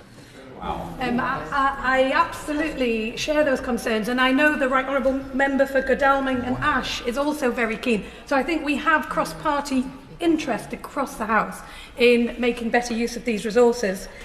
I also wanted to thank the Chancellor for her comments in relation to the infected blood contamination scheme, which is proudly delivered from my constituency in Newcastle North. And I know the team there are incredibly proud of the work that they are doing, and they will be proud of the announcement the Chancellor made today. But, Madam Deputy Speaker, working people in Newcastle are really feeling worn down by the cost of living. We know everybody is feeling the squeeze. It's relentless and it's grinding. And I know the Chancellor knows that too, and has sought to deliver in this budget on that promise of a better life for a hard day's work. And I see there are many measures in this budget that will deliver on that. The freeze in rail fares, the extending of the bus fare cap, the measures on fuel duty, frozen prescription charges and household energy bills cut. And I also know that the Chancellor cares deeply about children trapped in poverty, and too often in families that are working hard and doing their best. And I saw those stories firsthand on the government's Child Poverty Task Force. The driving force behind the crisis is the two-child limit. In the North East alone, we see tens of thousands of children living in poverty that will be lifted out of that by the announcement today. It is both economically foolish and morally wrong. It's why charities and businesses in the North East have been calling for it to be scrapped, because poverty comes at a price. It comes at a price in NHS bills, in educational failure and in wasted potential. So I strongly welcome the Chancellor's decision to scrap the limit today. I'm afraid I can't give way because the time will keep running. But this is just a start, and it has to be in the context of wider welfare reforms that make sure that every child grows up in a home where work pays and where families can thrive. And that mention of home brings me to council tax. In Newcastle, it's felt as a deep-rooted inequality, because I looked up just yesterday 2 properties for sale. A lovely 5-bedroom house in Newcastle Great Park, £420,000 for 1,600 square foot, and a Grade 2 listed former church in Knightsbridge, 7 bedrooms, 12,000 square foot, and a swimming pool, and selling for £35 million. And if I ask my constituents who should pay more council tax, it's pretty obvious what the answer would be. Yet incredibly, my constituents will pay £75 more in council tax than that household in Knightsbridge. So I do welcome the announcement the Chancellor made today, but I would also urge the Exchequer Secretary to go further and review council tax bans, and especially how new properties in all the new estates we have growing around the country are assessed. And I also want to turn briefly to the new powers for mayors on overnight stay levies. Of course, people flock to the North East for very good reason. History, culture, stunning coastlines, and the friendliest people you will ever meet. And it's only fair that tourists help fund that infrastructure that they use and enjoy when they stay. So I understand why mayors welcome this power and want to decide that at a local level. So it's not just set in London, but in every region, according to what works. But that levy has to be proportionate and not unfairly hit knock-on small businesses, because if they go under, we lose jobs, we lose vibrancy, we lose what makes the North East special. The hospitality sector is under incredible pressure, and I know they are busting a gut to turn a profit, and every cost could be the one that breaks them. So while I really welcome the higher wages in this budget, we do have to also listen to some of the concerns raised by the Resolution Foundation, that we don't want to discourage businesses from hiring, and especially not those young people that want to get that first job on the ladder. And finally, on electric vehicles, I do appreciate the changes that have been announced on pay per mile, but the affordability of electric vehicles remains a barrier to some who do want to buy one and they do want to do the right thing, and many workers do have access to salary sacrifice schemes to help make that switch. However, teachers in academy schools are still unable to access the scheme, and because it was put on pause by the Treasury. So I wanted to take this opportunity to make a plea whether the Treasury can sort this impasse out once and for all, because it really is a win-win for teachers and for the electric car scheme itself. So to conclude, Madam Deputy Speaker, the goal is clear: a country where hard work pays, where the cost of living is brought back under control, where public services thrive and child poverty is history. Every pound of public money matters, because we know that has the potential to transform lives, and that's what people rightly expect of this government, and I know that is the future that the Chancellor is working to deliver, and why she has announced this budget today. Usman Swain. Deputy Speaker, I congratulate the Honourable Lady, the member for Newcastle on Tyne. She caught my eye earlier. She was cheering the Chancellor with such enthusiasm, even more so than her colleagues who were making a pretty good fist of it. I recall cheering a Chancellor during a budget speech. Did you get a job? And then,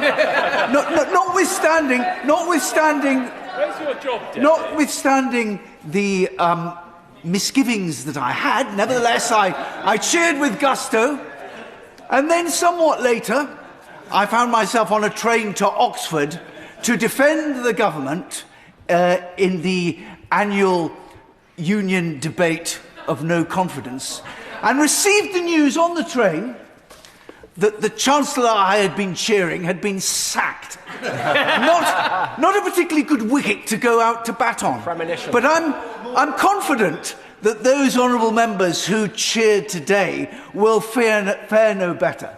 Because the economy is still reeling from the last budget that the Chancellor delivered, with her wholesale assault on enterprise, on family undertakings, on initiative, and on every employer in the land. But in fact, business confidence had collapsed significantly before that budget.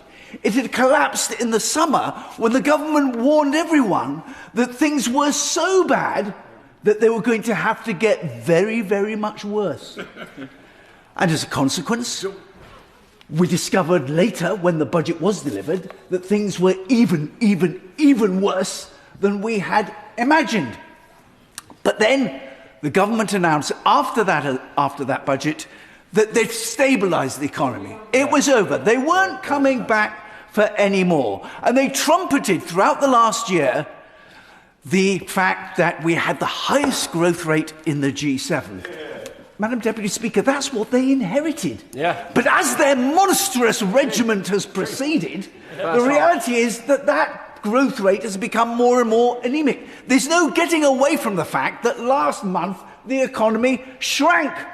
And then this summer, they repeated the same mistake. All we got throughout the summer was horror story after horror story of kites being flown, of ghastly taxes that might be imposed upon us. Most unwelcome for businesses planning investment and for anyone planning to take on workers. These These interventions move some markets and make others absolutely sclerotic. It's a disaster. And when I challenged the Chief Secretary last week with the example of Hugh Dalton, who properly resigned over a budget leak, I was astounded that the Chief Secretary admitted at the dispatch box that he had no idea what I was talking about. Isn't that extraordinary? And against this background, there's always that chilling presence of the huge increase in trade union power that is part of the bill that is currently before Parliament. But their anti-growth agenda is only half the story. The other half of the problem, I thought, was excellently expounded by the father of the House. The reality is that the government's bloated expenditure plans have overshot by 4%. And we have this enormous growing benefits bill. The disaster was that the government withdrew from its attempts to provide some modest restraint in the growth of that bill. And as my right honourable friend says, we now face a bill running annually at £300 billion, £212 billion of which is for economic activity for people who are under no obligation to work. 4.3 million people, growing at a rate of 130,000 per month. It is completely unsustainable. And it's to be paid for.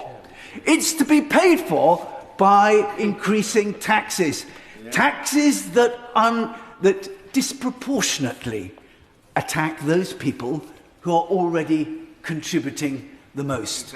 The entrepreneurs, the investors, the very people who can take their investment, their vision, their skills, their employment elsewhere to where the business environment is rather more friendly. And they're doing it in droves, and they're doing it to such an extent that even the business secretary has remarked on it and spotted it.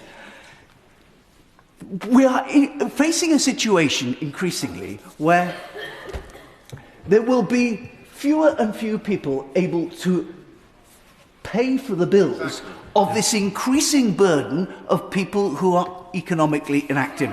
So as I reflect on the fact that as we approach this, I do wish the honourable gentleman would be quiet. He's insufferable.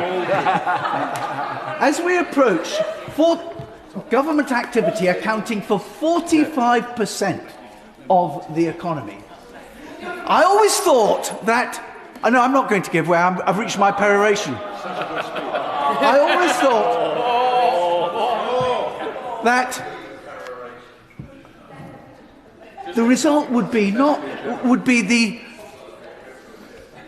the totalitarian hand clenched in anger. Actually, and I read, the road to serfdom. Actually, it's turned out very, very different. It's not the totalitarian hand clenched in anger. It's his hand open, dishing out largesse. It's turned out not to be so much the road to serfdom as the road to penury. Cat Smith. Thank you, Madam Deputy Speaker. Well, follow that, I suppose. I can't promise the same level of entertainment enthusiasm, but I've raised to speak on today's budget debate. And I wanted to start by talking about the cost of living, because for my constituents, that's their major concern. When I've been speaking to constituents ahead of this budget, the thing that they wanted me to raise the most was the cost of living, and it's really good, and I welcome the measures which cut the cost of living in the budget, the £150 off energy bills, the freezing of the NHS prescription charges, and of course for the first time in 30 years a freeze on rail fares and the cap on bus fares, which will make a huge difference to people's commutes to work. And I welcome the fact that the national minimum wage and the national living wage will rise, which gives full-time workers the gross annual earnings increase of £900. One of the biggest asks that I had in this budget was the alleviation of the two-child limit, and basically I've been involved in politics because I want to eradicate child poverty. So the measures in the budget to lift these children out of poverty is hugely welcome. The decisions by the last government, which pushed more than 500,000 children into poverty, were a disgrace, and I'm pleased this Labour government is reversing those damage. I can see my friend there. Thank you, Madam Deputy Speaker, and I thank my honourable friend for giving way. I know she is aware of the report from North Lancashire Citizens Advice about child poverty in our area, and their top recommendation to combat child poverty was to scrap this two-child limit. Will she join me in thanking North Lancashire Citizens Advice for the work they do in our area, which is just so fantastic, helping local people? And will she continue to work with me, as she often so generously does, to continue tackling child poverty in our area? Smith. I thank my friend for that intervention, and it gives me the opportunity to put on record my thanks to North Lancashire Citizens Advice, who, as a constituency MP, you frequently end up referring constituents to, and I thank them and their volunteers for all their work that supports both my constituents and my honourable friends' constituents.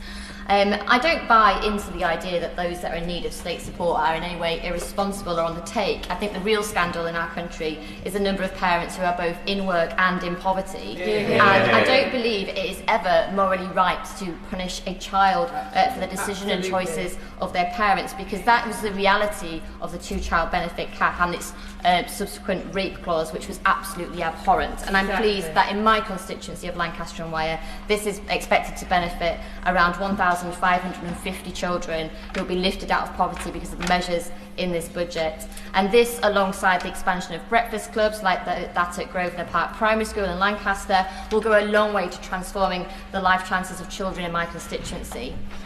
One thing which was a very small part of the budget, but something which is very close to my heart, was actually about playgrounds. No one's mentioned this yet in the debate, but I think it's incredibly important, and I really welcome this £18 million we have for playgrounds, because I think that the public space that we give to our children really shows children how much we value them. And if we value our youngest citizens, we would invest in playgrounds. I'm very much hoping that Lancaster City Council is receiving some of this money, and if they are, I'll be certainly putting in a good pitch for the Ridge Estates playground, which is in desperate need of a refurbishment. I've also been contacted ahead of the budget by pensioners in my constituency who are understandably, frankly, like everybody, concerned about rising bills, and I hope that they hear today's announcement of the 4.8% increase in the state pension and welcome it. I'll give way to my own friend. Chris Vince. I thank my own friend for giving way. Members across the House will be disappointed that my mother hasn't been mentioned in the budget debate yet. She has just been on the phone to champion the 4.8% increase in the state pension, which she claims will mean that she will have an extra £39 extra a month. Will my own friend agree with me? This is good news for our pensioners. Councillor Smith. I'm absolutely delighted for my honourable friend's mother, and please pass on my best regards. But it's not just about the pension, it's also about the decision to restore the winter fuel allowance, which ensures that our pensioners get the support that they need. But can I ask our Treasury front bench if they could look at other measures to support particularly low-income pensioners, such as the National Social Tariff for Water or enhancing the Warm Home Discount Scheme? I represent a constituency with many farmers, and I was listening carefully to the announcements today, and I really do welcome the agricultural property relief, allowing 100% of that rate relief now to be transferable between spouses. That is welcome. I'm very keen to continue working with the Treasury front bench to ensure that we can protect local family farms, because I do feel that the thresholds aren't quite in the right place yet. So whilst I welcome the announcements today, I'm sure that myself and many of the rural MPs will continue to be in dialogue with our party front bench on this issue. And I ask the government to commit to look into the Tax proposals, which would place the burden back on the broadest shoulders, which is very much in line with our Labour values. Those are the large passive investors and the non-farming landowners, rather than our small family farms in Lancaster and Wyre. As the as an MP who's been very active on the issue of sodium valproate, Madam Deputy Speaker, as I know you are too, I was really pleased to hear the announcements around infected blood, but I urge the government not to forget those who have been harmed by sodium valproate, which is another medical scandal. It's nearly 2 years since the Patient Safety Commissioner presented her report on this issue around redress, and the families could continuing to wait. And it would be remiss of me, Madam Deputy Speaker, not to mention those families in today's debate. And I hope at the next budget we can have some really welcome news for those families who have campaigned for justice alongside supporting their disabled children for decades and decades, a scandal dating back to the 1970s. And I hope it's this government that can put that one right. I declare my interest as someone who is quite partial to a milkshake, but I acknowledge that it's also packed full of sugar, and so I'm absolutely fine with extending the sugar tax to my much-loved milkshake. But I want to ask a question about a drink that kills tens of thousands of people every year, because in 2023 there were 22,644 alcohol-related deaths in England alone. And those rates are going up year on year, and that has been spiking since COVID. The government could, of course, tax the industry in a way that then the money could be put back into supporting those with addiction and reducing alcohol harms, which is not just alcohol harms in terms of health, but the societal impacts as well. The government could generate £3.4 billion over 5 years by introducing an alcohol duty escalator. That's research that's been published in the last few months by the Alcohol Health Alliance. This mechanism would automatically raise non-draft alcohol by 2% above inflation every year. Now, actually, that helps to narrow the gap between the price gap between pubs and hospitality and the supermarket. And with more alcohol being bought now in supermarkets, by narrowing that price gap, we can also help reduce alcohol harms, as there is widespread evidence to suggest that supermarket bought alcohol is the primary cause of alcohol harms.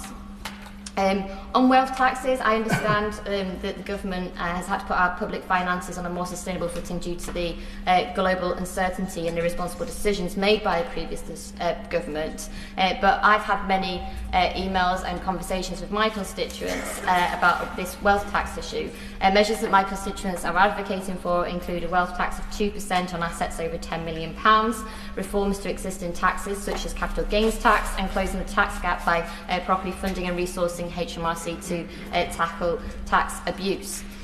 But in conclusion, and to allow time for other speakers, I just want to say that I got active in politics because I wanted to fight poverty. I wanted to fight poverty in my community and in my country. And I'm really pleased to be able to support this budget, because by lifting this two-child tax and the subsequent rape clause, this is going to make a huge difference to my constituents and to all of our constituents. This is a budget which is anti-poverty and it's pro-children, and I think that's surely something that we can all get behind. Richard Tice. Thank you, Madam Deputy Speaker. And this budget, Madam Deputy Speaker, has been a car crash. The third car crash that this Chancellor has presided over. The first was at the budget last year, which was so damaging to business confidence and to jobs and to the farmers who provide the food for this great nation. And then the second car crash, Madam Deputy Speaker, was in the run-up to this budget, with so many leaks, the hokey-cokey budget in, out, shake it all about, which was again damaging to business confidence. And then the third car crash, I fear, has written off the engine of the British economy, Madam Deputy Speaker, because once again, all of the data, all of the incentives are bad. Let's just look at the simple data, shall we? Growth, down. It is flatlining over the last quarter. And the OBR numbers here show that over the next 4 years, the growth forecasts have all been reduced. Jobs down by almost 200,000 people since the last budget. And speaking to recruitment agents earlier this week from up and down the country, they tell me that essentially businesses have stopped hiring, particularly and most damagingly for young workers. And I fear this budget will do even worse for that. And then we look at the other data. Taxes up, Madam Deputy Speaker, over the next few years to the highest since the Second World War. And this Chancellor has achieved the extraordinary achievement, the unbelievable feat, after just 2 budgets, of being the second highest tax-raising Chancellor ever, raising taxes in just 2 budgets. by some £70 billion. And then we look... I'll take the honourable gentleman of course. I thank the honourable gentleman for giving way. In terms of putting up taxes, currently a Band A property in Sunderland, £50,000, pays more council tax than a £50 million property in Westminster. So does he and his Reform UK colleagues agree that by in reforming the council tax system to increase higher bands, that's a good tax change to make, to take money off Sunderland's energy bills and take 2,000 kids from Sunderland Central out of poverty? Thank the honourable gentleman for the intervention. And the good news is, when Reform win more and more elections next May, we will be able to get better value across council taxes across the whole country. But I keep going, Madam Deputy Speaker. Welfare numbers. Over the next few years, welfare spending will increase in the next 5 years by £70 billion per annum, Madam Deputy Speaker. That shows that this is not a budget for workers, this is a budget for those on welfare. It reduces the incentive to work. It reduces the incentive to be an entrepreneur, to be a small business owner. And when you look at this, I will give way to the honourable gentleman. I'm interested to hear him using the figure £70 billion, forgive me, and I agree with him. He knows that £30 billion of that is the rise in the triple lock. So does he agree with me that the triple lock is simply not affordable? Tice. I thank the honourable gentleman. The truth is, Madam Deputy Speaker, if we carry on going this way, that nothing will be affordable, because this Chancellor is heading us towards bankruptcy as a nation. And the reality is nothing becomes affordable if we go bust under the Ministers and the Chancellor's mismanagement of this economy, Madam Deputy Speaker. So we need to change course, because all of this data is bad. And the borrowing, Madam Deputy Speaker, you can't believe the borrowing numbers. The OBR is forecasting that borrowing just in this year alone will be some 21 billion higher.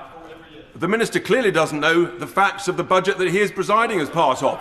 Because the OBR, the numbers in here, Minister, show that it'll be 21 billion more than the OBR forecast just back in March. And that means, and over the next 4 years, the borrowing will increase by over £60 billion. For the Minister's help, mathematically, that's up, Minister. So all of the data, all of the numbers, Madam Deputy Speaker, is going in the wrong direction. It didn't need to be this way. The government could have followed our fine reform recommendations. The Chancellor could have said to the Governor of the Bank of England, stop paying voluntary interest on the quantitative easing voluntary reserves. She didn't need to do that. She could have also said we should stop quantitative tightening, which is why we've got the highest QE programme in the Western world. Those are the changes. She could have said, actually, that we should reduce the foreign aid budget. She could have said that we should stop paying welfare to overseas nationals in order to protect British citizens. But she failed to make these choices, and that's why, Madam Deputy Speaker, we have had to increase taxes to these highest levels. I'm aware I've been very generous, but there are many others wishing to speak. And therefore, Madam Deputy Speaker, it is time for change, because what this budget does, it disincentivises work, it disincentivises risk-taking, and some of the finest and brightest of our nation are seriously considering leaving the country. There is, however, to conclude, Madam Deputy Speaker, some good news. The good news is that this is the last budget that this Chancellor has given. Why? Because she's proven herself to be a learner driver with her multiple car crashes. It is probably also, based on the Parliamentary Labour Party's antics, the last budget that the Prime Minister will preside over. And the final good news, Madam Deputy Speaker, is that after the next general election, Reform will redesign, re-engineer this economy to make work pay, to make risk-taking pay, and to get our economy growing again. I thank you. Bill Esterson. Thank you very much, Madam Deputy Speaker. Context is everything, and the context for this budget can be summed up in 3 letters. ABT stands for anyone but Tories, which is why the Parliament, in this Parliament, this House of Commons is represented the way it is. It also stands for austerity, Brexit and trust. And that also explains why this House of Commons has the composition that it does, because of the damage done by each of those, the combined impact of which is that households in this country are £11,000 worse off every year than they would have been had the trajectory continued from 2010 that we were then on when Labour last left office. It includes policy mistakes by Liz Truss, which led to a £1,200 interest hike. Interestingly, the market reaction when the Chancellor was speaking was very positive. The only spike against it was when the Leader of the Opposition stood up, which speaks volumes to what the market's made of what is happening today. And the contrast between those ABT and now is really quite stark and completely different to what the Deputy Leader of Reform just tried to tell us, because of course he supports all three of what the Tories did with the disastrous results that I have just outlined. The contrast is we have business investment up over the period of the Parliament. We have public and private investment jointly increased through the partnership, through the industrial strategy. Sizewell C, £14 billion of public money to secure its success. We've had 5 successive interest rates. We've had wage rises, the highest G7 growth forecast, upgraded by the OBR, and of course borrowing down, not what the previous speaker claimed. Now, my constituency stands to benefit enormously, and I will put in a bid to be one of the pioneers for a neighbourhood health centre. Pleased to see that Southport is mentioned, but I want one in my constituency. In fact, I want more than one in my constituency. But I'll start with the one, which is the McGull Health Centre. We already have £1.3 million pledged from developer contributions. McGull stands ready, Chancellor, to be a pioneer for the NHS with the neighbourhood NHS schemes, to get the ICB to play ball, please. High Pastures, which is my own GP surgery, has already taken advantage of the modernisation fund. Very much welcome there too. And in the Liverpool City region, we have £1.6 billion announced for a new fleet of buses for the newly franchised network. Members will be familiar with the Manchester B network. Well, of course, the Liverpool A network will be coming along shortly. Well, that's what Steve Rotherham says. Anyway, it will have links to John Lennon Airport and to Everton and Liverpool football clubs as well. But I want to turn to energy, and the Select Committee asked the government to consider moving the surplus in the Investment Reserve Fund for the BCSS to its members in a recommendation we made. So I am very, very pleased that the Chancellor has listened. A friend of mine messaged me today, who is one of the pensioners, he and his wife are both pensioners, to pass on out their thanks to the Chancellor and to the Treasury team, and I know that will be replicated by members on behalf of their constituents across these benches and some opposite, hopefully, as well.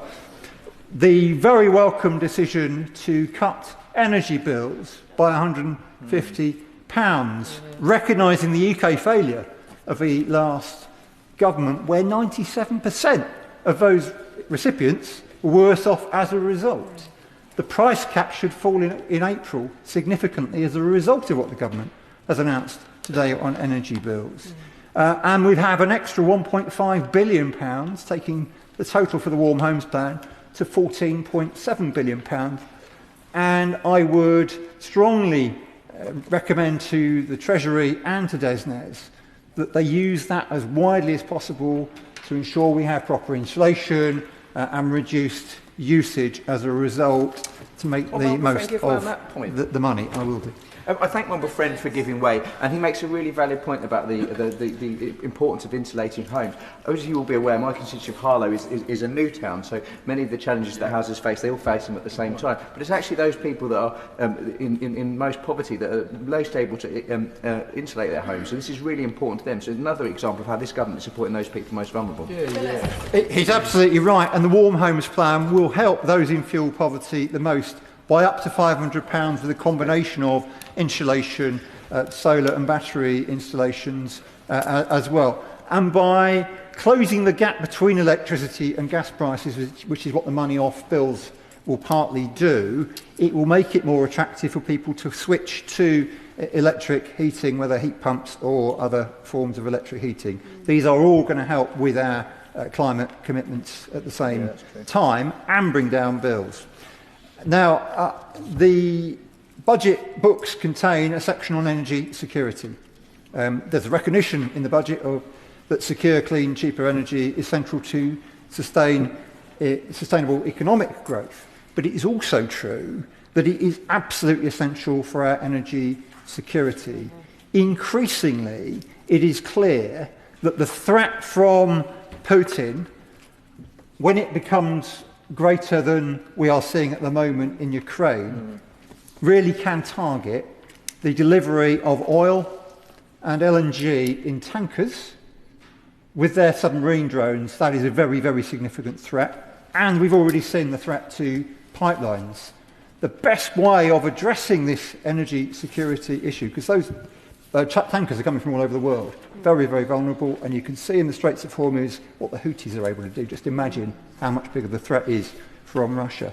So the answer to this has to be diversifying as far as possible. It's why Ukraine is moving away from oil and gas as much as it can towards low-carbon alternatives. On that point, want to give way? Certainly.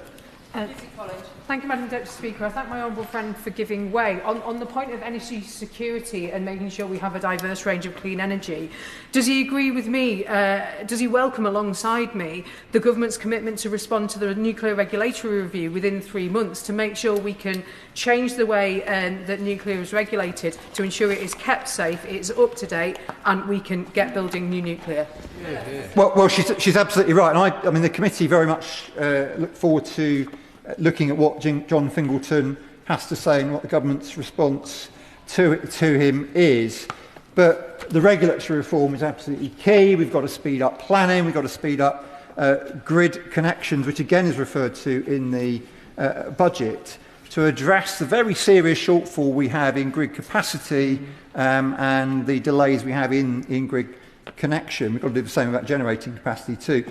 And we face in this country 60 years of a lack of investment in our grid networks, which were exacerbated when the grid was privatised in 1989, despite the warnings of the then Shadow Energy Secretary Tony Blair, who predicted entirely accurately that it being of strategic national importance and a natural monopoly, it really wouldn't attract the levels of private investment that the then Conservative government claimed for it. Sadly, he was right, and we are left now trying to catch up, which is one of the reasons, along with delays in renewing our gas fleet, let alone moving to nuclear and renewables, why we have to spend so much money on our energy system and why it's under bill payers are under so much pressure. And by the way, whether we did it through fossil fuels or renewables, we would still have these cost pressures, important to say. Very much welcome the recommitment to the £14.2 billion for Sizewell C from the public sector, which will ensure its success. Something the committee wants to see is a fleet approach to large-scale nuclear alongside the very welcome news on SMR at Wilfer with the 3,000 jobs that it will deliver. And by the way, Sizewell C is 6 million homes powered by cheap, clean electricity, ultimately. Madam Deputy Speaker, the ongoing investment in the North Sea, which is referred to in the budget, has been confirmed by today's Future of the North Sea plan published by DESNZ this afternoon. There is a strong commitment, there is a strong recognition that we have to support North Sea oil and gas production. It's crucial to our energy supply for decades to come, but it's also crucial to the energy transition because the same companies who drill for and produce oil and gas also provide the engineering expertise in the North Sea for offshore wind. And I was pleased to see the call for evidence on the fuel sector and on refineries as well. So look, this budget is no return to ABT. Instead, we have trade deals with the EU, with India, with the US. We've rejected the truss approach, which is so fondly supported by Reform and the Conservatives now. And instead, we want to support the reductions in the cost of living, investment into infrastructure, skills, investment in business, and rebuilding the public sector. As the Chancellor said, strong foundations and a secure future. She did really well today. Tom Tugendhat. Thank you, Madam Deputy Speaker. It's somewhat depressing to be speaking after this budget, which has basically picked the pocket of anybody who's trying to earn any money in this country, and has really sent a very clear message to everybody in our country, which sadly is one that many people are hearing, which is that this government is not on your side. This government will do everything it can to make sure that it keeps you in the place where you are, and this government will encourage you to leave the country rather than to invest in it. And I'm afraid we can see that in the numbers. There's 26 billion in extra taxes. There's 800,000 people paying more. And all of this is a welfare not work budget. Sadly, though, it's not just about those numbers. It's not just about those bald figures. It's actually also about what it does to so many citizens in our country. One of the most tragic bits of this budget is not just the 7.5 billion extra tax on those young people who've gone out and got themselves a university degree, which is hidden nicely and quietly in the OBR report, but actually the 1 million young people who will not end up in work. Because let's just think about that, Madam Deputy Speaker. 1 million young people who won't end up in work today, for another year, for another year. What does that actually mean?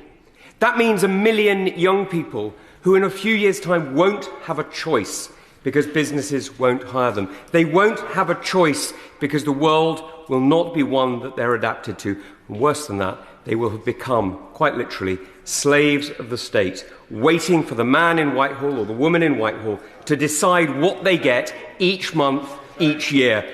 They will have become totally dependent, and that is a crime, to leave our fellow citizens dependent on the state. Forgive me, I'm going to make a little progress. The reality is, though, that that isn't all of it. That isn't all of it, because actually what this budget also did was look very hard today. Very hard at fixing, admittedly, the Chancellor's and the Prime Minister's very real political problems today, but also look very hard at how do they simply inflate the balloon today, but nothing about tomorrow. Now, you can see this by the way in which the farmers are being taxed, in a way that is deliberately punishing investment. You can see this by the way that, despite the Honourable Member for Sefton Central claiming that there's been investment in this country, just simply look at the investment figures. The investment figures in the UK per capita see a 4% increase. OK, it's an increase. 22% in Canada, 79% in the United States. This isn't real growth. This is not serious investment. And sadly, we're seeing the reality of it feed through. And we're seeing the reality of it feed through because we are seeing the knock-on effects. Now, we heard the Honourable Member, one of the committee chairs, the Birmingham member who spoke earlier, talking about the fact that there's investment in startups. Well, I wish there was. I wish there was serious investment in startups. But actually, all of the decisions made by this government have convinced anybody who has got any entrepreneurial spirit to either go to Abu Dhabi, where there's some new version of Auf Wiedersehen Pet being filmed of British workers who've fled, or to go to the United States, which at least has capital to invest in startups. And all that we're seeing is a continuation of the Blair-Brown model of increasing nationalisation of savings, that creeping control that we've seen spreading over pensions, over the insurance market, that has left our savings 60% in bonds and only about 40% in equities. Now, that contrasts remarkably with Australia, Canada and the United States, who are 20% in bonds and 80% in equities. And I will give way.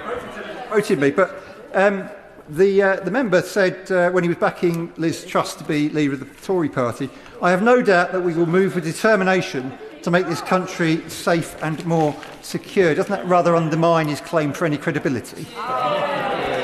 No, I'll tell the Honourable Member an honest truth on that. She was wrong. I made a mistake. The reality is that's what happened. Now, here's the difference. Here's the difference.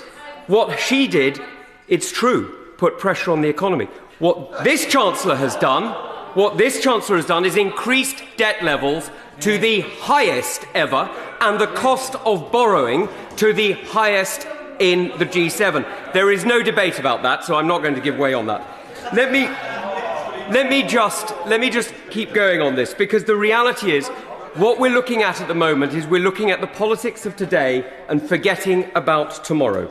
We're seeing people being left on welfare and not helped into work. We're seeing pretense at kindness but long-term cruelty, because we're failing to recognise that it isn't the state, it's not the government, it's not the civil servant, and it's certainly not the minister who employs or creates any work.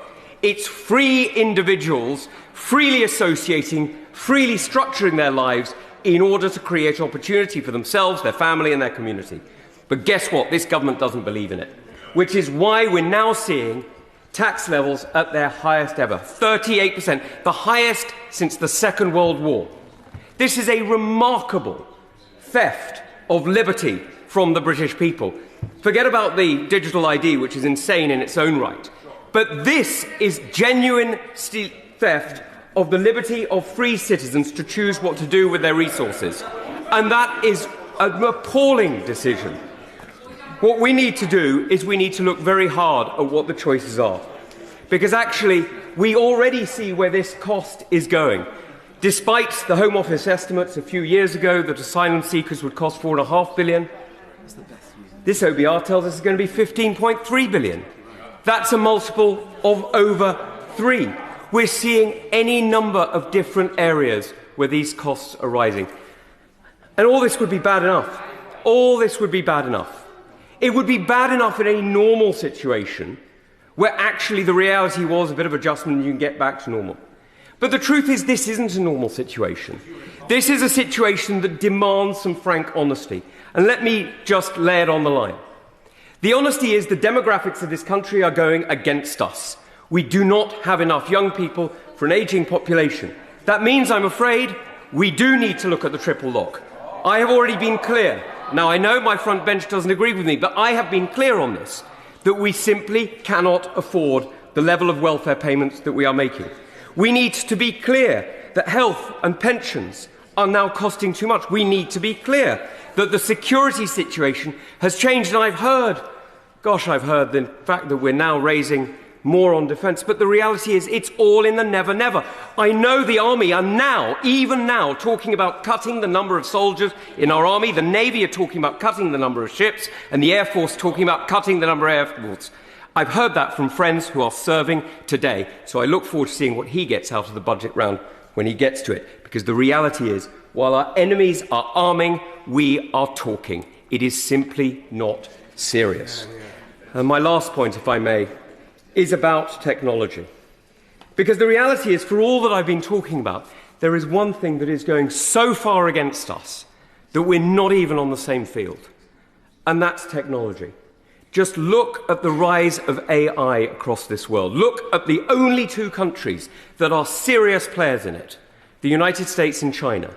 The United States heading for the exquisite, China heading for the quotidian.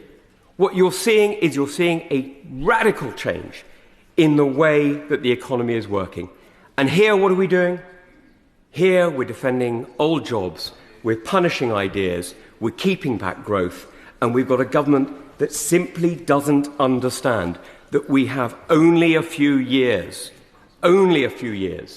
before we can actually get back into the game. And if we miss it, then frankly, we're like that old Chinese empire where we have just completely missed the boat, we've burnt our ships, and the European expansion to the Americas replaced us. Norinder Singh Josan. Thank you, Madam Deputy Speaker. First of all, can I thank the Chancellor of the Exchequer for her excellent budget statement. And before I carry on, just in response to the previous speaker, the Right Honourable Member for Tonbridge, I would take him more seriously if on defence spending, they hadn't wasted 14 years in cutting back our defence services to the bare minimum to where we are now, I would take him and his colleagues more seriously on that. I'll make my point. So, in my remarks, I do want to focus on the benefit to people in my constituency of this budget and the choices made by the Chancellor. But first, it is worth reminding ourselves the disgraceful situation the party opposite left the economy in July last year and the scale of the mess this Labour government is having to deal with.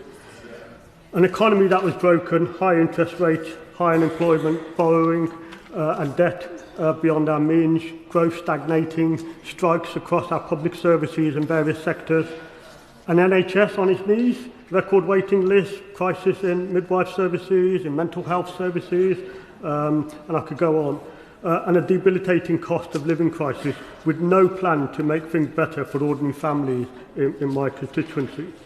And this Labour government has already done so much to fix this mess, and the change is beginning to be felt in my constituency. And I just want to go through some of those things which are actually making a change already in my constituency. So my constituents benefited from £20 million plan for neighbourhood funding in Smethwick. We've seen wage increases, we've seen growth upgraded to 1.5%, rail fares have been frozen, prescription frozen, fuel duty freeze extended, pensions are increasing, breakfast clubs and free school meals, more GPs and nurses, 10-year NHS plan. Railways coming back into public ownership. People said it could never be done. It's happening. Local control over bus services, new protection for renters, homes for heroes. We've launched a border security command, over £100 million in government funding for 5 new research hubs, including one in Birmingham. We've scrapped a ban on onshore wind and unblocked solar schemes. We've had new solar schemes on schools in Smethwick. We're having lower business rates. The National Wealth Fund, Warm Home Plan to deliver lower energy bills with £150 off bills announced today. The Child Poverty Task Force was established, and 5,350 children in Smethwick will benefit from lifting the two-child limit. So change is happening, and my constituents are benefiting from it. But all this is happening in the face of a world that's changing around us. And over the last year, global challenges have impacted the UK in an unprecedented way. And we've seen the impact of President Trump's tariffs, the Ukraine war, Russia, China, and the mess that the Tories made of Brexit. And many of us on this side of the House have understood that the old way of doing things, of leaving everything to free markets and global trade, isn't working for families and workers in the UK. And this essentially means we all want to buy things cheap. So they end up being made abroad where labour costs and conditions are much lower. And that in turn meant that whole industries in the UK shut down. And that led to lots of good quality jobs. So as well as the choices being made by the Chancellor and this Labour government to cut NHS waiting lists, cut the debt and cut the cost of living, this Labour government is also working to make sure that the UK becomes less reliant on other countries and more self-sufficient in areas such as defence, energy, security and many others. The recall of Parliament in February to say the Scunthorpe Steelworks was actually a defining moment. The realisation that we can't be reliant on the US or China for steel and need to maintain our own capacity. That's it. So I see this, and the change that we're talking about, the change that has been delivered in last year's budget and this year's budget, is about a necessary reindustrialisation of our country to ensure that we are more self-sufficient. And if we do that, and if we get that right, we bring back good quality jobs to our community. Jobs on which you can buy a house, on which you can buy a car, on which you can support your kids through university. You know, everything that people, a decent standard of living that people aspire to. And if we get it right, it also means that we remove the dog whistle scaremongering by the naked populist opportunity reform and others who want to take advantage of economic uncertainty to peddle their division. Yeah. But the choice has been made by the Chancellor and this Labour government, the commitment to increase defence spending, and the understanding that that doesn't mean that we just buy everything from America, it means we make it here. The investment in green energy, the investment in nuclear energy, the industrial strategy, the investment into semiconductors, AI, all these things will support and will deliver growth into our economy. And it's interesting, members opposite have talked a lot about growth and business confidence. Well, you know, the Venture Capital Trust Association organised an open letter signed by 250 people, signatories. I signed it, including some members of this House and some members of the other House as well. And founders, and also signed it, but the majority of signatories were from various startups and businesses, including the founders of Quantexa and Matillion, which are both billion-dollar valued tech firms. Yeah? And they asked for changes to the VCT scheme and the EIS scheme. Schemes which have not been updated in over 10 years. So this government, and I say again, I would take them more seriously if they weren't asleep on the watch when they were in power. They were asleep. Yeah? The British Private Equity and Venture Capital Association had just said, we are delighted to see the government signalling that the important EIS and VCT incentives will be reformed to support businesses as they scale, as well as early stage investment. Business confidence is there. People want to see this change. People want to see the change that we're making, and the change we're making will support growth in our economy. And that's the future, and if we get that right, that's a future that will deliver for my constituents and for the UK, and it's a future I'm proud to stand with this government with. Yeah. Sammy Wilson. Madam Deputy Speaker, first of all, can I, on behalf of the whole nation, thank the Chancellor for the advanced sight of her statement, which over the last few weeks, I don't know what she hoped to gain by it, whether she hoped to make it more palatable, but I'm afraid that the leaks have not made it any more attractive today than what the leaks were during the time when they were coming out from the Treasury. In fact, we're seeing a repeat of last year. Last year we were told that there was a black hole in the budget and it was all down to the Tories, and that we would have to have all the tax increases that we had over the last year to fill that black hole. Well, like some kind of fiscal JCB, the Chancellor seems to have dug another one, and now she's back again, looking for more tax increases. And whilst the members opposite may say, yes, there is pain to be taken, but at least we are now getting the target right and we're going after the wealthy. And I've heard that so many times today. But let's look at the facts. The real tax increase here is the freezing of the thresholds. And what does the OBR say? That as a result of the freezing of the thresholds, we're not going to drag dead rich people into the tax brackets. We're going to drag 750,000 people who are currently not paying tax because their income is so low. They're going to be dragged in to the tax bands. And people who are on modest incomes are going to be dragged into the top tax bands. So let's not fool ourselves that this is going to be financed by rich people only. In fact, if we look, the only evidence we've been given about rich people is the increase in, or the council tax and on the big mansions. But that's only going to generate £400 million of the extra tax required, and that's not until 2031. So this budget still hits those who are working, those who... I will give way, yes. For giving way, if he was to look at the budget book, he would see that the graph that shows the progressiveness of this budget shows that in every decile it's redistributive. That the specific measures that he's spoken about, that he might be correct about their impact, but the overall impact of the budget is that the poorer you are, the better off it makes you, and the richer you are, the less well off it makes you.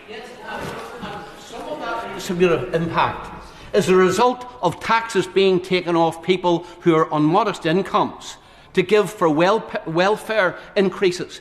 Welfare increases, including people... I mean, this is a figure which the Chancellor has quoted in the House time and time again, that 1 in 7 under 25s are now fully reliant on benefit. They're not in work. And where's that coming from? It's coming from people who are working on a daily basis and in many cases not working for a great deal of money either, but are going to be dragged into the tax system. And that's the first point I want to make, that this is an unfair budget because it still relies on taking money from people who are working, people who are not mega rich, to pay for some of the grandiose schemes that we have. Now, some people may argue, of course, well, if it works, it's worth doing. But let's look at the record of the previous year. And the OBR have told us, when the Chancellor tried the same tactic last year, the outcome has been that investment is now predicted to fall as a percentage of GDP. Output growth is going to fall by a sixth. Productivity is going to fall from 0.4 to minus 0.4. Consumer expenditure is down by 0.5%. And people are receiving less, and profits for companies are going to fall from 12.5% to 10.75%, all of which will affect investment, affect economic growth, and undermine the very objective that the Chancellor is saying she's seeking to achieve. Now, of course, many people argue, well, you know, that's fine, but how do we've got levels of expenditure we have to finance. How do you pay for it? Let's look at some of the decisions that the government has made over the last year. I mean, for example, on welfare payments, they're going to go up. They're going to go up quite substantially, to 58 billion over the period of this Parliament. Net zero. Environmental taxes are going up by 60%, affecting the profitability of companies. And the renewables obligation next year is going to cost us $3 billion. So net zero, the impact of which we're already experiencing on jobs, is going to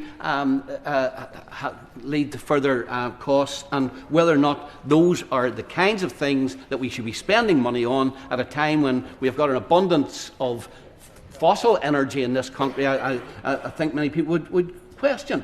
Tax avoidance has not been dealt with. I hear tax avoidance being mentioned every time that we have a budget, including under the last government. It's never dealt with. The Googles and the Amazons of this world still sell goods here and don't pay taxes in this country. Immigration, the budget for welfare and immigration is now predicted to be going up to $15 billion. And, of course, we have had a debate in this House time and time again about the bases we have in the Indian Ocean, which we had possession of. We gave them back to Mauritius. We're paying Mauritius for it. And what are they going to do with the billions that we give them from taxpayers here? They're going to cut their own taxes. So we put up our taxes in order to allow taxes to be reduced in another country when we didn't even need to do it. So there are ways in which the money could have been achieved. And can I just lastly then turn to Northern Ireland? Before I do that, can I welcome the announcement about the loan charge? As a Vice Chairman of the Loan Charge All-Party Parliamentary Group, I trust that we will see the government now treating the ordinary people who are affected by the loan charge in the way in which they treated big business, where they were given a concession repayment of 15%, while some of those ordinary people who were affected by it were nearly being charged 100%. And I hope that the McCann review leads to this being sorted out. As far as Northern Ireland is concerned, I welcome the Barnett consequentials, and I hope that the Northern Ireland Assembly and the Sinn Féin Finance Minister in the Northern Ireland Assembly spends wisely the £370 million which he is going to get. But it may well be very unlikely, but I'm only expressing the wish that he does that. Secondly, there's some money which has been set aside for the cost of the protocol, £17 million. The protocol and the Windsor framework is costing the Northern Ireland economy dearly. And the money which has been allocated today does not replace the cuts in the trader support system and also in the movement assistance scheme. And without that support, Northern Ireland suppliers are increasingly finding themselves cut off from their main market of supplies here in Great Britain, and it's something that the government needs to address, and I don't think the £17 million is going to address it. It's token, it's an acceptance that there's a problem, but the problem has to be properly dealt with, and only when we're in the same law-making arrangements with the rest of the United Kingdom to which we belong is that going to be dealt with.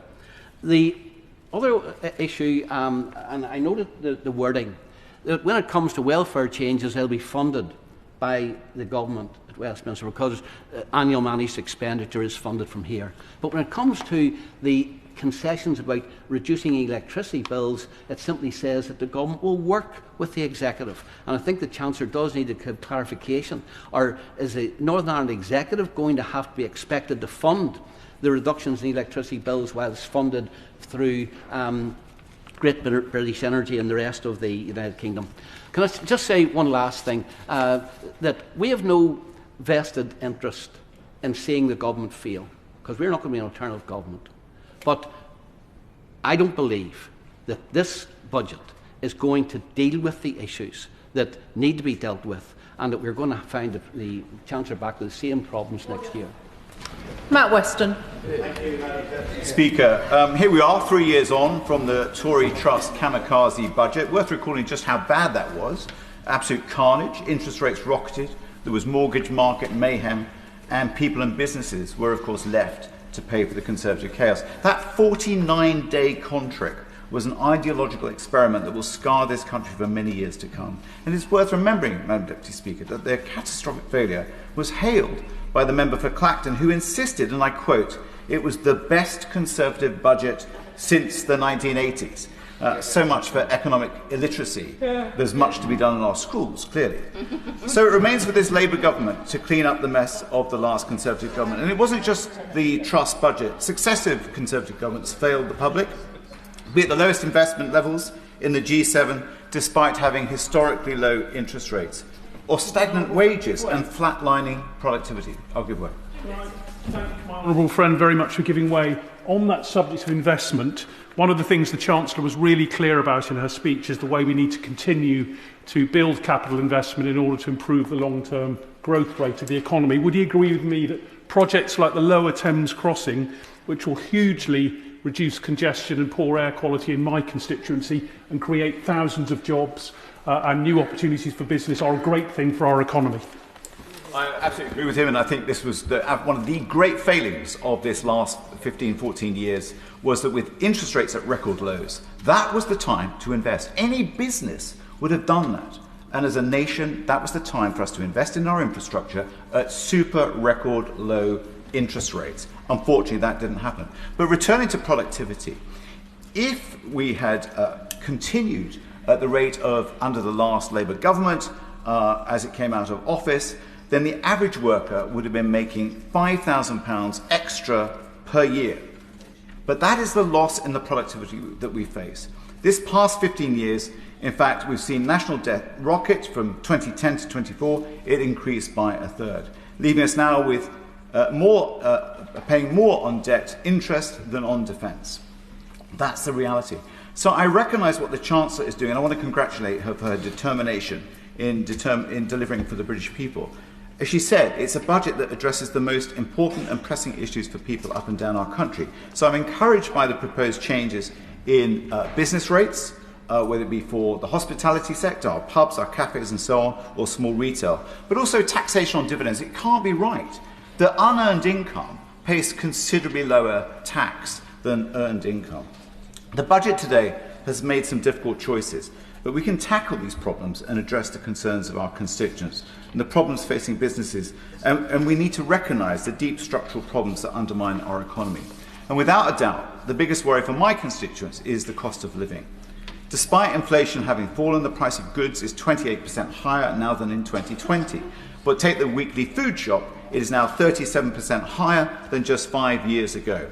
So given this, I'm pleased to see the announcements on the cost of living set out today. The £150 saving on energy bills, the train fares freeze, the freezing of fuel taxation, support for childcare, and the increases in the living wage. It builds on the progress we've already made, with wages having risen more in 10 months under this Labour government than in the 10 years of the Conservatives.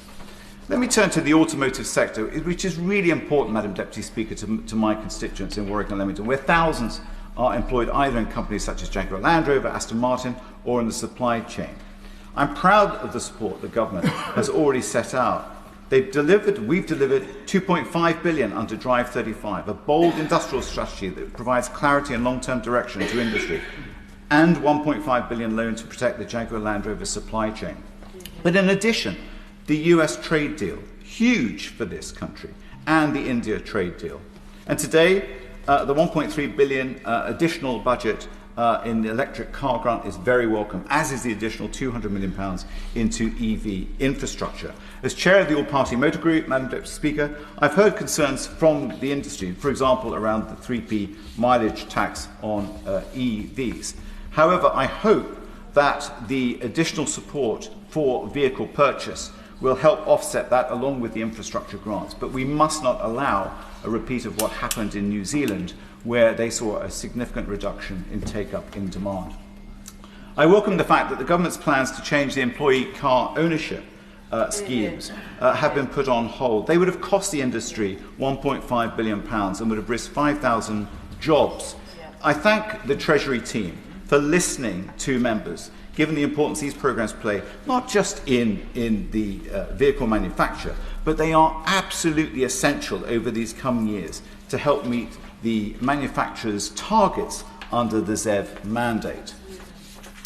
Perhaps unusually in this place, I want to focus on the productivity problems facing the UK. Since 2009, productivity has flatlined. The last government did fail people and businesses.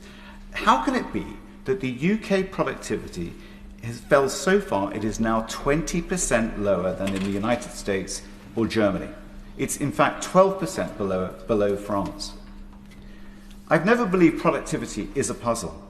For me, it's about fair employment rights, addressing casualisation of the workforce, but incentivising investment and improving on the skills delivery.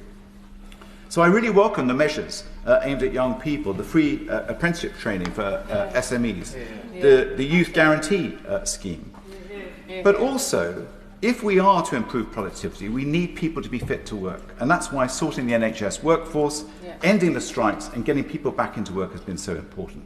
The 30 hours free childcare initiative, releasing young parents back into the workplace, again improving productivity. All this, along with restored stability and international credibility, investment is flowing back into the British economy. Madam Deputy Speaker, since July of this year, the government has secured over £250 billion of investment into high-growth sectors, supporting 45,000 high-quality jobs. This is in addition to the increased capital spending of £107 billion laid out by the Chancellor in the previous budget, and with a National Wealth Fund equipped with £28 billion to catalyse investment. This is all incredibly significant. And our exports, as a trade envoy, I am very aware of the opportunities that we have abroad and the confidence that other countries have in this country and want to invest in this country. In fact, we know that Britain was the fastest growing economy in the G7 in the first half of this year and recorded the second highest growth year on year. And now that's allowing us to rebuild our public services. The NHS has already delivered 5 million additional appointments, including an extra 23,000 in my local NHS trust. Madam Deputy Speaker, in the time I remain, there is one area we talked, the Chancellor talked about money for defence. I really would like to see more clarity, not just on defence, but on security. And as chair of the Joint Committee on National Security Strategy, it is really incumbent now for us to give more focus, more resource into the areas of resilience and the wider security, not just of our shores, but as we saw with Jaguar Land Rover and the cyber attack there, or Marks and Spencer's, with JLR, £1.7 billion hit to that company. This is what we're facing, and we really need to wake up to that reality and to put more resource into that. So a plea perhaps to those listening from the Treasury. Madam Deputy Speaker, I've heard and listened very closely, clearly, to the members opposite.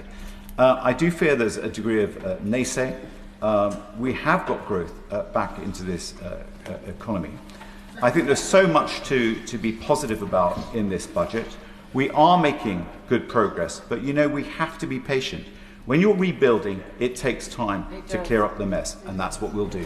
Sir Bernard Jenkins. Thank you, Madam Deputy Speaker. And it gives me a certain pleasure to share some agreement with the honourable member who's just spoken for Warrington and Leamington about the need for more resource in defence and resilience.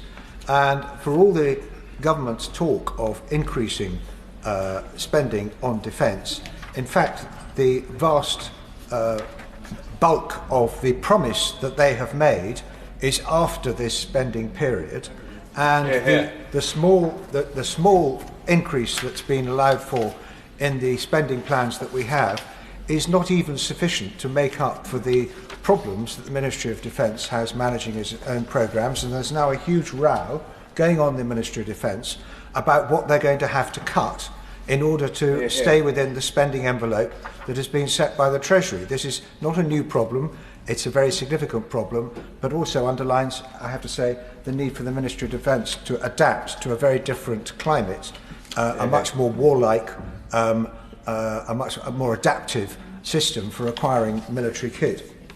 Of course, the great theme of this budget and the last budget to which the Honourable Gentleman referred is growth. I think we need to be realistic that the growth rate really was flattened by the global financial crisis of 2008-9, and our productivity rate never recovered from that period, and it is a puzzle. It's partly, I think, because our economy is more and more a service-orientated economy, which is labour-intensive. But I think it's also, in recent years, because we've expanded the public sector so dramatically. The public sector productivity is way below what it was before COVID and has not recovered. The National Health Service productivity is lamentable. And these are about leadership, organisation, efficiency, and I really think that the government needs to be looking at getting much better value for money for what we are spending, given that we are now spending in this country the highest peacetime levels of public expenditure that we've ever had. I thank the honourable member for giving way. Will he accept that some of the blossoming of the public sector in this country is as a result of Brexit, which he advocated for over very many years? I'm tempted not to be drawn into the rather a silly Brexit debate that seems to go on.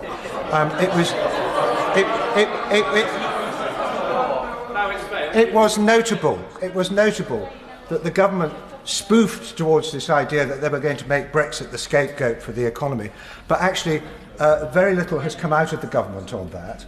And we know, for example, that I have to say the Liberal Democrats thinking, oh, if only we had a customs union deal with the European Union, we'd be £90 billion better off. I mean, this is fantasy economics. Why doesn't he think the Treasury is saying that? Because it's not true. It's complete rubbish. And the idea that we've lost 4% of GDP as a result of Brexit is based on a very, very flimsy piece of evidence. It was a report put together from 13 other forecasts, all before the Brexit deal was completed, before we had a free trade agreement, based on forecasts that people were making in 2016, 2017. It has never come to pass. And in fact, a respected commentator like Wolfgang Manschau has said, we were approximating along at growth rates with France and Germany before we left the European Union, and in his own words, leaving the European Union was the economic non-event of the century. We've been approximating along about the same growth rates. And in fact, these very dire forecasts are based on the idea that there was going to be a 25% decline in our trade. That hasn't happened. There's been a marginal decline in our trade with the EU. Our manufacturers... The Treasury front bench might be more interested in having its private conversations. It's making it very difficult to hear the honourable member for Harwich and North Essex. Sir Bernard Jenkins. I'm very sorry they don't like hearing this, but I mean, there isn't a get out of jail free by realigning with the European Union. The Brexit reset, it looks as though the European Union wants to charge us money for joining the Brexit reset. And in fact, if you look at the expenditure line on what we make in net contributions to the EU since we left, that has absolutely crashed. We're now contributing very little, and that money is available to the Exchequer. If we rejoin the European Union, we'd have to find another £20 billion for the contributions to the European budget. No, thank you very much. But the real point about a budget, it is when the country hears from the government about its judgment, not about lots of little schemes and the 400 million extra being raised from council tax. It doesn't even cover the margin for error on the annual public spending each year. It is almost irrelevant. It's a window dressing about punishing the rich. And incidentally, if we go on every budget making sure that the top deciles contribute far more than the bottom deciles, we'll finish up with a more and more punitive tax and benefit system that will be more and more will be more and more damaging for economic growth. The question is, did the government get this judgment right last time? And the answer was obviously no, because they said those tax increases would be a one-off, and they've had to come back for much more because of the effect of their measures has damaged economic growth. And what we are missing from this conversation is a real discussion about the long-term growth of public expenditure and what we can afford. And the Fiscal Risk and Sustainability Report produced by the OBR in the summer was a sort of two-day wonder in the public debate. Then we went back to discussing this very narrow question of how much headroom we should have in 1 year. In 1 year. As though just aiming for that little hole is the answer for the long-term economic viability of this country. What a ludicrous way to run a country. It's about as unstrategic as you can get. And the consequence of that is we are living in a fool's paradise at the moment. The government has repeated its errors this time. It's punishing wealth creators. It's padding out the welfare system, which is decreasing incentives for work. The tragedy of the nearly 1 million young people not in education, employment or training is getting bigger. The national minimum wage will reduce opportunities for young people because it's no longer worth pubs and hotels recruiting young people because there isn't a cost advantage to recruiting students as opposed to recruiting full-timers. Maybe that's what the government wants, but that's not going to be good for employment for young people, and it's not going to be good for growth and enterprise. Now, what we need is I beg your pardon?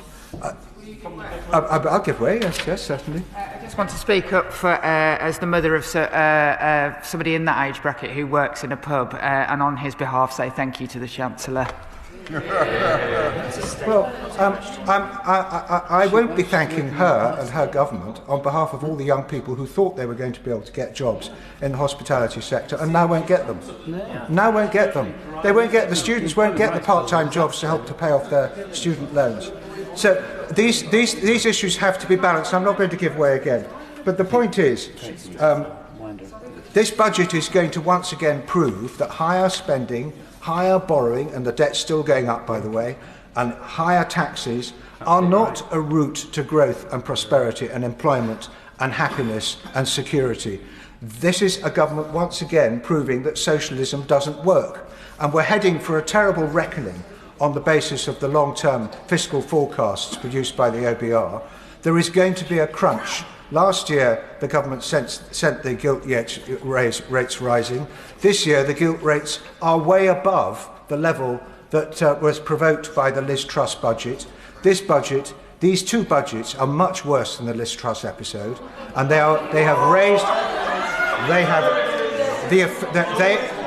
Liz Truss episode was short-lived. This is permanent. This is government policy to inflict these higher borrowing costs, higher debt and higher taxation and lower growth on our country. And I'd be grateful if the front bench could contain themselves. But this government has made permanent a fiscal and growth crisis. And we are going to rue the day that we elected this government, because once again it will prove that Labour governments always trash the economy permanently. Fleur Anderson. Thank you, Madam Deputy Speaker, and thank you to the Chancellor for her budget today, and to the whole Treasury team, and for the conversations that I've been having with them about aid, about our high streets and about child poverty. It's a pleasure to follow the member before me, although we absolutely do not agree with the significance of Brexit or the fact that the Truss fiasco was just a short-lived just little incident, was actually the effects have been very long-term on my constituents, on the country, and have made this budget a far harder one to agree by the Chancellor, but which he has risen to the challenge. And I look forward in my role on the Foreign Affairs Committee to looking at the aid and defence budgets as well and the changes that are in them. But I do welcome the mention in the budget of the commitment to return overseas assistance to 0.7 of GNI in the future. But this budget is good news for my constituents in Putney, Southfields, Roehampton and Wandsworth Town. It has fair taxes, investment in families, strong public services, growing the economy. There's the increase in the minimum wage and the state pension, supporting businesses with innovation, free apprenticeships for under 25s to be supported for small and medium enterprises, the transforming of business rate system, and I was really looking into this for my high street and high streets up and down the country. The protecting the high street by introducing permanently lower tax rates for retail, hospitality and leisure properties. This will benefit 3,790 properties in Wandsworth and is very good news. I really welcome getting back £400 million from the dodgy COVID contracts and cutting the cost of living with £150 off energy bills. I really welcome £18 million being spent on playgrounds. They're a place where so many children spend so much time. It's so vital. And the increase in plastic packaging tax, which is good for the environment and good for reducing our reliance on plastic, which is made from fossil fuels and uses fossil fuels. And the £29 million taken from fines on water companies to be spent on cleaning up rivers, lakes and seas. All really good news. I note the Lower Thames crossing is being paid for, and my constituents will ask, when will Hammersmith Bridge reopening be paid for? It's a major London crossing, closed for 6 years now, and we look forward to having more conversations across my constituency with the Secretary of State for Transport and with the Chancellor on that. But I'm going to focus my remarks on welcoming the change to the two-child benefit cap. This change will lift 450,000 children out of severe hardship across the UK, including thousands in my own constituency in Putney. It will directly benefit 2,310 children in my constituency, but many beyond that. The cost is to the child, as the Chancellor said earlier, but the cost is also to the services that they use, to the public services, and to our wider community, and the cost is the future cost to the economy. It's been 8 long years since this cruel and unnecessary policy was brought in, and it's punished families and increased poverty ever since. That's right. I've been on the Child Poverty Task Force for over a year, championing the work done by the government to really drill down into what can make the most difference, and it is this. It is this scrapping the the two-child benefit cap. Children must be able to thrive no matter where they're born in the UK, and this will allow this. The policy drove families into severe hardship, and I saw that for myself in my constituency. Its removal is not only a moral imperative, but it is an economic necessity. It makes sense every way you look at it. The Trussell Trust's latest figures have exposed the scale of the crisis. In Putney alone, 5,991 emergency food parcels were distributed between April last year and March this year alone, and that is going up 7%, a rise on the previous year. So there's a real need to bring this in. It really will make a huge difference, and it will mean that there will be the largest expected reduction in child poverty over a parliament since comparable records began in 1997. That is the dramatic change in our country that I became a politician for. That's what I want to see. That will be welcomed not only by those families directly affected, but across our whole community. This will mean more children have a better start in life, but it will also mean that our whole communities will be more fairly distributed. Wealth distribution in this budget across so many measures is going absolutely in the right direction. It's what our country needs after 14 long years of austerity. We are now seeing the end of that. Families will see the change and benefit. Yes, I will certainly give way. I'm grateful. She's speaking about the measures, the Honourable Lady is speaking about the measures that she supports in this budget. I wonder what her views are on the property council tax surcharge. I've had a quick look on the estate agent website for her constituency, and there's going to be dozens and dozens of properties, if not hundreds of properties, affected by the council tax surcharge. Does she support that, and what is her message to her constituents who are having to pay this extra tax?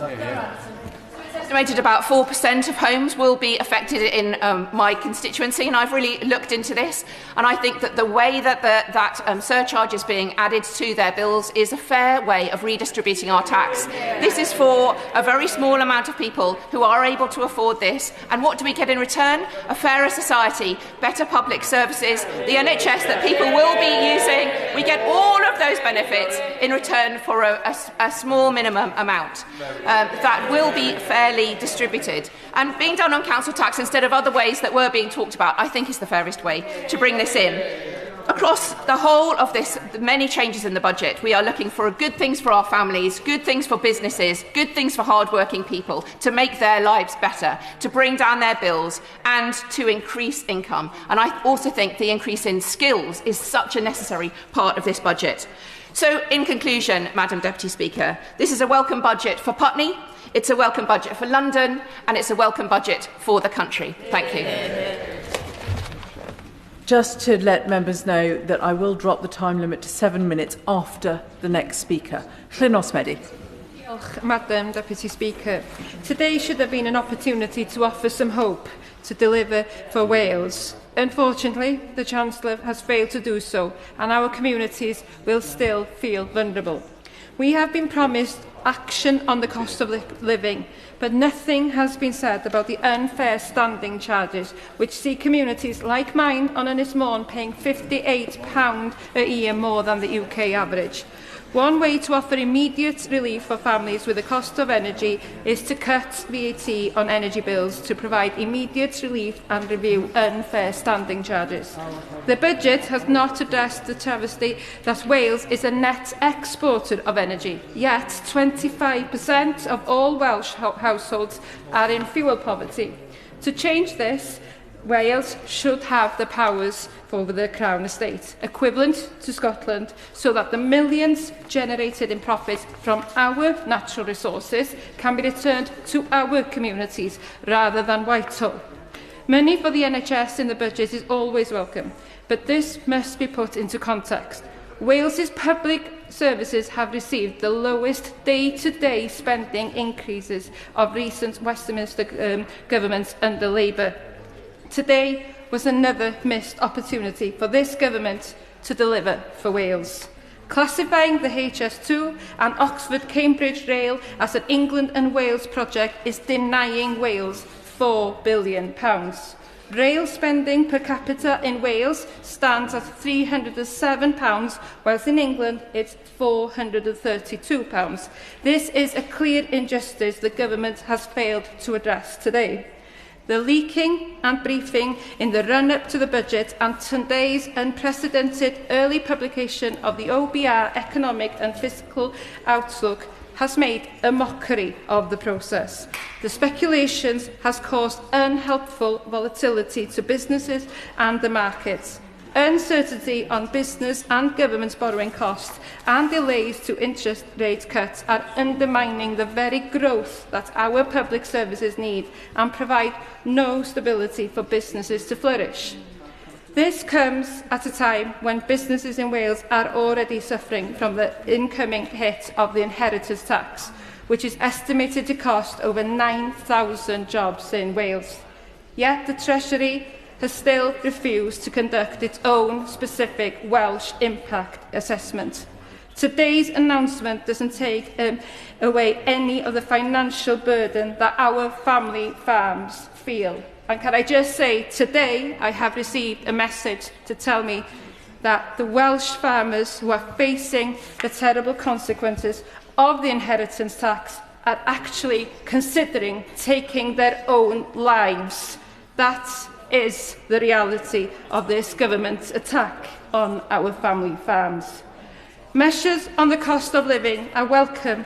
However, Despite these policies, living standards and real household disposable income are negatively impacted by this budget, as shown by the OBR. A rise in the minimum wage is welcome for the workers who keep our public services and local economies running, but without action on national insurance, small businesses will struggle to afford this increase. This is an issue which is especially relevant for us in Wales, as the latest job figures show that Wales has the steepest increase in unemployment of the UK nations. To avoid further losses, we needed the budget to support both workers and our small businesses. The Chancellor's budget statement today will have only...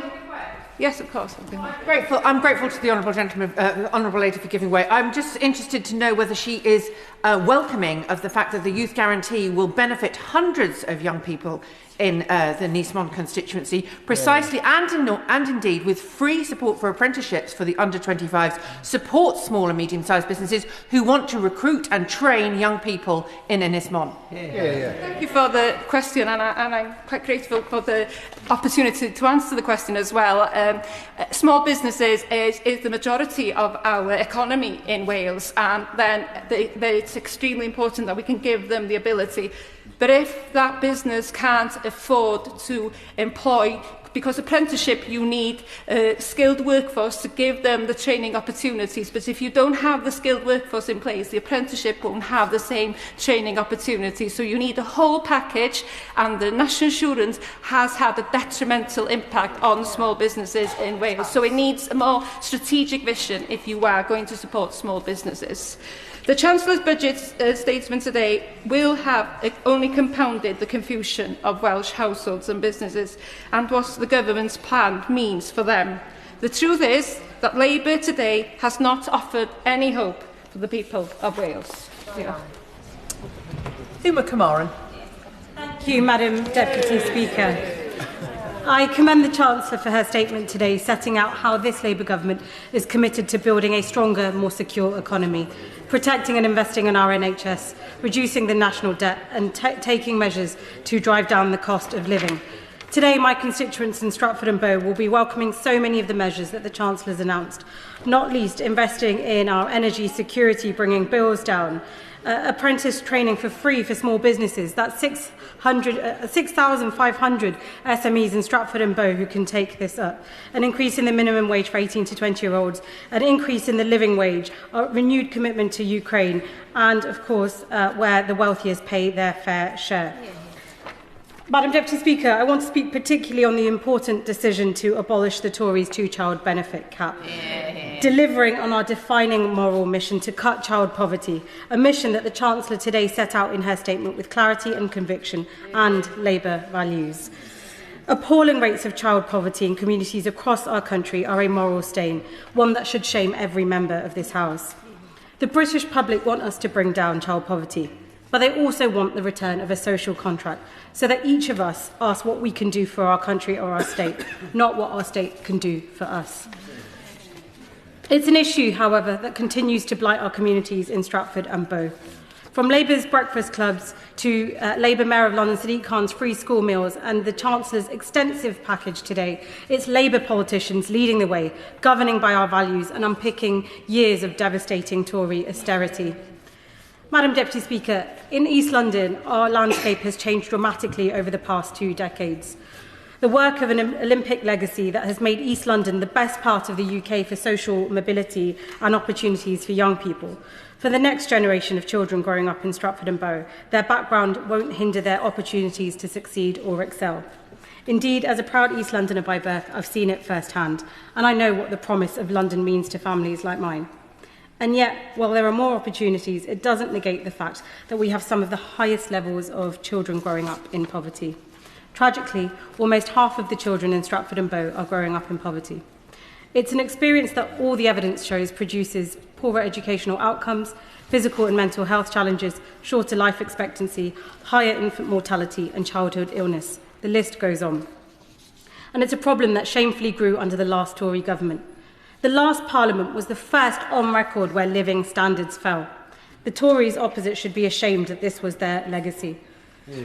We will never forget that it was the working people in Britain who suffered the most due to the Conservatives' fiscal sabotage, which put their friends and profits before the British people. My constituents are still paying the price on their bills, their mortgages, their rents, all soaring while they work harder than ever to battle the cost of living. To put a human face to this damning failure, I received an email from a constituent who said, "I want to do right by my son and provide him the stability, the care and life he deserves. But right now, I feel like I'm drowning despite trying my hardest." I've read countless emails like this, and I've heard many more stories during my constituency surgeries. It bears repeating, Madam Deputy Speaker. The last Parliament was the first on record where living standards fell. This is the legacy that we inherited. Families trying their very hardest, still floundering, still drowning. Madam Deputy Speaker, every child deserves safety and stability. It's why I'm proud to see this government act so decisively, abolishing the two-child benefit cap. It's a step that will make a huge difference to some of the most vulnerable families in my constituency and will deliver security and stability for our very youngest citizens, no matter the shape of their family, giving them the best start in life so that they grow up in a Britain that cares for them and in time they will contribute their talents to. When it comes to tackling insecurity, there's so much that this government is already doing, so much that we've achieved in our first year in office. On employment rights, on renters' rights, in our schools, it's already transforming the lives for working people in Stratford and Bow. And now we're going further. We're following the evidence and introducing the single most cost-effective intervention for the benefit of our country's most vulnerable children. No child should grow up in poverty. That is the resolve of this Labour government, a government that is showing serious leadership, a decisive departure from the austerity and doom of budgets past, a rebuke to the seductive sophistry of populists on the right and the left, those who believe that we can balance the books on blame, those who ignore the financial market, economists, investors and experts to their peril. Their false promises of hope, based on the Willy Wonka school of imagination, but not rooted in financial reality or financial literacy. Madam Deputy Speaker, we've seen this before in the disastrous trust budget. Left to Farage or the Greens, we'd be right back there. And no amount of hypnosis can make the British public forget that. Order! The Honourable Lady should not refer to colleagues by name, but by their constituency. She'll perhaps think carefully when referring to the Honourable Member for Clacton. Emma Cameron. Apologise, Madam Deputy Speaker. So once more, the challenge to deliver fails. Once more, the challenge to deliver for Britain falls to the party of working people, the Labour Party.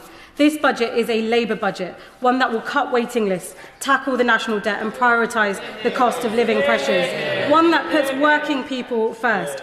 On behalf of the 4,470 children and their families in Stratford and Bow who will be helped by lifting the two-child benefit, I want to thank the Chancellor for her measures today, and I'm very proud to support this budget. Kit Malthouse. Madam Deputy Speaker, I'm grateful. I draw attention to my entry in the register, not because I believe there's a conflict, but because it illustrates that I'm one of those sadly rare individuals in the House who spent the last 30 years owning and building a business. And hopefully to illustrate that I know of where I speak. And I have to say, sincerely, I wish, on behalf of my employees and also my constituents, that I could welcome today's budget.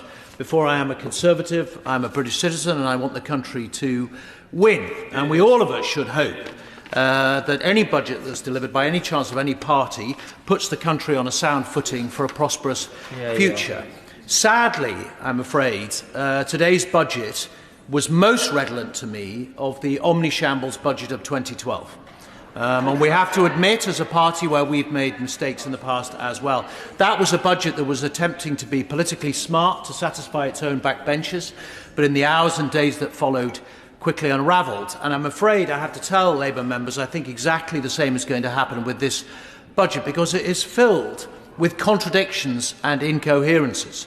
In some seemingly small areas, for example, electric vehicles, and I declare an interest as a driver of an electric vehicle, we're pumping money in to subsidise the rollout of charging, and the government's pumping money in to subsidise the rollout of charging, or indeed the grants for take-up, but then the pence per mile is going to discriminate against particular groups that need their cars, the disabled, the elderly, against rural constituencies who will be seriously disincentivised from taking up their vehicles, and also has a psychologically damaging impact on people who are thinking about buying an electric vehicle. Yeah. The housing market, where an attack on landlords and the higher end of the housing market somehow we think isn't going to impact the rest of the housing market, in particular for Labour members, who I'm afraid are going to hear their constituents squealing given the inflated prices in the capital. I think that's going to unravel pretty quickly. The Chancellor said she wants to encourage cooperatives and employee ownership, and yet dealt a hammer blow to employee ownership by reducing by 50% the tax incentives for owners to transfer businesses to their employees, which will actually see less. Much in a moment. Much was made of the apprenticeship changes and also the rollout of nurseries. Great. But hidden in the book is a £7.5 billion hit to students and an overall reduction in per pupil funding in education. All of these things, I think, will be revealed in the days to come. Yes, please. I'm grateful to the Honourable Member for giving way. I agree with him completely about the dichotomy, the sort of inherent contradictions. Would it be fair to characterise this budget as the left hand not knowing what the further left hand is doing? Well, I think that's a very good way of putting it. The other way of putting it is to say there's a huge attempt to gaslight the country, and indeed, I'm afraid, Labour members, about what's actually being proposed. Another example, we're told that we're trying to encourage business investment, and yet the book contains a £1.5 billion reduction on incentives for business investment. The contradictions are clear, and I would urge members to read the book, because the Chancellor is relying on us not reading the leaked book. And sometimes it's quite impenetrable, sometimes it's quite difficult to understand. But there are some key things that I wanted to point people to, if I may. First of all, if I could ask you to turn to paragraph 1.3 of the executive summary, which tells us that, contrary to what the Chancellor said, debt will rise over the period. Debt moves from being 95% of GDP this year, ends the decade at 96% of GDP, at 2% points higher than projected in March. First thing she said that was incorrect. The second thing I wanted to point people to in the book, if I may, is paragraph 3.13. By all means. Obviously, it's in the Labour briefing that how much the previous Conservative government borrowed over its period. But given that we inherited a situation where £1 in every £4 of public spending was being borrowed, it took a considerable period of austerity in order to get that annual borrowing down. But during that borrowing, we accumulated a lot of extra debt. Well, the right general is exactly right. Not least also, it's worth remembering that if we hadn't gone through a period of austerity post the financial crash and the mess that we inherited, we would not have been able to rescue the economy during COVID. Yeah, right. We wouldn't have had the headroom that would allow us, sadly, in emergency circumstances, to re-leverage the country. I wish now we had the same foresight. Paragraph 3.13 points out that in the OBR's view, there is nothing in this budget that has done anything for growth. They have declined to revise their previous output predictions because the budget does nothing for growth. And then finally, I wanted to point people, please, to the fifth bullet point of paragraph 1.28, which points out that the tax to GDP ratio will become the highest it's ever been in the country and will constrain business incentives for the future. Please, colleagues, read the book. The truth lies therein. And so we find ourselves in a position where we've got a budget that is trumpeting itself as a triumph, but nevertheless is producing the highest tax rate of all time, completely flat and anemic growth, inflation and interest rates in the book that will be higher for longer than they otherwise would have been, and the outlook since March has worsened to the extent that the OBR is making a point of it. By all means. For giving way. I too very much enjoy reading the Blue Book, and whilst we're talking about our favourite passages, I wonder what he makes of the lines from page 29 which describe how persistent weakness in productivity growth relative to the pre-financial crisis period reflects underlying structural trends. What was going on in the 2010s that meant the structure of the UK economy was so bad? she raises a very good point, which I'm going to come on to. I will come and address her point shortly. But all of this points to the fact that this is not actually, let's be honest, this is not actually a budget about growth. All the speeches that I've heard from the far side, the other side, all the speeches that I've heard, and I only left for half an hour to have a cup of tea, but from the far left side, whatever it might be, all of them have been about redistribution. They've all been about the advantages, how pleased they are at the redistribution that is going on, and that's fine. I just wish the front bench would be honest about what they're trying to do. Yeah. Because they are sacrificing the prospects of future growth for this economy to tick the box on Labour political demands around redistribution. And that's fine. We've been there before, as the Honourable Lady says. We've been through most of these scenarios before, and I was only just old enough to remember, but it happened in the 1970s.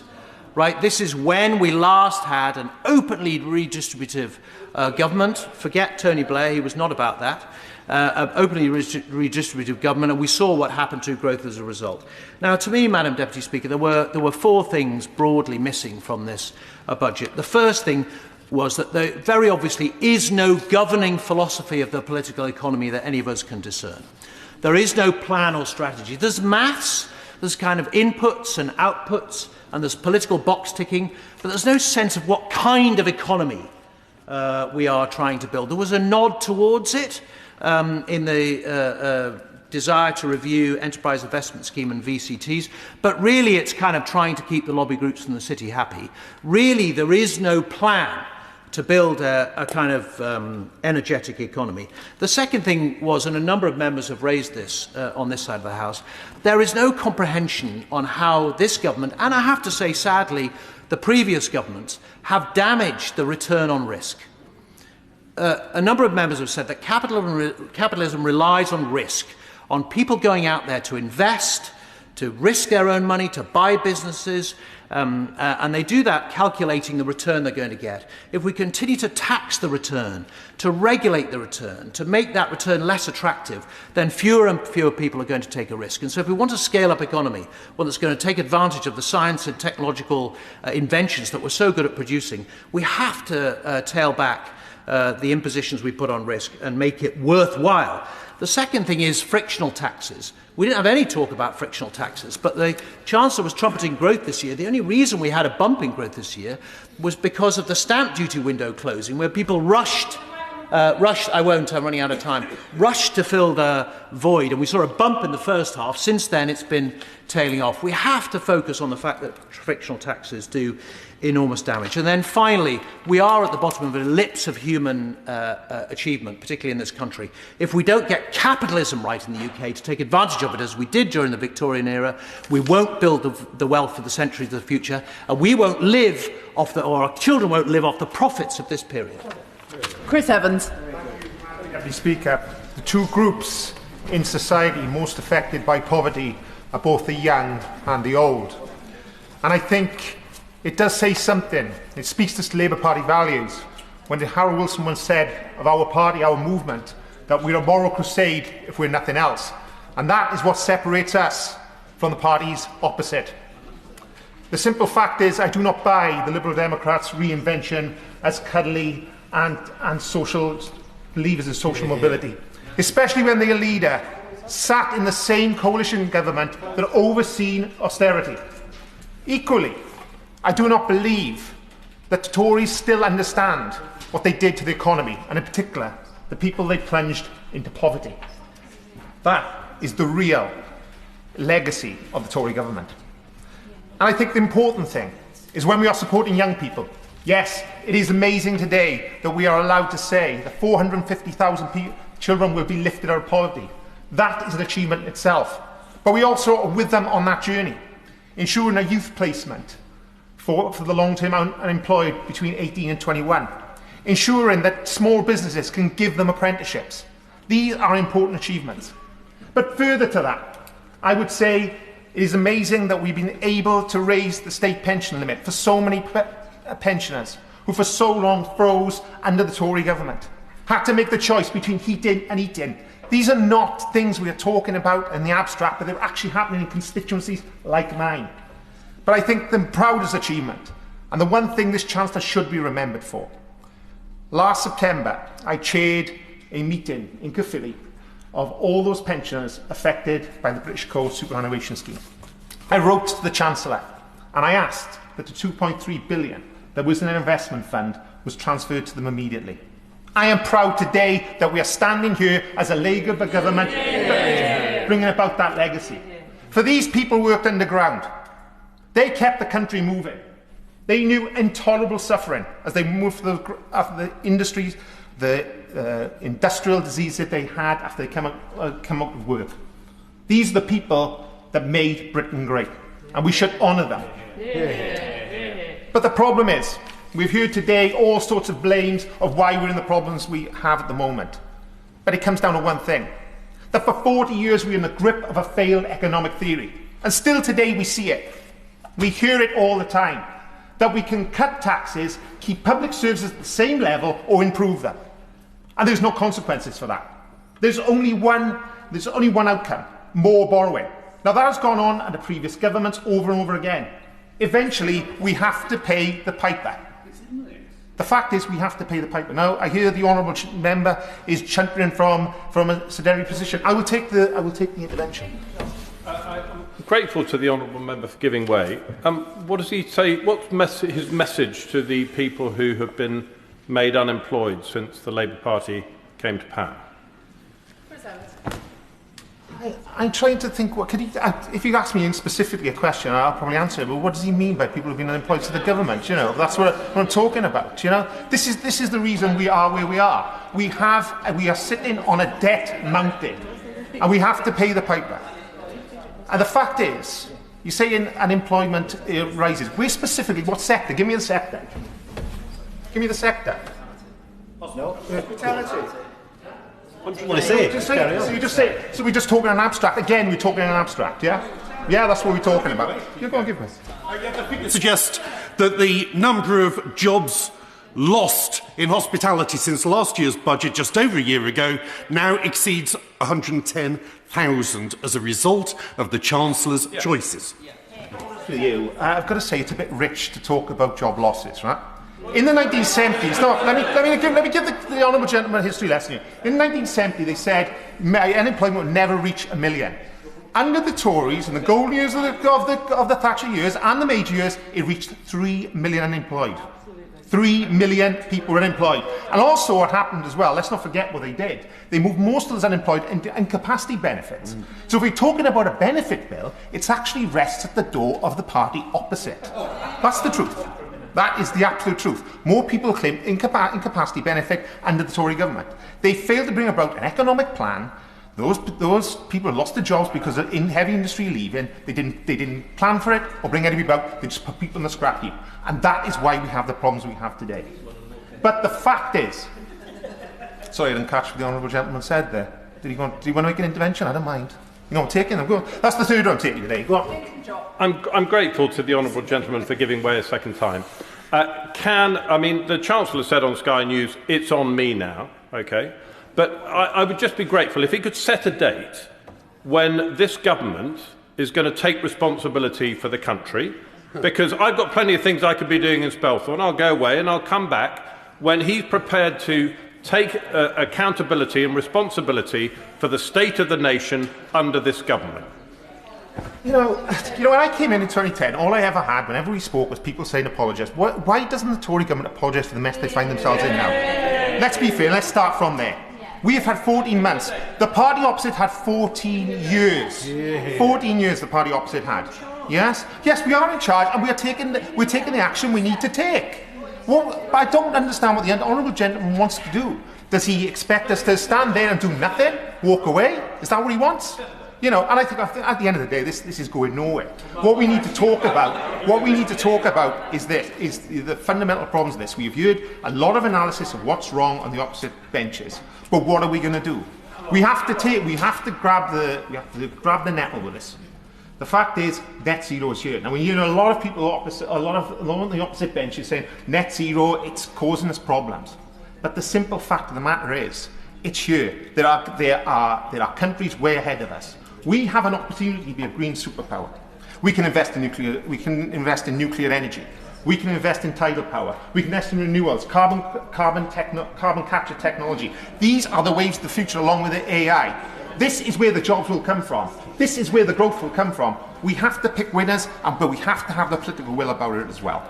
And I will also say this: I visit a number of companies in my constituency, and the issue that they have is energy bills. Captiva is a SPAR in my constituency, very successful. Richard Rees-Jim, again, very successful. Both of them have talked to me about energy bills. Now, I do welcome the reduction in energy bills, 150 for, on average, 300 for the most impoverished. But I would like to have seen some sort of deal for energy for businesses, so they ensure their costs come down and they can carry on competing. Also, I welcome the increase in the minimum wage, but I would also ask the Chancellor that there would be some help for small and medium-sized businesses to move on to the increase in the minimum wage so they can carry on employing people as well and carry on producing apprenticeships. Sure. Thank you, Madam Deputy Speaker. My honourable friend is making an excellent speech, and I wholeheartedly agree with him about the appalling damage done by the party opposite to our economy over 14 years. I wonder if he perhaps wanted to also mention the significant benefit to both employers and employees in terms of the freezing of rail fares, which in my community will make an enormous difference. We actually have a net input of people commuting into Reading, but we also have many people who commute to London and other destinations, like Caerphilly as well, on the railway line. Many residents will benefit, but many employers will also benefit through the increased labour mobility. I absolutely agree with the honourable gentleman. I wish the party opposite would apologise. But what I would say is it's quite simple. If you're freezing rail fares, that means people get work easier. People can commute from places like Reading. It'll bring money to the shops and the restaurants and everywhere else as well. It's a really important move for social mobility and will allow more people to travel from Reading to London as well. But I would say this, I would caution one thing in conclusion, Madam Deputy Speaker. I still don't understand why we have a budget in November. I would ask that the Treasury move the budget to April at the end of the financial year so that businesses can plan from there and ensure that the speculation we've seen is not seen as has been in the last couple of months. But I want to say this, I support the budget, I support what we're doing, and I'm sure that in years to come we will look back on the budget as one of the most significant. Thank you very much. Helen Maguire. Madam Deputy Speaker, having listened carefully to the Chancellor, while the budget contains many claims, it offers little reassurance to my constituents in Epsom and Ewell, who will continue to feel the impact of decisions announced today. Epsom and Ewell is home to fantastic hospitality businesses, from independent cafes like Charlie and Ginger to charming local pubs like the Penny Black in Leatherhead. And only last week I had the pleasure of pulling pints at the Jolly Coopers in Epsom, a fantastic community venue.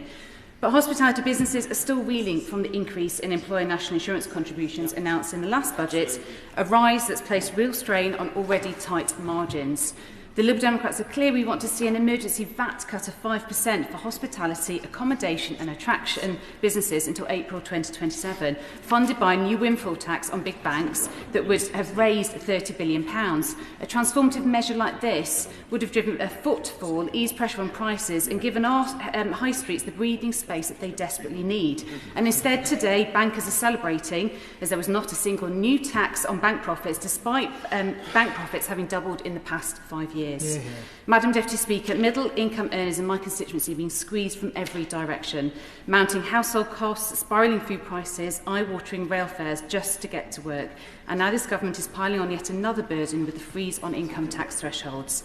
Let's call it what it is, a stealth tax that drags more people into paying more even when their wages are only just catching up.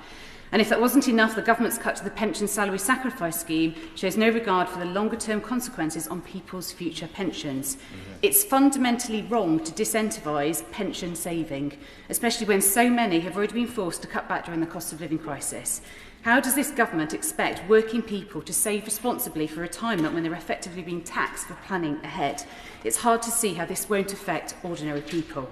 And then, Madam Deputy Speaker, there's the question of household energy bills. The government can and should be doing more to bring these down. The UK continues to pay some of the highest electricity and gas prices in Europe, and it's welcome that this government has partly implemented the Liberal Democrat proposals of removing the renewables obligation levy from bills, but we'd like to see this government go further and break the link between gas and electricity prices for good. Yeah. All this comes as the Chancellor herself has acknowledged the economic impact of Brexit on our public finances. So instead of squeezing family savers and savers even further, could this government not finally commit to growing the economy by repairing the damage of the previous Conservative government's botched Brexit deal by starting with negotiating a new UK-EU customs union? This is the responsible way forward, not continuing to squeeze those who are already struggling to make ends meet.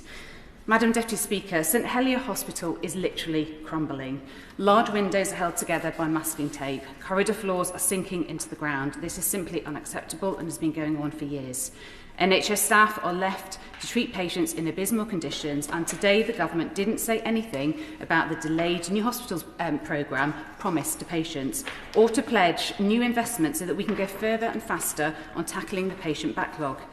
What does this say to staff and patients who are already crying out for help? Frontline NHS services urgently need support, and taking certain appointments and treatments out of hospitals can help reduce waiting times and staff pressures. This is why a national eye healthcare strategy is a necessity. Not only would it take the heat off one of the busiest outpatient departments in NHS hospitals by identifying opportunities for eye care in the community, but it would also deliver a true partnership between qualified optometrists and ophthalmologists while setting out a clear long-term plan for eye care. Madam Deputy Speaker, community health services are always welcome, and so I look forward to the rolling out of the 250 new neighbourhood health centres announced today. But we can't ignore that GP wait times are through the roof. And for these health centres to work, we urgently need proper investment to ensure everyone can see a GP within 7 days and staff feel supported. The government can't pick and choose which parts of the healthcare it invests in, when if the Chancellor wants to get people back into work, they need to be fit and healthy to do so. So, Madam Deputy Speaker, I'm disappointed. Disappointed in the lack of support for hospitality businesses, disappointed that the Chancellor is punishing working people trying to save for retirement, and disappointed that our hospitals are being left in disarray. Janet Davey. Thank you very much, Madam Deputy Speaker, and thank you to the Chancellor and her team today for a very welcomed budget. This is our government's second successive budget, and it is focused on addressing the cost of living. It is making sure that everyone pays their fair share towards public services. This budget is investing in communities up and down the country. Now, I will be focusing mainly on the cost of living, defence and overseas development aid in my speech. And as everyone in this chamber will be aware, that many people across our country are facing great challenges to meet the cost of basic essentials. And while food banks should be a thing of the past, this budget and this government is working towards making it a thing of the past.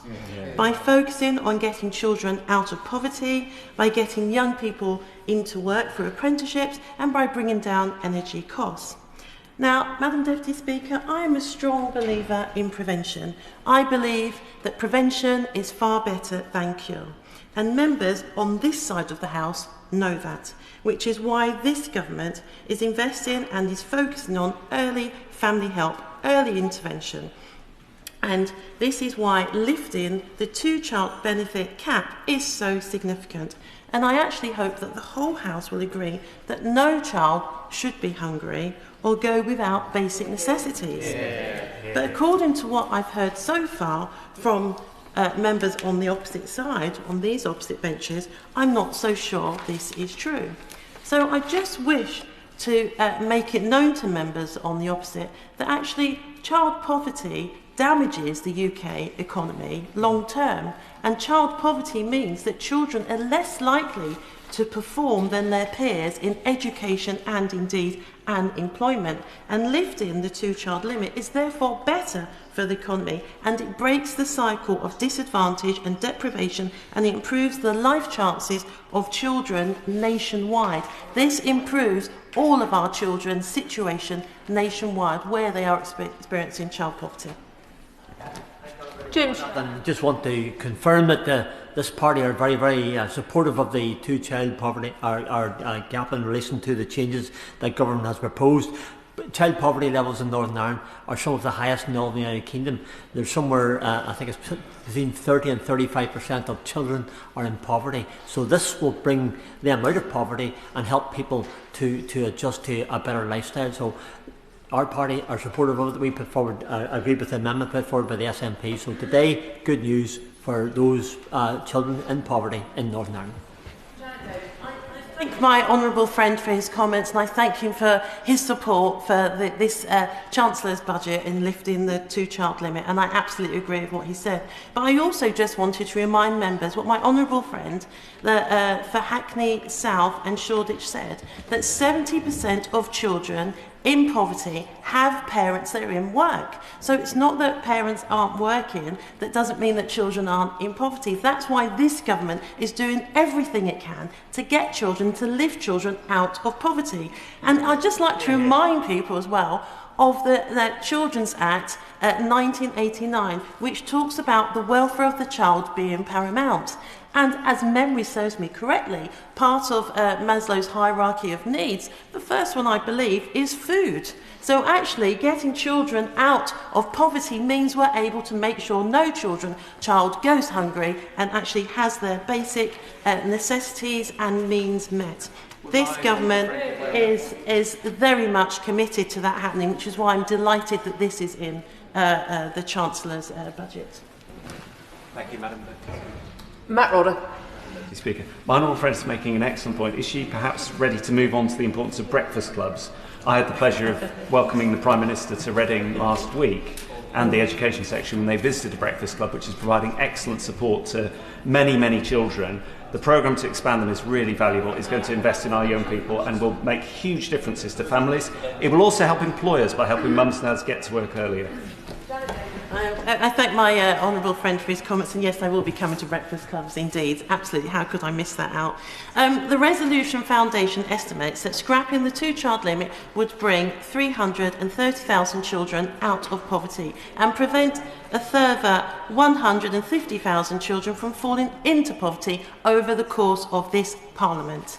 This means that children in my constituency have an improved standard of living, which is exactly what I want for them, and that members of this side of the chamber also want, and I'm sure others as well, for their children. In fact, in Lewisham East, it is estimated that 3,530 children, it will mean that it will reduce their ability of experiencing relative child poverty. And this builds on the vital work that has already begun by this government, and indeed to expand access to free school meals, to open to free breakfast clubs in every primary school, and to invest in historic amounts of affordable and social housing. Alongside this is the recently announced freeze of rail and prescription prices. Now, every child deserves to be free from poverty and from the effects of poverty. And for far too long, successive Conservative governments allowed child poverty to skyrocket. This government will not. Almost a fifth of children in my constituency grow up in poverty as a result of this failure. But with the policies announced today, it is evident that this Labour government is tackling child poverty as the moral imperative that it is.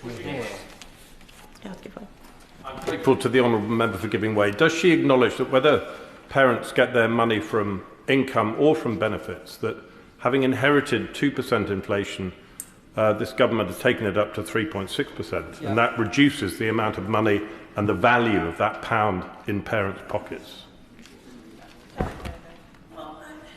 Listen, parents want to provide for their children, and parents make choices, and this government is making choices to support parents. And the way we're doing that, and which the opposite side should also be supporting, is lifting that two-child limit. We must not forget that these announcements have been made possible through tough choices. Following on from the mismanagement of the previous government, the nation was faced with an appalling fiscal situation. Now, I wish to move on to defence. This government is investing in capital investment over the course of this Parliament to kickstart the rebuilding of our armed forces, which is absolutely necessary when we consider the unrest in Europe, which comes closer to our shores every day. Now, since 2010, economic growth in my own constituency of Lewisham East has lagged 30% behind the national average, with this trend repeated in many other regions. So the investment going to support councils and communities across the UK is desperately needed. Finally, moving to international development, where I am a member of the committee, the UK has been at the forefront of global efforts, in particular to prevent violence against women and girls, promote peace and cooperation between different ethnic and religious groups, and to support the economic development of communities across the world. So I was pleased to see that in the Red Book on section 4.61 that the government remains committed to focusing on the 0.7 of gross national income as the government's fiscal forecast continues to improve and to increase. So I'm absolutely pleased that we are still focusing on that so that we can promote the same values and rights that we enjoy here in the UK and overseas. Ben Spencer. Speaker, so normally, if you're going to deploy expectation management, it's usually because you've got something that isn't so great, and you sort of set the scene that thing is going to be really bad. So when the day arrives, people go, "Oh wow, actually, it wasn't. You know, it's actually quite a good thing. This thing that isn't so good, it's actually quite a good thing."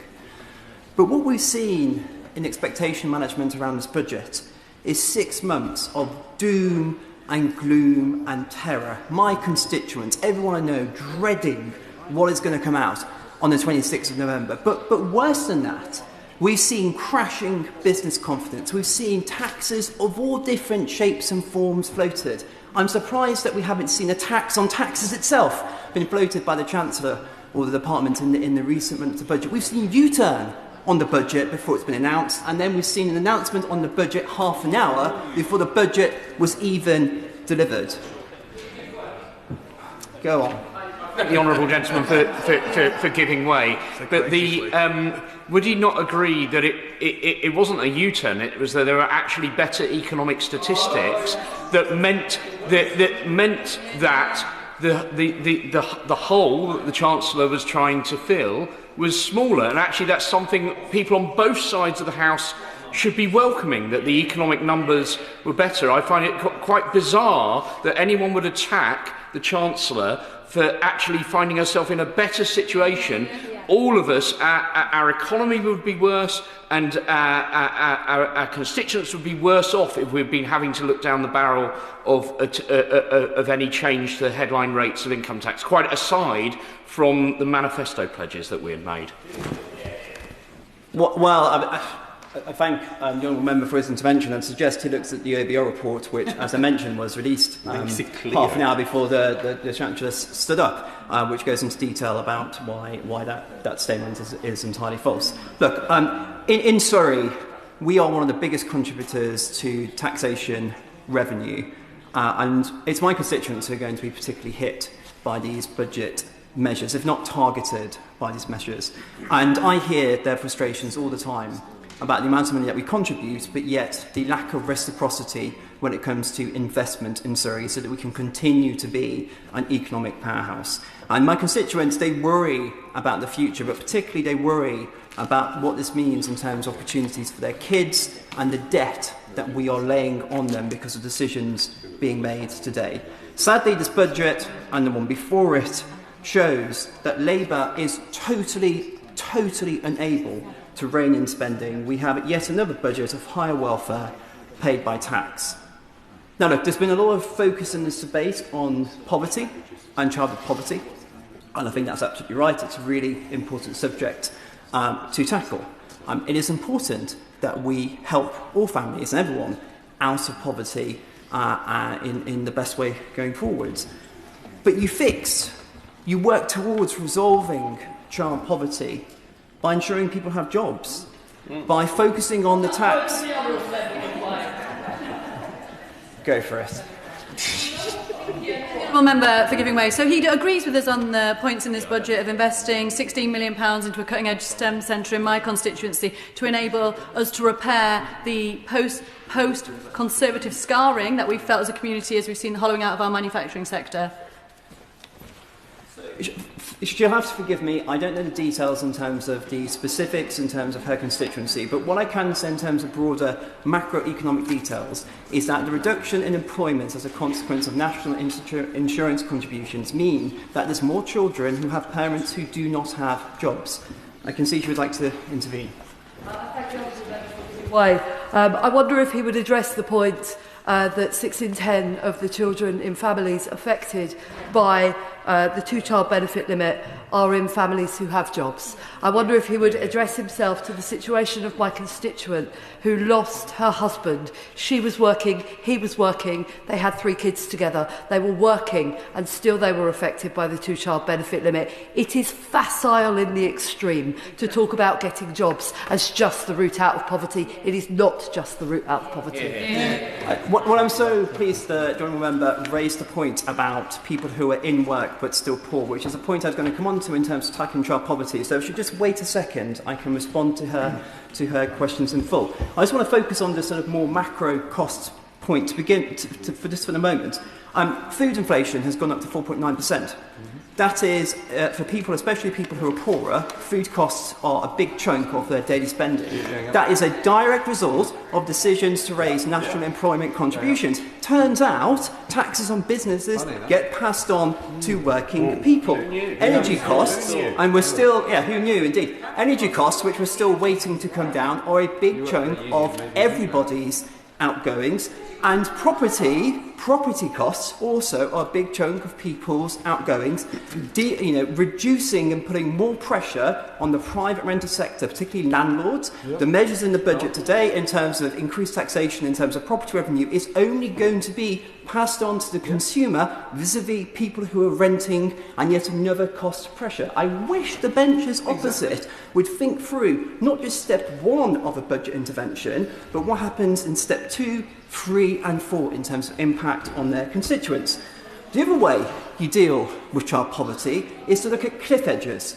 Look at cliff edges at all ends of the taxation system, whether that's the wrapping down of UC when you work for 28 hours, in terms of the in-work poverty costs. When we looked at this on the Work and Pensions Committee, and the Minister opposite was the chair at the time, one of the things that really came out through and through, what lots of the families in difficulty were single-parent families, and they struggled to go above 28 hours because of the issue with childcare costs and the marginal benefit. We need to look at cliff edges in terms of people at all sorts of spectrums, in terms of things like housing allowance being wrapping down, in terms of things like council tax being wrapping down. We need to get rid of cliff edges so that work always does truly pay. And the third one, which I think is also really important in terms of helping child poverty, is making sure the child maintenance system works.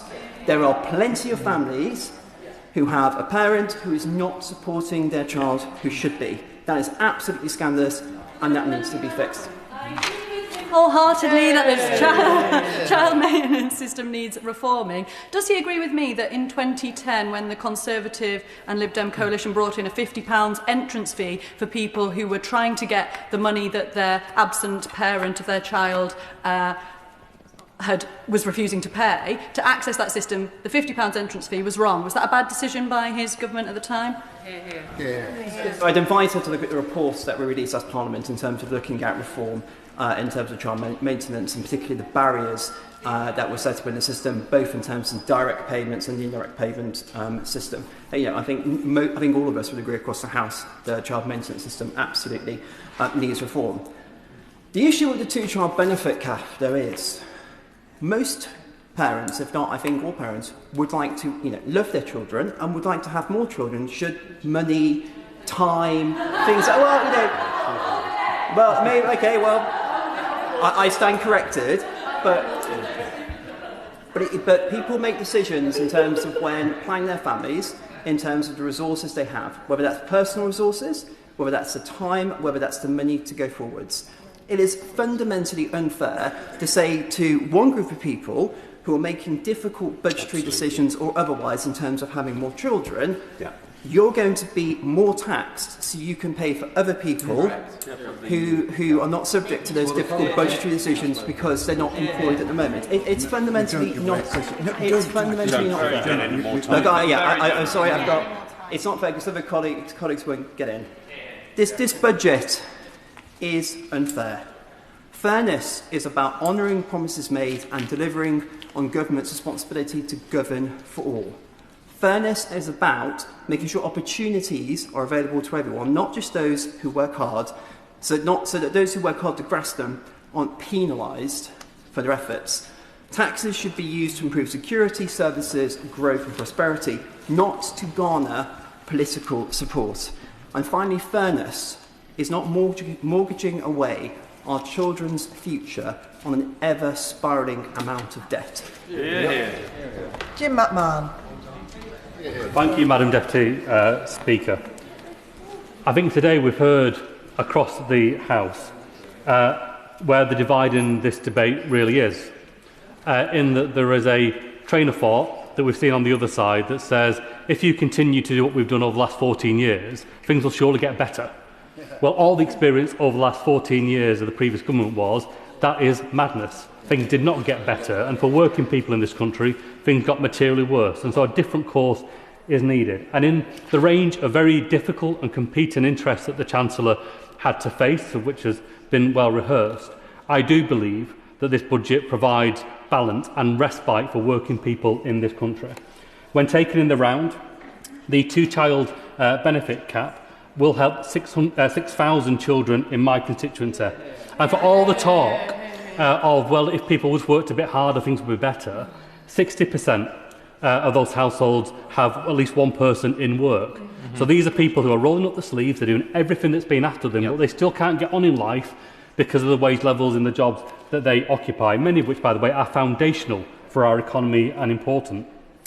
Secondly, on the rail freeze, the bus fare cap, energy bills, on prescription charges, on the minimum wage and the national living wage, we'll see people's respite just ease a bit more too.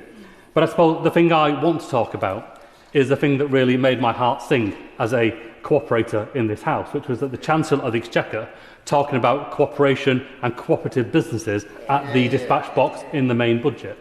And why is this important? Because for so long, even when the economy has grown, many working people haven't been the beneficiaries of that growth. And actually many communities have been hollowed out and become more and more removed from the economies that they're working to serve. And so we believe that cooperatives and mutuals provide that bridge. They are more sustainable, they are more productive, they treat their workers better, they have better pay differentials, they invest in apprenticeships at a higher rate, etc. All the argument is there, but what we've been waiting for quite a long time now is a government who understands it, sees the value of it and is willing to put something behind it. And so the work that's being done now to establish a cooperative development agency so that every region of the country gets to benefit is music to our ears.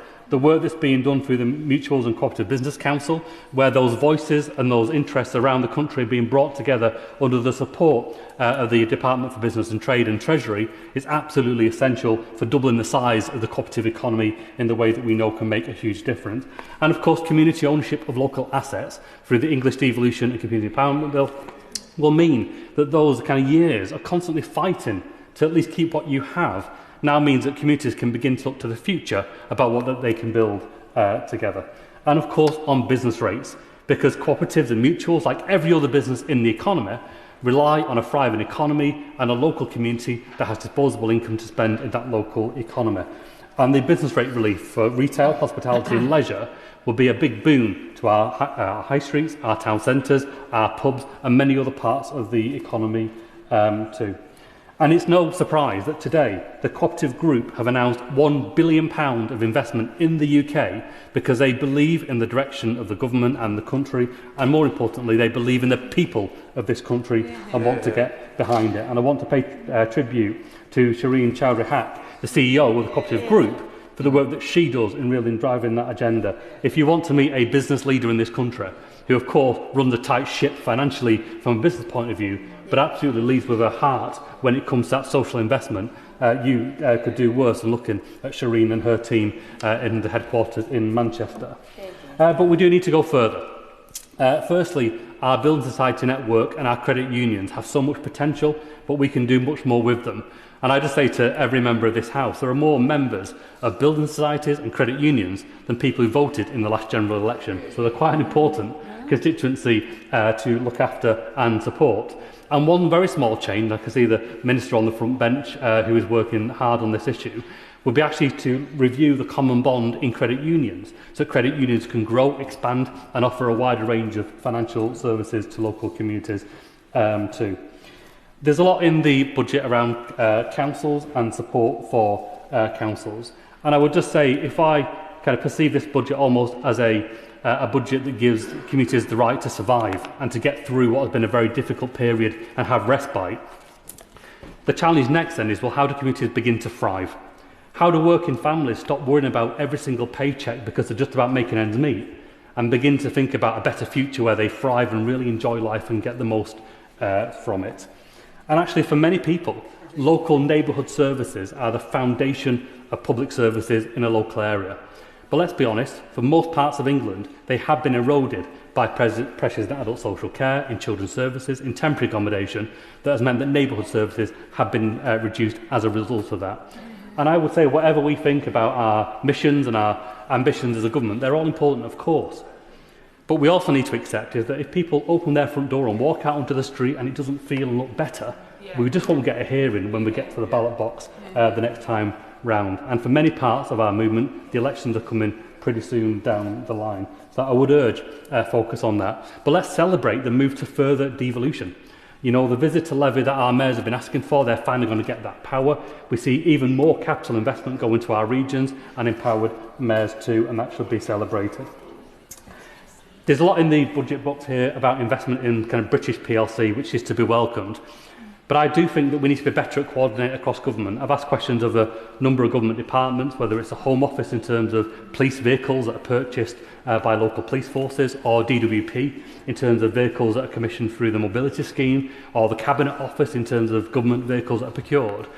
And there is no check and balance to make sure that British vehicles are being bought and procured. Well, surely that is the simplest thing that a government can do, to use the lever of procurement to make sure that we're supporting British jobs in our region. And so I would urge the Chancellor, on top of the good work that has been done, to commission an urgent review across government to make sure that across all procurement lines we are supporting British businesses. I'll give way. I'm grateful to the honourable member for giving way, and no one can doubt his commitment to the people of Oldham. But he's been very loyal to the Chancellor and her budget today. Very simple question. If unemployment goes up in his constituency from today, before the local elections next year, will he resign? Well, I think that would just make the unemployment situation worse, wouldn't it?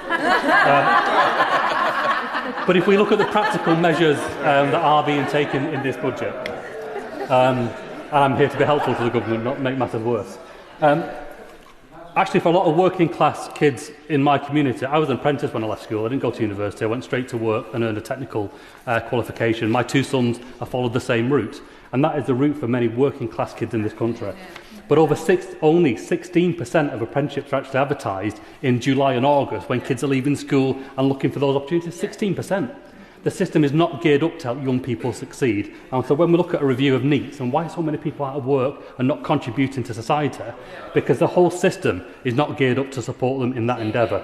And so the announcement today from the government to have free apprenticeships for under 25, if it includes that review of apprenticeships, could be absolutely life-changing for thousands, tens of thousands or more of young people in this country. And the final plea with the seconds I've got is HMRC mileage rates haven't been reviewed for working people for 15 years. Now, for a social care worker doing those home visits, they are on the minimum wage, and in truth, they are subsidising HMRC for travelling in between employments. That isn't right. The Department for Health have looked at it already, but can the Treasury please take that on board going forward? Rebecca Smith. Madam Deputy Speaker, I think it's important today to make sure that we give account to the voices of hard-working families who are going to be affected by Labour's economic mismanagement, and that they're not drowned out by the political drama that we've seen surrounding today's budget. To ensure that I heard directly from those I represent in South West Devon, I launched a survey ahead of the budget to gather first-hand views from as many constituents as possible. Almost 90% of those who responded told me they were worried about Labour's budget, and it turns out they had good reason. South West Devon's more than 3,000 small businesses are suffering under the strain of Labour's job-killing policies. The Resolution Foundation has warned that Labour's hike to national insurance contributions and the minimum wage will drive up the cost of employing a part-time, low-paid worker by 14%, the biggest jump on record. Increasing taxes without real spending cuts will undermine growth. And having heard from many in recent weeks, it is clear the experience is that increased wages and increased national insurance added to higher costs, are choking SMEs in my constituency. And that's why 75% of those I surveyed supported the Conservative policy to scrap business rates for retail, hospitality and leisure. What a shame it didn't feature today. Indeed, 63.8% of my constituents want to see lower taxes, even if it means less government spending. Again, not what we have seen today. It is almost a year to the day since the Chancellor followed she would not come back with more borrowing or more taxes. Yet my constituents repeatedly expressed their concern that Labour would do exactly that. They did not believe the Chancellor's hollow words because they knew that Labour has never met a tax it didn't want to rise. Today, their concerns have been realised. Let me be clear, Madam Deputy Speaker, the Chancellor's fiscal mess is not because of Brexit, COVID, the Ukraine war, the fall of the Berlin Wall or any other historical event. It stems from the Prime Minister and Chancellor's inability to stand up against their backbenchers. Spending on health and disability benefits alone is on track to hit £100 billion by 2030, and my constituents know the country cannot afford this.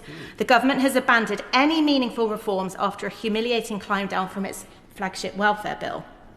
Now, in terms of the two-child benefit cap, the Chancellor's decision to lift the two-child benefit cap is not because of some newfound passion to tackle child poverty. It is plainly to throw some happy, sweeteners to the backbenchers who tore apart that government flagship welfare bill just a few short months ago. And it's been clear from this debate this afternoon, of which I've sat through nearly the entire thing, that it's pretty much the only thing that anyone can get excited about on the other side. My constituents do not want to lift the cap, nor does the country at large. Yet again, it is party before country for Labour, and it's hard-working families who will pay. The Resolution Foundation have estimated that removing the cap in full will cost up to £3.5 billion in this Parliament. The country is in a fiscal black hole, and Labour is keeping on digging, and now they are expecting the hard-working families to fill that hole. Now, just briefly, I want to comment on some of the statistics that are around the two-child benefit cap, because again, we've heard lots of the negatives of why it being in place might be, why it might be an issue, but there's actually a lot of statistics here that I think the other side haven't mentioned. For example, the IFS found that 70% of the poorest households subject to the two-child limits would see the gains from its reversal partially or fully wiped out by the household benefit cap. Now, we've heard nothing about that, so this flagship policy today isn't necessarily actually going to help the families that they seem to think it will. The introduction of the two-child limit has had no significant effect on the proportion of third and subsequent children in England achieving a good level of development at age 5, the cornerstone metric of the government's opportunity mission, and something that the alternative side of that argument has been presented today. And the IFS have also said that lifting the two-child limit was not a magic bullet, and other measures such as supporting parents into quality jobs are vital for reducing poverty in the long run. For half of those affected, the two-child limit significantly improves work incentives. So to literally just remove the cap, as has been done today, I don't think actually helps those that we are seeking to support. Now, just briefly, Madam Deputy Speaker, on 2 or 3 other things that have been mentioned in the budget today. I want to mention defence. Now, I represent a constituency for whom defence is a really important part of our ecosystem, and it is the future of our area if you are in terms of what we're trying to do with Team Plymouth. However, we have still not seen the Defence Investment Plan. It was due in the autumn. We're rapidly approaching the winter. And so I'm actually waiting to see, Madam Deputy Speaker, how the big figures that have previously been announced will be distributed. Because today, Plymouth was mentioned in the Chancellor's speech, but when you actually do a Control F on the budget, it's not in there except on something to do with place-based development. Now, in terms of ISAs, Madam Deputy Speaker, I understand why the government is seeking to push people towards stocks and shares, and there's some very compelling reasons about how much more money can be saved in that way. However, it is very clear that that needs increased financial education. Now, when we tried to get the government to take financial education seriously in the pension schemes bill to help people understand how to fully invest for their future, they just weren't interested in adding in those amendments. So I just really hope that the government aren't just going to assume that it's down to banks to educate everybody on the difference between a stocks and shares ISA and a cash ISA. Now, I like to think of myself as being fairly financial literate, but even I've struggled, Madam Deputy Speaker, to have the time as much as anything else to put the effort into doing it. I'd love to make some more money on my savings, but if it's just down to having an advert on a bank website, I don't believe that's going to be good enough. So I'm interested to see what the government will do to ensure that more people can benefit for that. Yes, of course. I don't disagree with the importance of financial education. I had a big long rant about whether I thought it should be within the maths curriculum, but I would just say that we have just recently had a curriculum review where it was recognised the importance of financial education. So should we literacy agreement, it doesn't need to be political, but actually financial education at school is really important, and that's one way that we can ensure that can be. Yeah, absolutely. Of course, financial education in schools is important, as is a whole lot of other education about life and budgeting and all those other things that are so important. But I'm talking more specifically about financial education for people in their professional years or in their 20s and 30s and 40s who are going to be affected by the changes on the ISA rules and are potentially going to need some help to make sure that they can still save effectively. Now, the last point I want to talk about is the electric vehicle pay per mile, which is going to have a huge impact on rural communities, which has been raised today. And actually, I think it's also a huge disincentive for any non-inner city community. Now, I represent an urban area on the outskirts of a city and then the ensuing rural area around it. And a lot of my constituents, aside from the ones that have a drive and perhaps a detached house, aren't able to have an electric vehicle at this point in time. So to disincentivise people to even aspire to an electric vehicle by this pay per mile in an area where you're going to have to drive particularly long routes just to get to the supermarket or to take your child to the swimming pool or something, I feel contradicts the government's obsession with electric vehicles. So perhaps they will instead speed up alternative fuel as another alternative. I don't understand how you can dislike fossil fuels but at the same time disincentivise EV transition. Now, Madam Deputy Speaker, this budget is completely out of step with the public. They wanted to see lower personal taxes and see welfare spending cut. They wanted to see work pay. They wanted to see stamp duty scrapped, business rates abolished for retail, leisure and hospitality, and a £5,000 first jobs bonus. Policies that would have meant tax cuts and rewarded hard-working men and women, not seen the welfare spending increase that we've seen today and the tax increases that we've seen today to prop up some nice little pet projects for the Labour government. John Slinger. Thank you, Madam Deputy Speaker.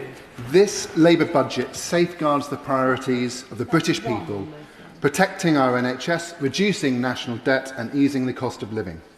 And there's no better lens through which to view this than the eyes of the younger generations, who will feel the greatest impact of the decisions that we make today.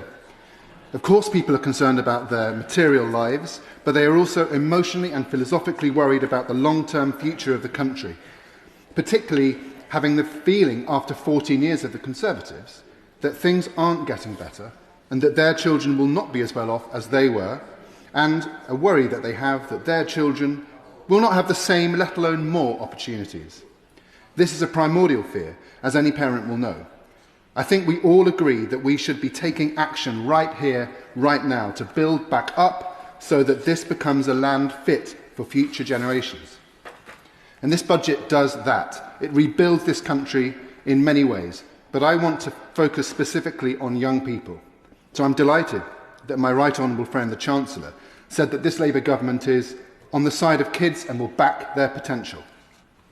Madam Deputy Speaker, today I participated in an online assembly at Oakfield Primary Academy, just after the Chancellor's speech. And I'm sure the children will be inspired to see this country's first female Chancellor delivering such a brilliant budget. She's someone who, as she said, got involved in politics because the Conservatives underinvested in schools like hers.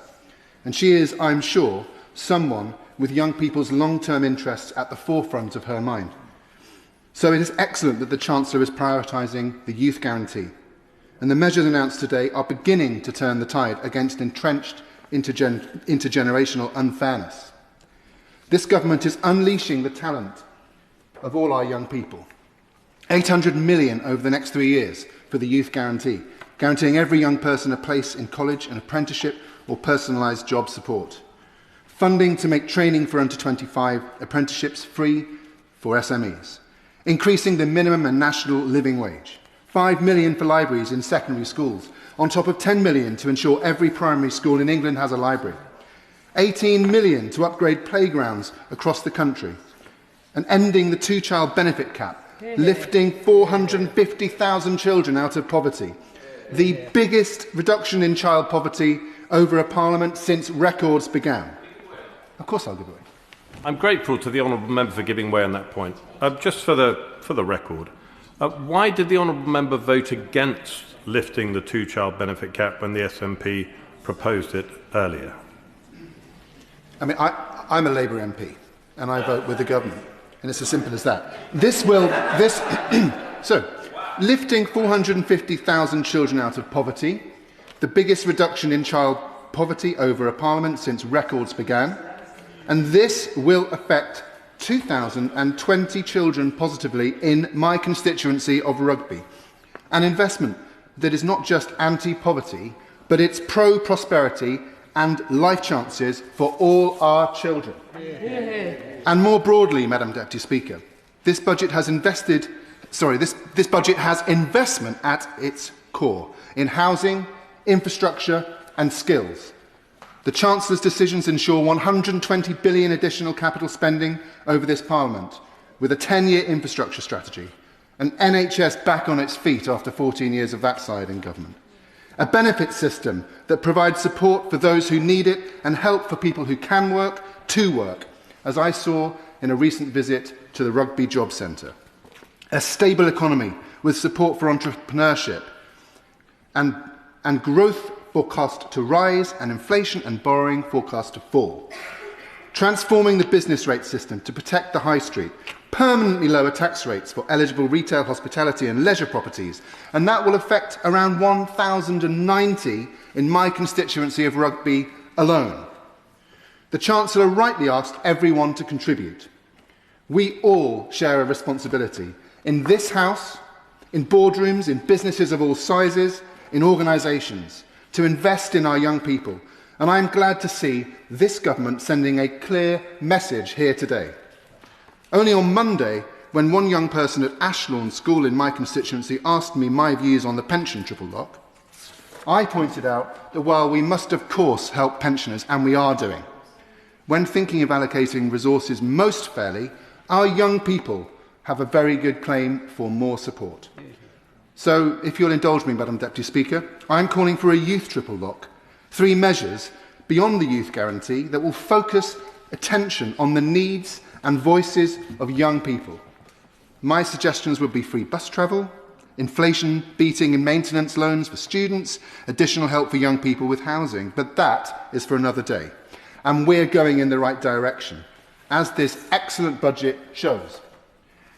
I'm also pleased that this budget stays true to what we on this side of the House hold dear, our Labour values, values that put the priorities of the British people first. Of course. I'm very grateful. He's been very generous with his time. I'm a bit confused by his last answer. Why was it a bad idea to lift the 2-child benefit cap when the SNP suggested it, but it's a good idea now that his Chancellor is? The honourable gentleman is a very decent man, and I like him a lot. He seems a little fixated on this point.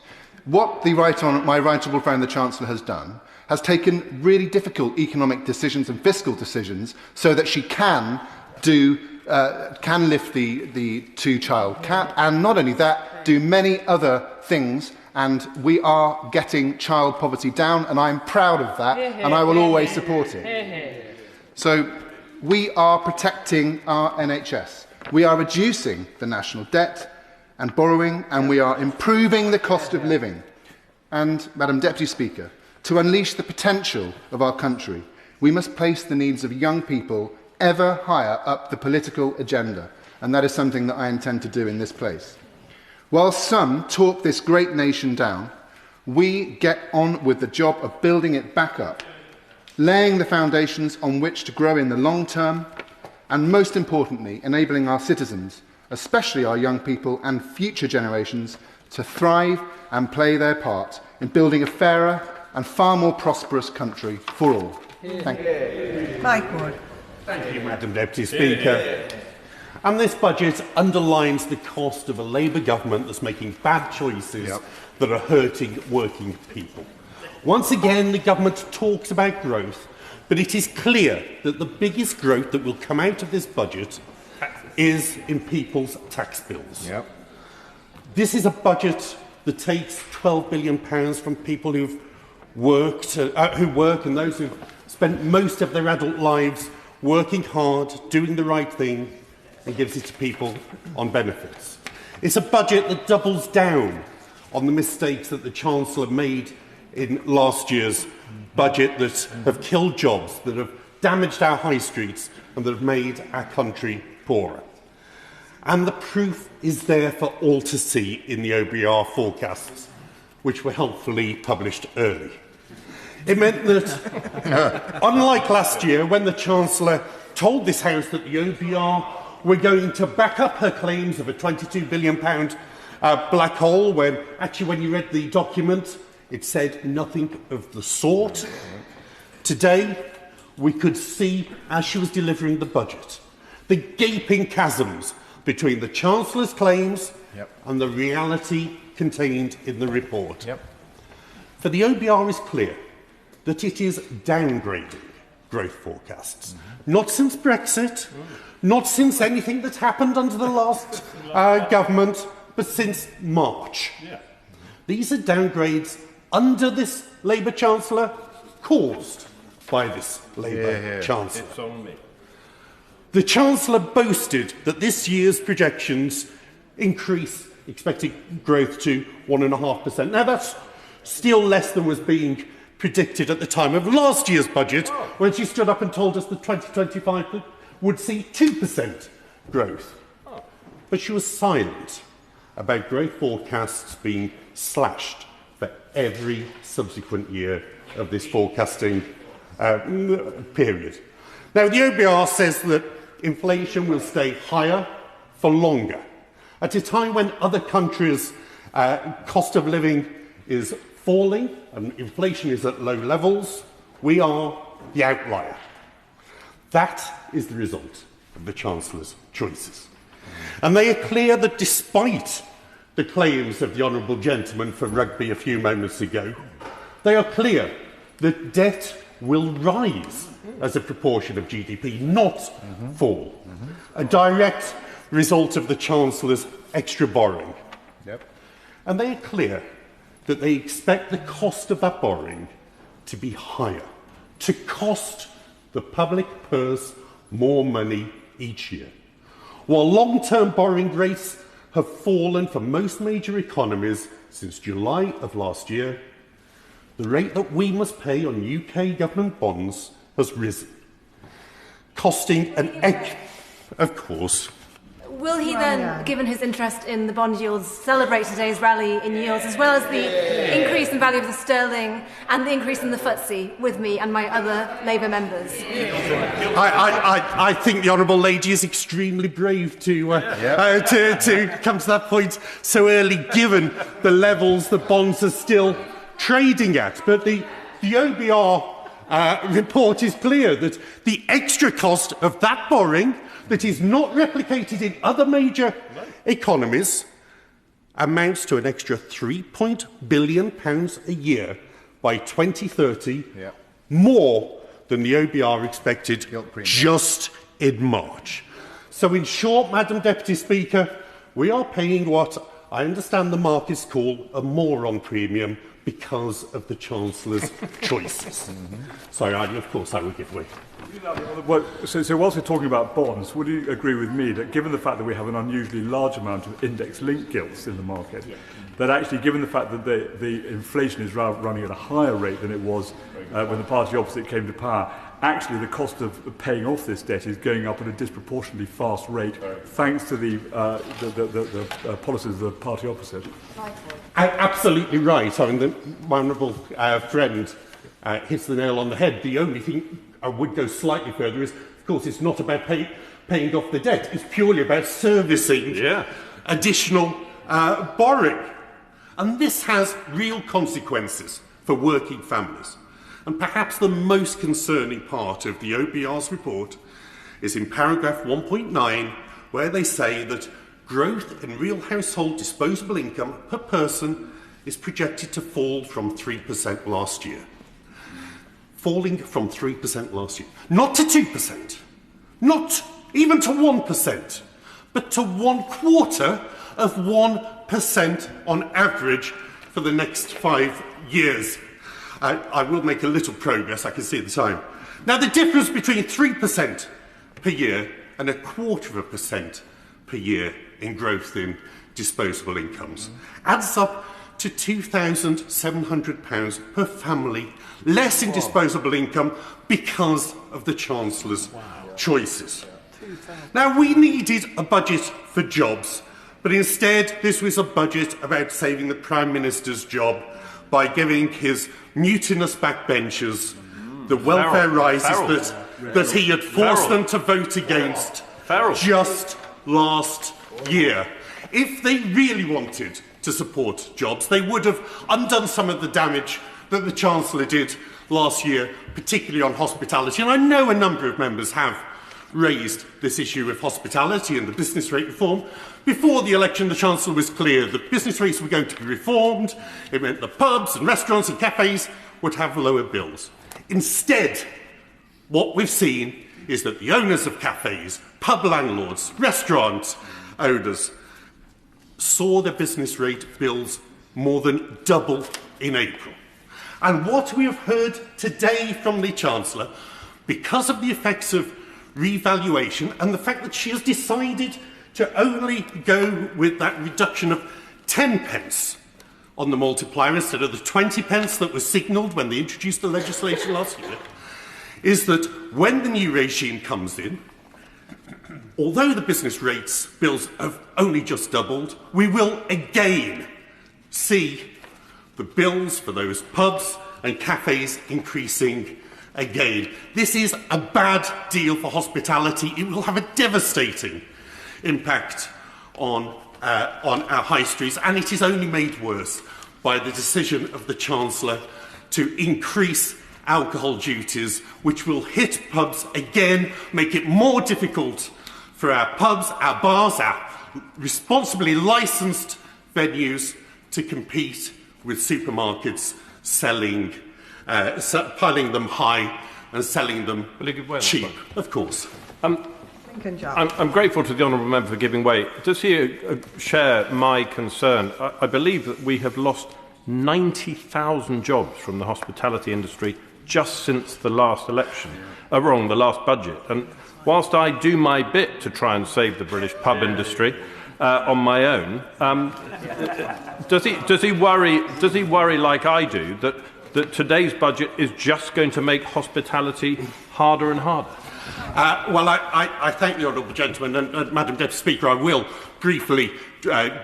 I don't think they're any longer in my current register of members' interest, but if members wish to look at my historic register of members' interest, and also I'd disclose to the House that I have received some hospitality below the threshold from UK Hospitality, British Beer and Pub Association, Campaign for Real Ale, and the British Institute of Innkeeping. But my honourable friend is clearly right, although I think his figures are slightly outdated, because it's not 90,000 jobs that have been lost in hospitality.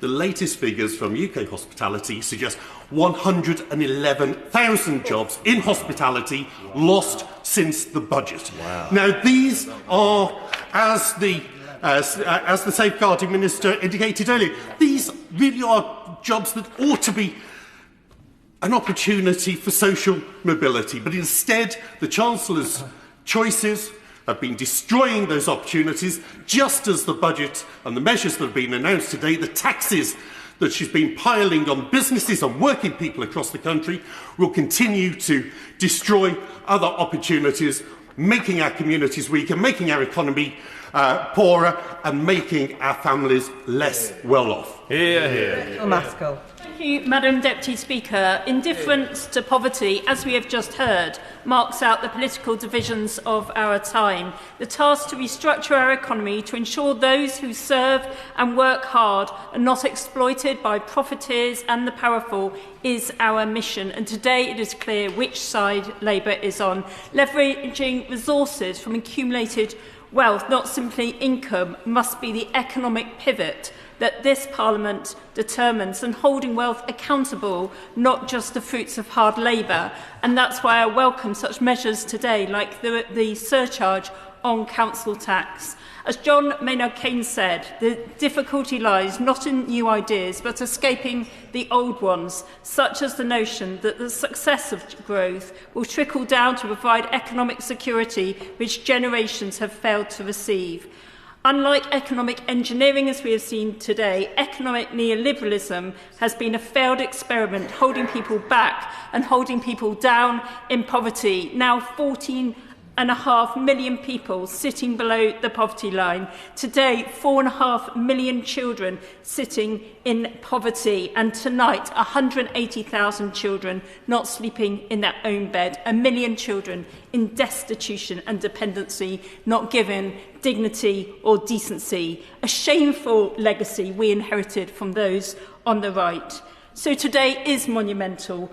450,000 children lifted out of poverty, 1,650 in my own constituency. Scrapping the two-child limit is the right thing to do. It's a Labour thing to do, but we must go further. Another 80,000 are held back by the Tory benefit cap, and I trust that the child poverty strategy will ditch the cap and the ideology behind it.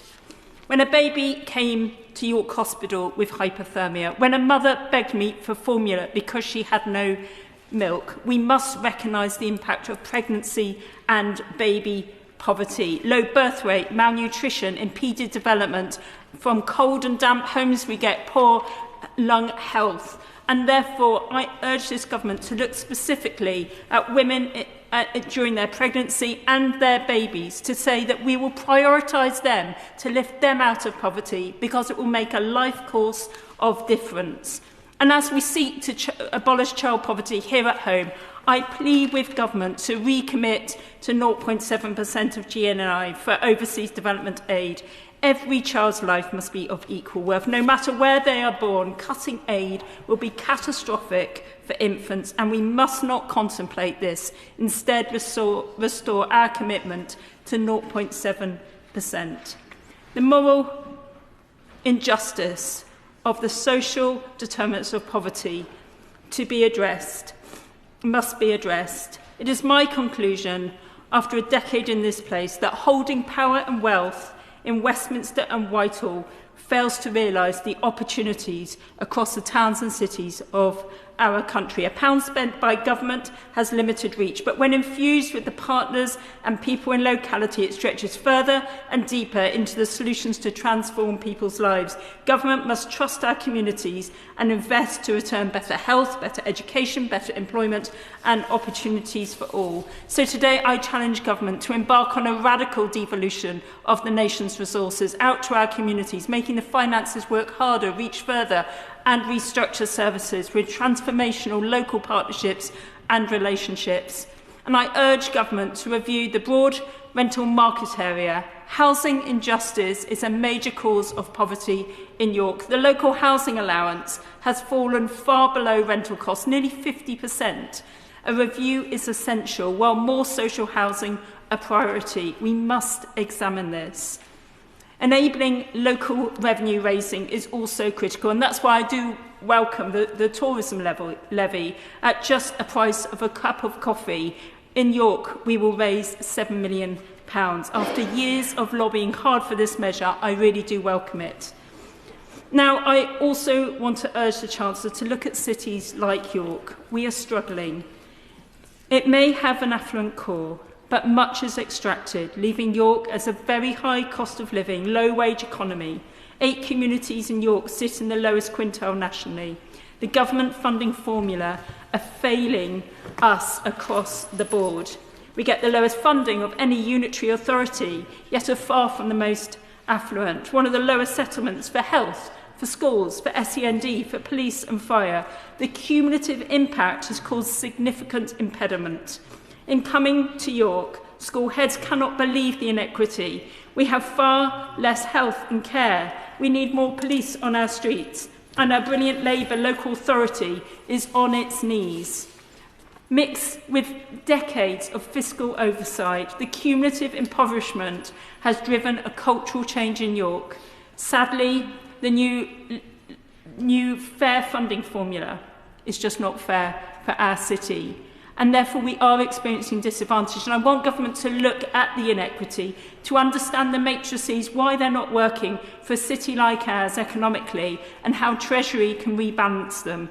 And I trust we can have a meeting to discuss. Because I believe Labour can build a safe and secure economy nationally and in my city, working for all, addressing poverty, and the causes and effects of poverty must always be our driving force, keeping the elderly warm, providing disabled people with dignity, and ensuring children in poverty is consigned to history. Today resets our moral purpose of politics, powerfully showing Labour on the side of families and communities, in using our socialist roots to collectivise revenue to work for the common good.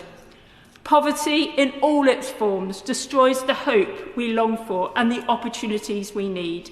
Labour must always recognise how ending the injustice of poverty and inequality is our moral purpose and the route to a strong economy. Thank you. Robbie Marr. Madam Deputy Speaker, this budget was dead on arrival. We were promised that the last autumn budget was once in a generation event. Now, I would suggest that the Chancellor may want to correct her record on that claim. Despite setting out to find growth, the Chancellor has flatlined the economy and tanked employment. Indeed, we now know that Labour will raise taxes by more than any parliament since the 1970s. And all sectors are being impacted, including those in the hospitality sector, but also the manufacturing, engineering sectors, those organisations, those sectors, Madam Deputy Speaker, that grow growth. Our hospitality sector and our high streets are the backbone of my local constituency. Yet the cost of doing business is spiralling out of control. Not helped by the previous budget hiking employers' national insurance, significantly reducing business rate relief, and an energy policy crippling everyone from manufacturers to hospitality. And yet, rather than helping businesses, for example, by axing business rates on our high streets, as these Conservative benches are committed to doing, the Chancellor has offered absolutely no ladder at all for those businesses to get out of the hole that she has created for our small businesses. Now, a month or so ago, I held a round table in my constituency in Ilkley with Newbrook Street Cafe, where Ilkley Bid, Ilkley Brewery, the Little Tea House Cafe came along with many other businesses, all to specifically raise to me the challenges around those increases and overheads that they simply cannot pass across to their customers. And this budget does nothing at all to help them. Indeed, it almost seems that this government looks at those businesses as if they were separate from the families who work for them. But when you make it more expensive to employ someone, it is the workers who end up paying through lower wages, through fewer hours, and potentially no job at all. And Madam Deputy Speaker, when you're in my area and you're subjected to council tax increasing by 10%, and then Labour-run Bradford Council increasing it again by a further 5% next year, there is less disposable income for people to be spending. Madam Deputy Speaker, this budget has ignored the pleas of businesses to let them get on with the job that they want to and the growth that they want to aspire to achieve. The Chancellor has slashed investment allowances and pushed up fuel duty for every hard-working Brit in this country, and that is not the way forward for growth. And of course, that fuel duty will negatively impact those rural areas much more so, where further distances are to travel. And then, of course, Madam Deputy Speaker, there is the challenge with inheritance tax on top of all of this, which has not really been addressed by the Chancellor at all today. Small family businesses, including family farms, got just one line of mention by the Chancellor today, despite last year the government unleashing the most devastating tax change on these businesses in a generation. The changes to the relief available to agricultural property relief and business property relief are set to wreak havoc, not only on those big multinationals, but those small family businesses, Madam Deputy Speaker, including many of those farming businesses, are going to be negatively impacted. Well, Honourable Friend, give way. I will give way. I'm grateful. He's making a very powerful speech about the flaws in this Labour government's budget, but does he share my concerns of the many farmers who were outside Parliament today expressing how strongly they are opposed to the impact the inheritance tax changes to their business. It's very telling. I know he was there as well, but I didn't spot any Labour members out there listening to the concerns that the farmers were raising today. And does he also share my concerns about the ban that the Met Police imposed on this rally that had been planned for weeks and weeks and weeks, and last night they decided to cancel it? Madam Deputy Speaker, I absolutely agree that the fact that the Met Police at the last minute cancelled today's pre-organised protest and rally on the budget day was an absolute disgrace. And I was proud to be out on the streets of Whitehall today with many of our farming community, I was with many of those Conservative colleagues, sharing their levels of anxiety and concern that the changes to inheritance tax that this Labour government is imposing on not only our farming businesses, but the negative impact that will have on the wider supply chain is absolutely catastrophic. But it's not only our farming businesses, Madam Deputy Speaker, that are being impacted. It is many of those family businesses, like Fiberline in Keighley, that employ about 200 people. They've already worked out that their BPR liability will be in the hundreds of thousands. But the options that many of those businesses have is to sell plant or machinery or lose control of the business that they have worked for generations by selling shares. That is not progressional. That is not giving any hope for our family businesses, and that is why it is absolutely devastating to see that the Chancellor could not even be bothered to engage with those family businesses in the run-up to this budget over the last year so that they could get their viewpoints across. And yes, I agree, it was a disgrace that not one Labour MP was out in Whitehall today, standing side by side with those farming businesses that they claim to be representing, many of whom represent rural constituencies. Now, Madam Deputy Speaker, today's budget is heartless. After a year of anxiety, uncertainty and desperate pleas, the Prime Minister and Chancellor have shown pure ignorance today. And Madam Deputy Speaker, this is all whilst the government is yet set to spend £1.8 billion on digital ID policy that nobody, Madam Deputy Speaker, that I've ever spoken to wants. So, Madam Deputy Speaker, when it comes to aspiration, looking at this budget, why on earth would any young entrepreneur stay in this country and create the growth that the Chancellor is after and the local economic activity that we desperately need across areas like Keighley and Ilkley? So the message that we've heard loud and clear from this Labour government today is don't save for your future or for your pension, as Labour will tax it. Don't bother working hard to get that pay rise, because Labour will tax it. Don't take the leap of setting up your own independent business, because Labour will tax it. And don't you dare die holding on to assets either, because Labour will tax it. In fact, just about the only thing that this budget does positively is probably not incentivise anyone from working at all. And how does that deliver for the economy? So, Madam Deputy Speaker, despite these crippling tax-raising budget that's been put before us today, how on earth is the Chancellor aiming to create growth when she can still not deal with addressing the key issues that many of our constituents have been raising to this Labour government? Last year's budget, delivered by this Labour Chancellor, walked the country up the fiscal plank, which was cheered on by many Labour MPs sat on the opposite benches. And I fear, Madam Deputy Speaker, that today's budget, again cheered on by many Labour MPs, will leave the whole country sinking into the sea.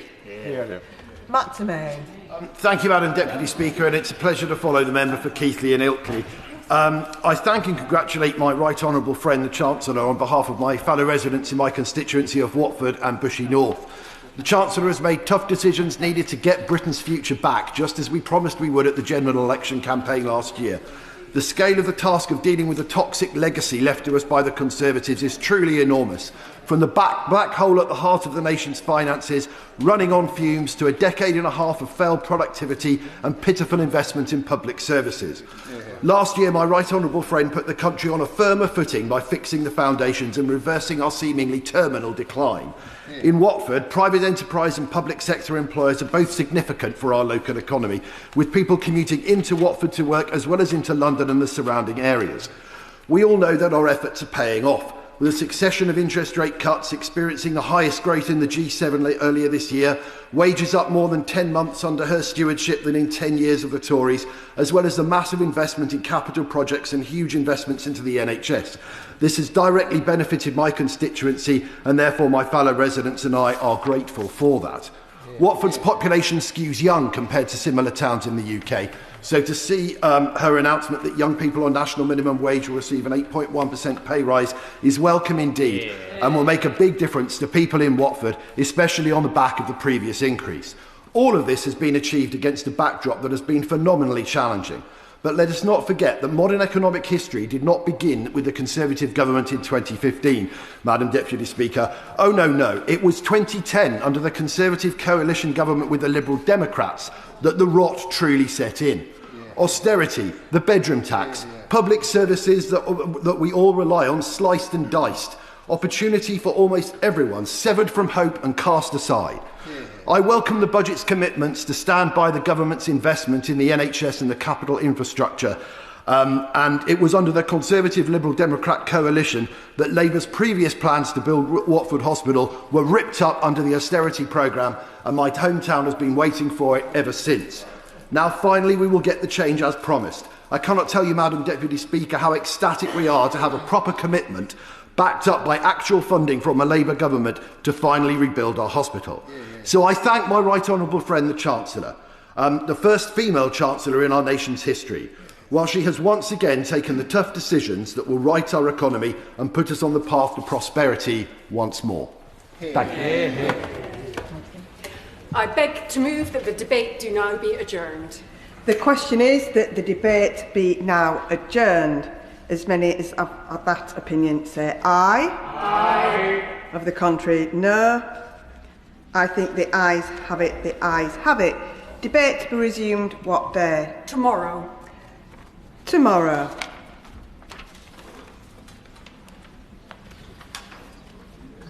I beg to move that this House do now adjourn. The question is that this House do now adjourn. Janet Davey. Thank you, Madam.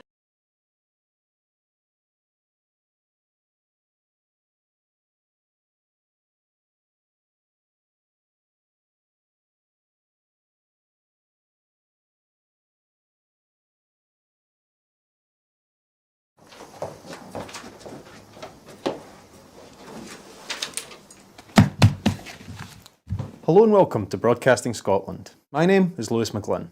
Hello and welcome to Broadcasting Scotland. My name is Saoirse Healy. Hello and welcome to Broadcasting Scotland. My name is Donald C. Stewart.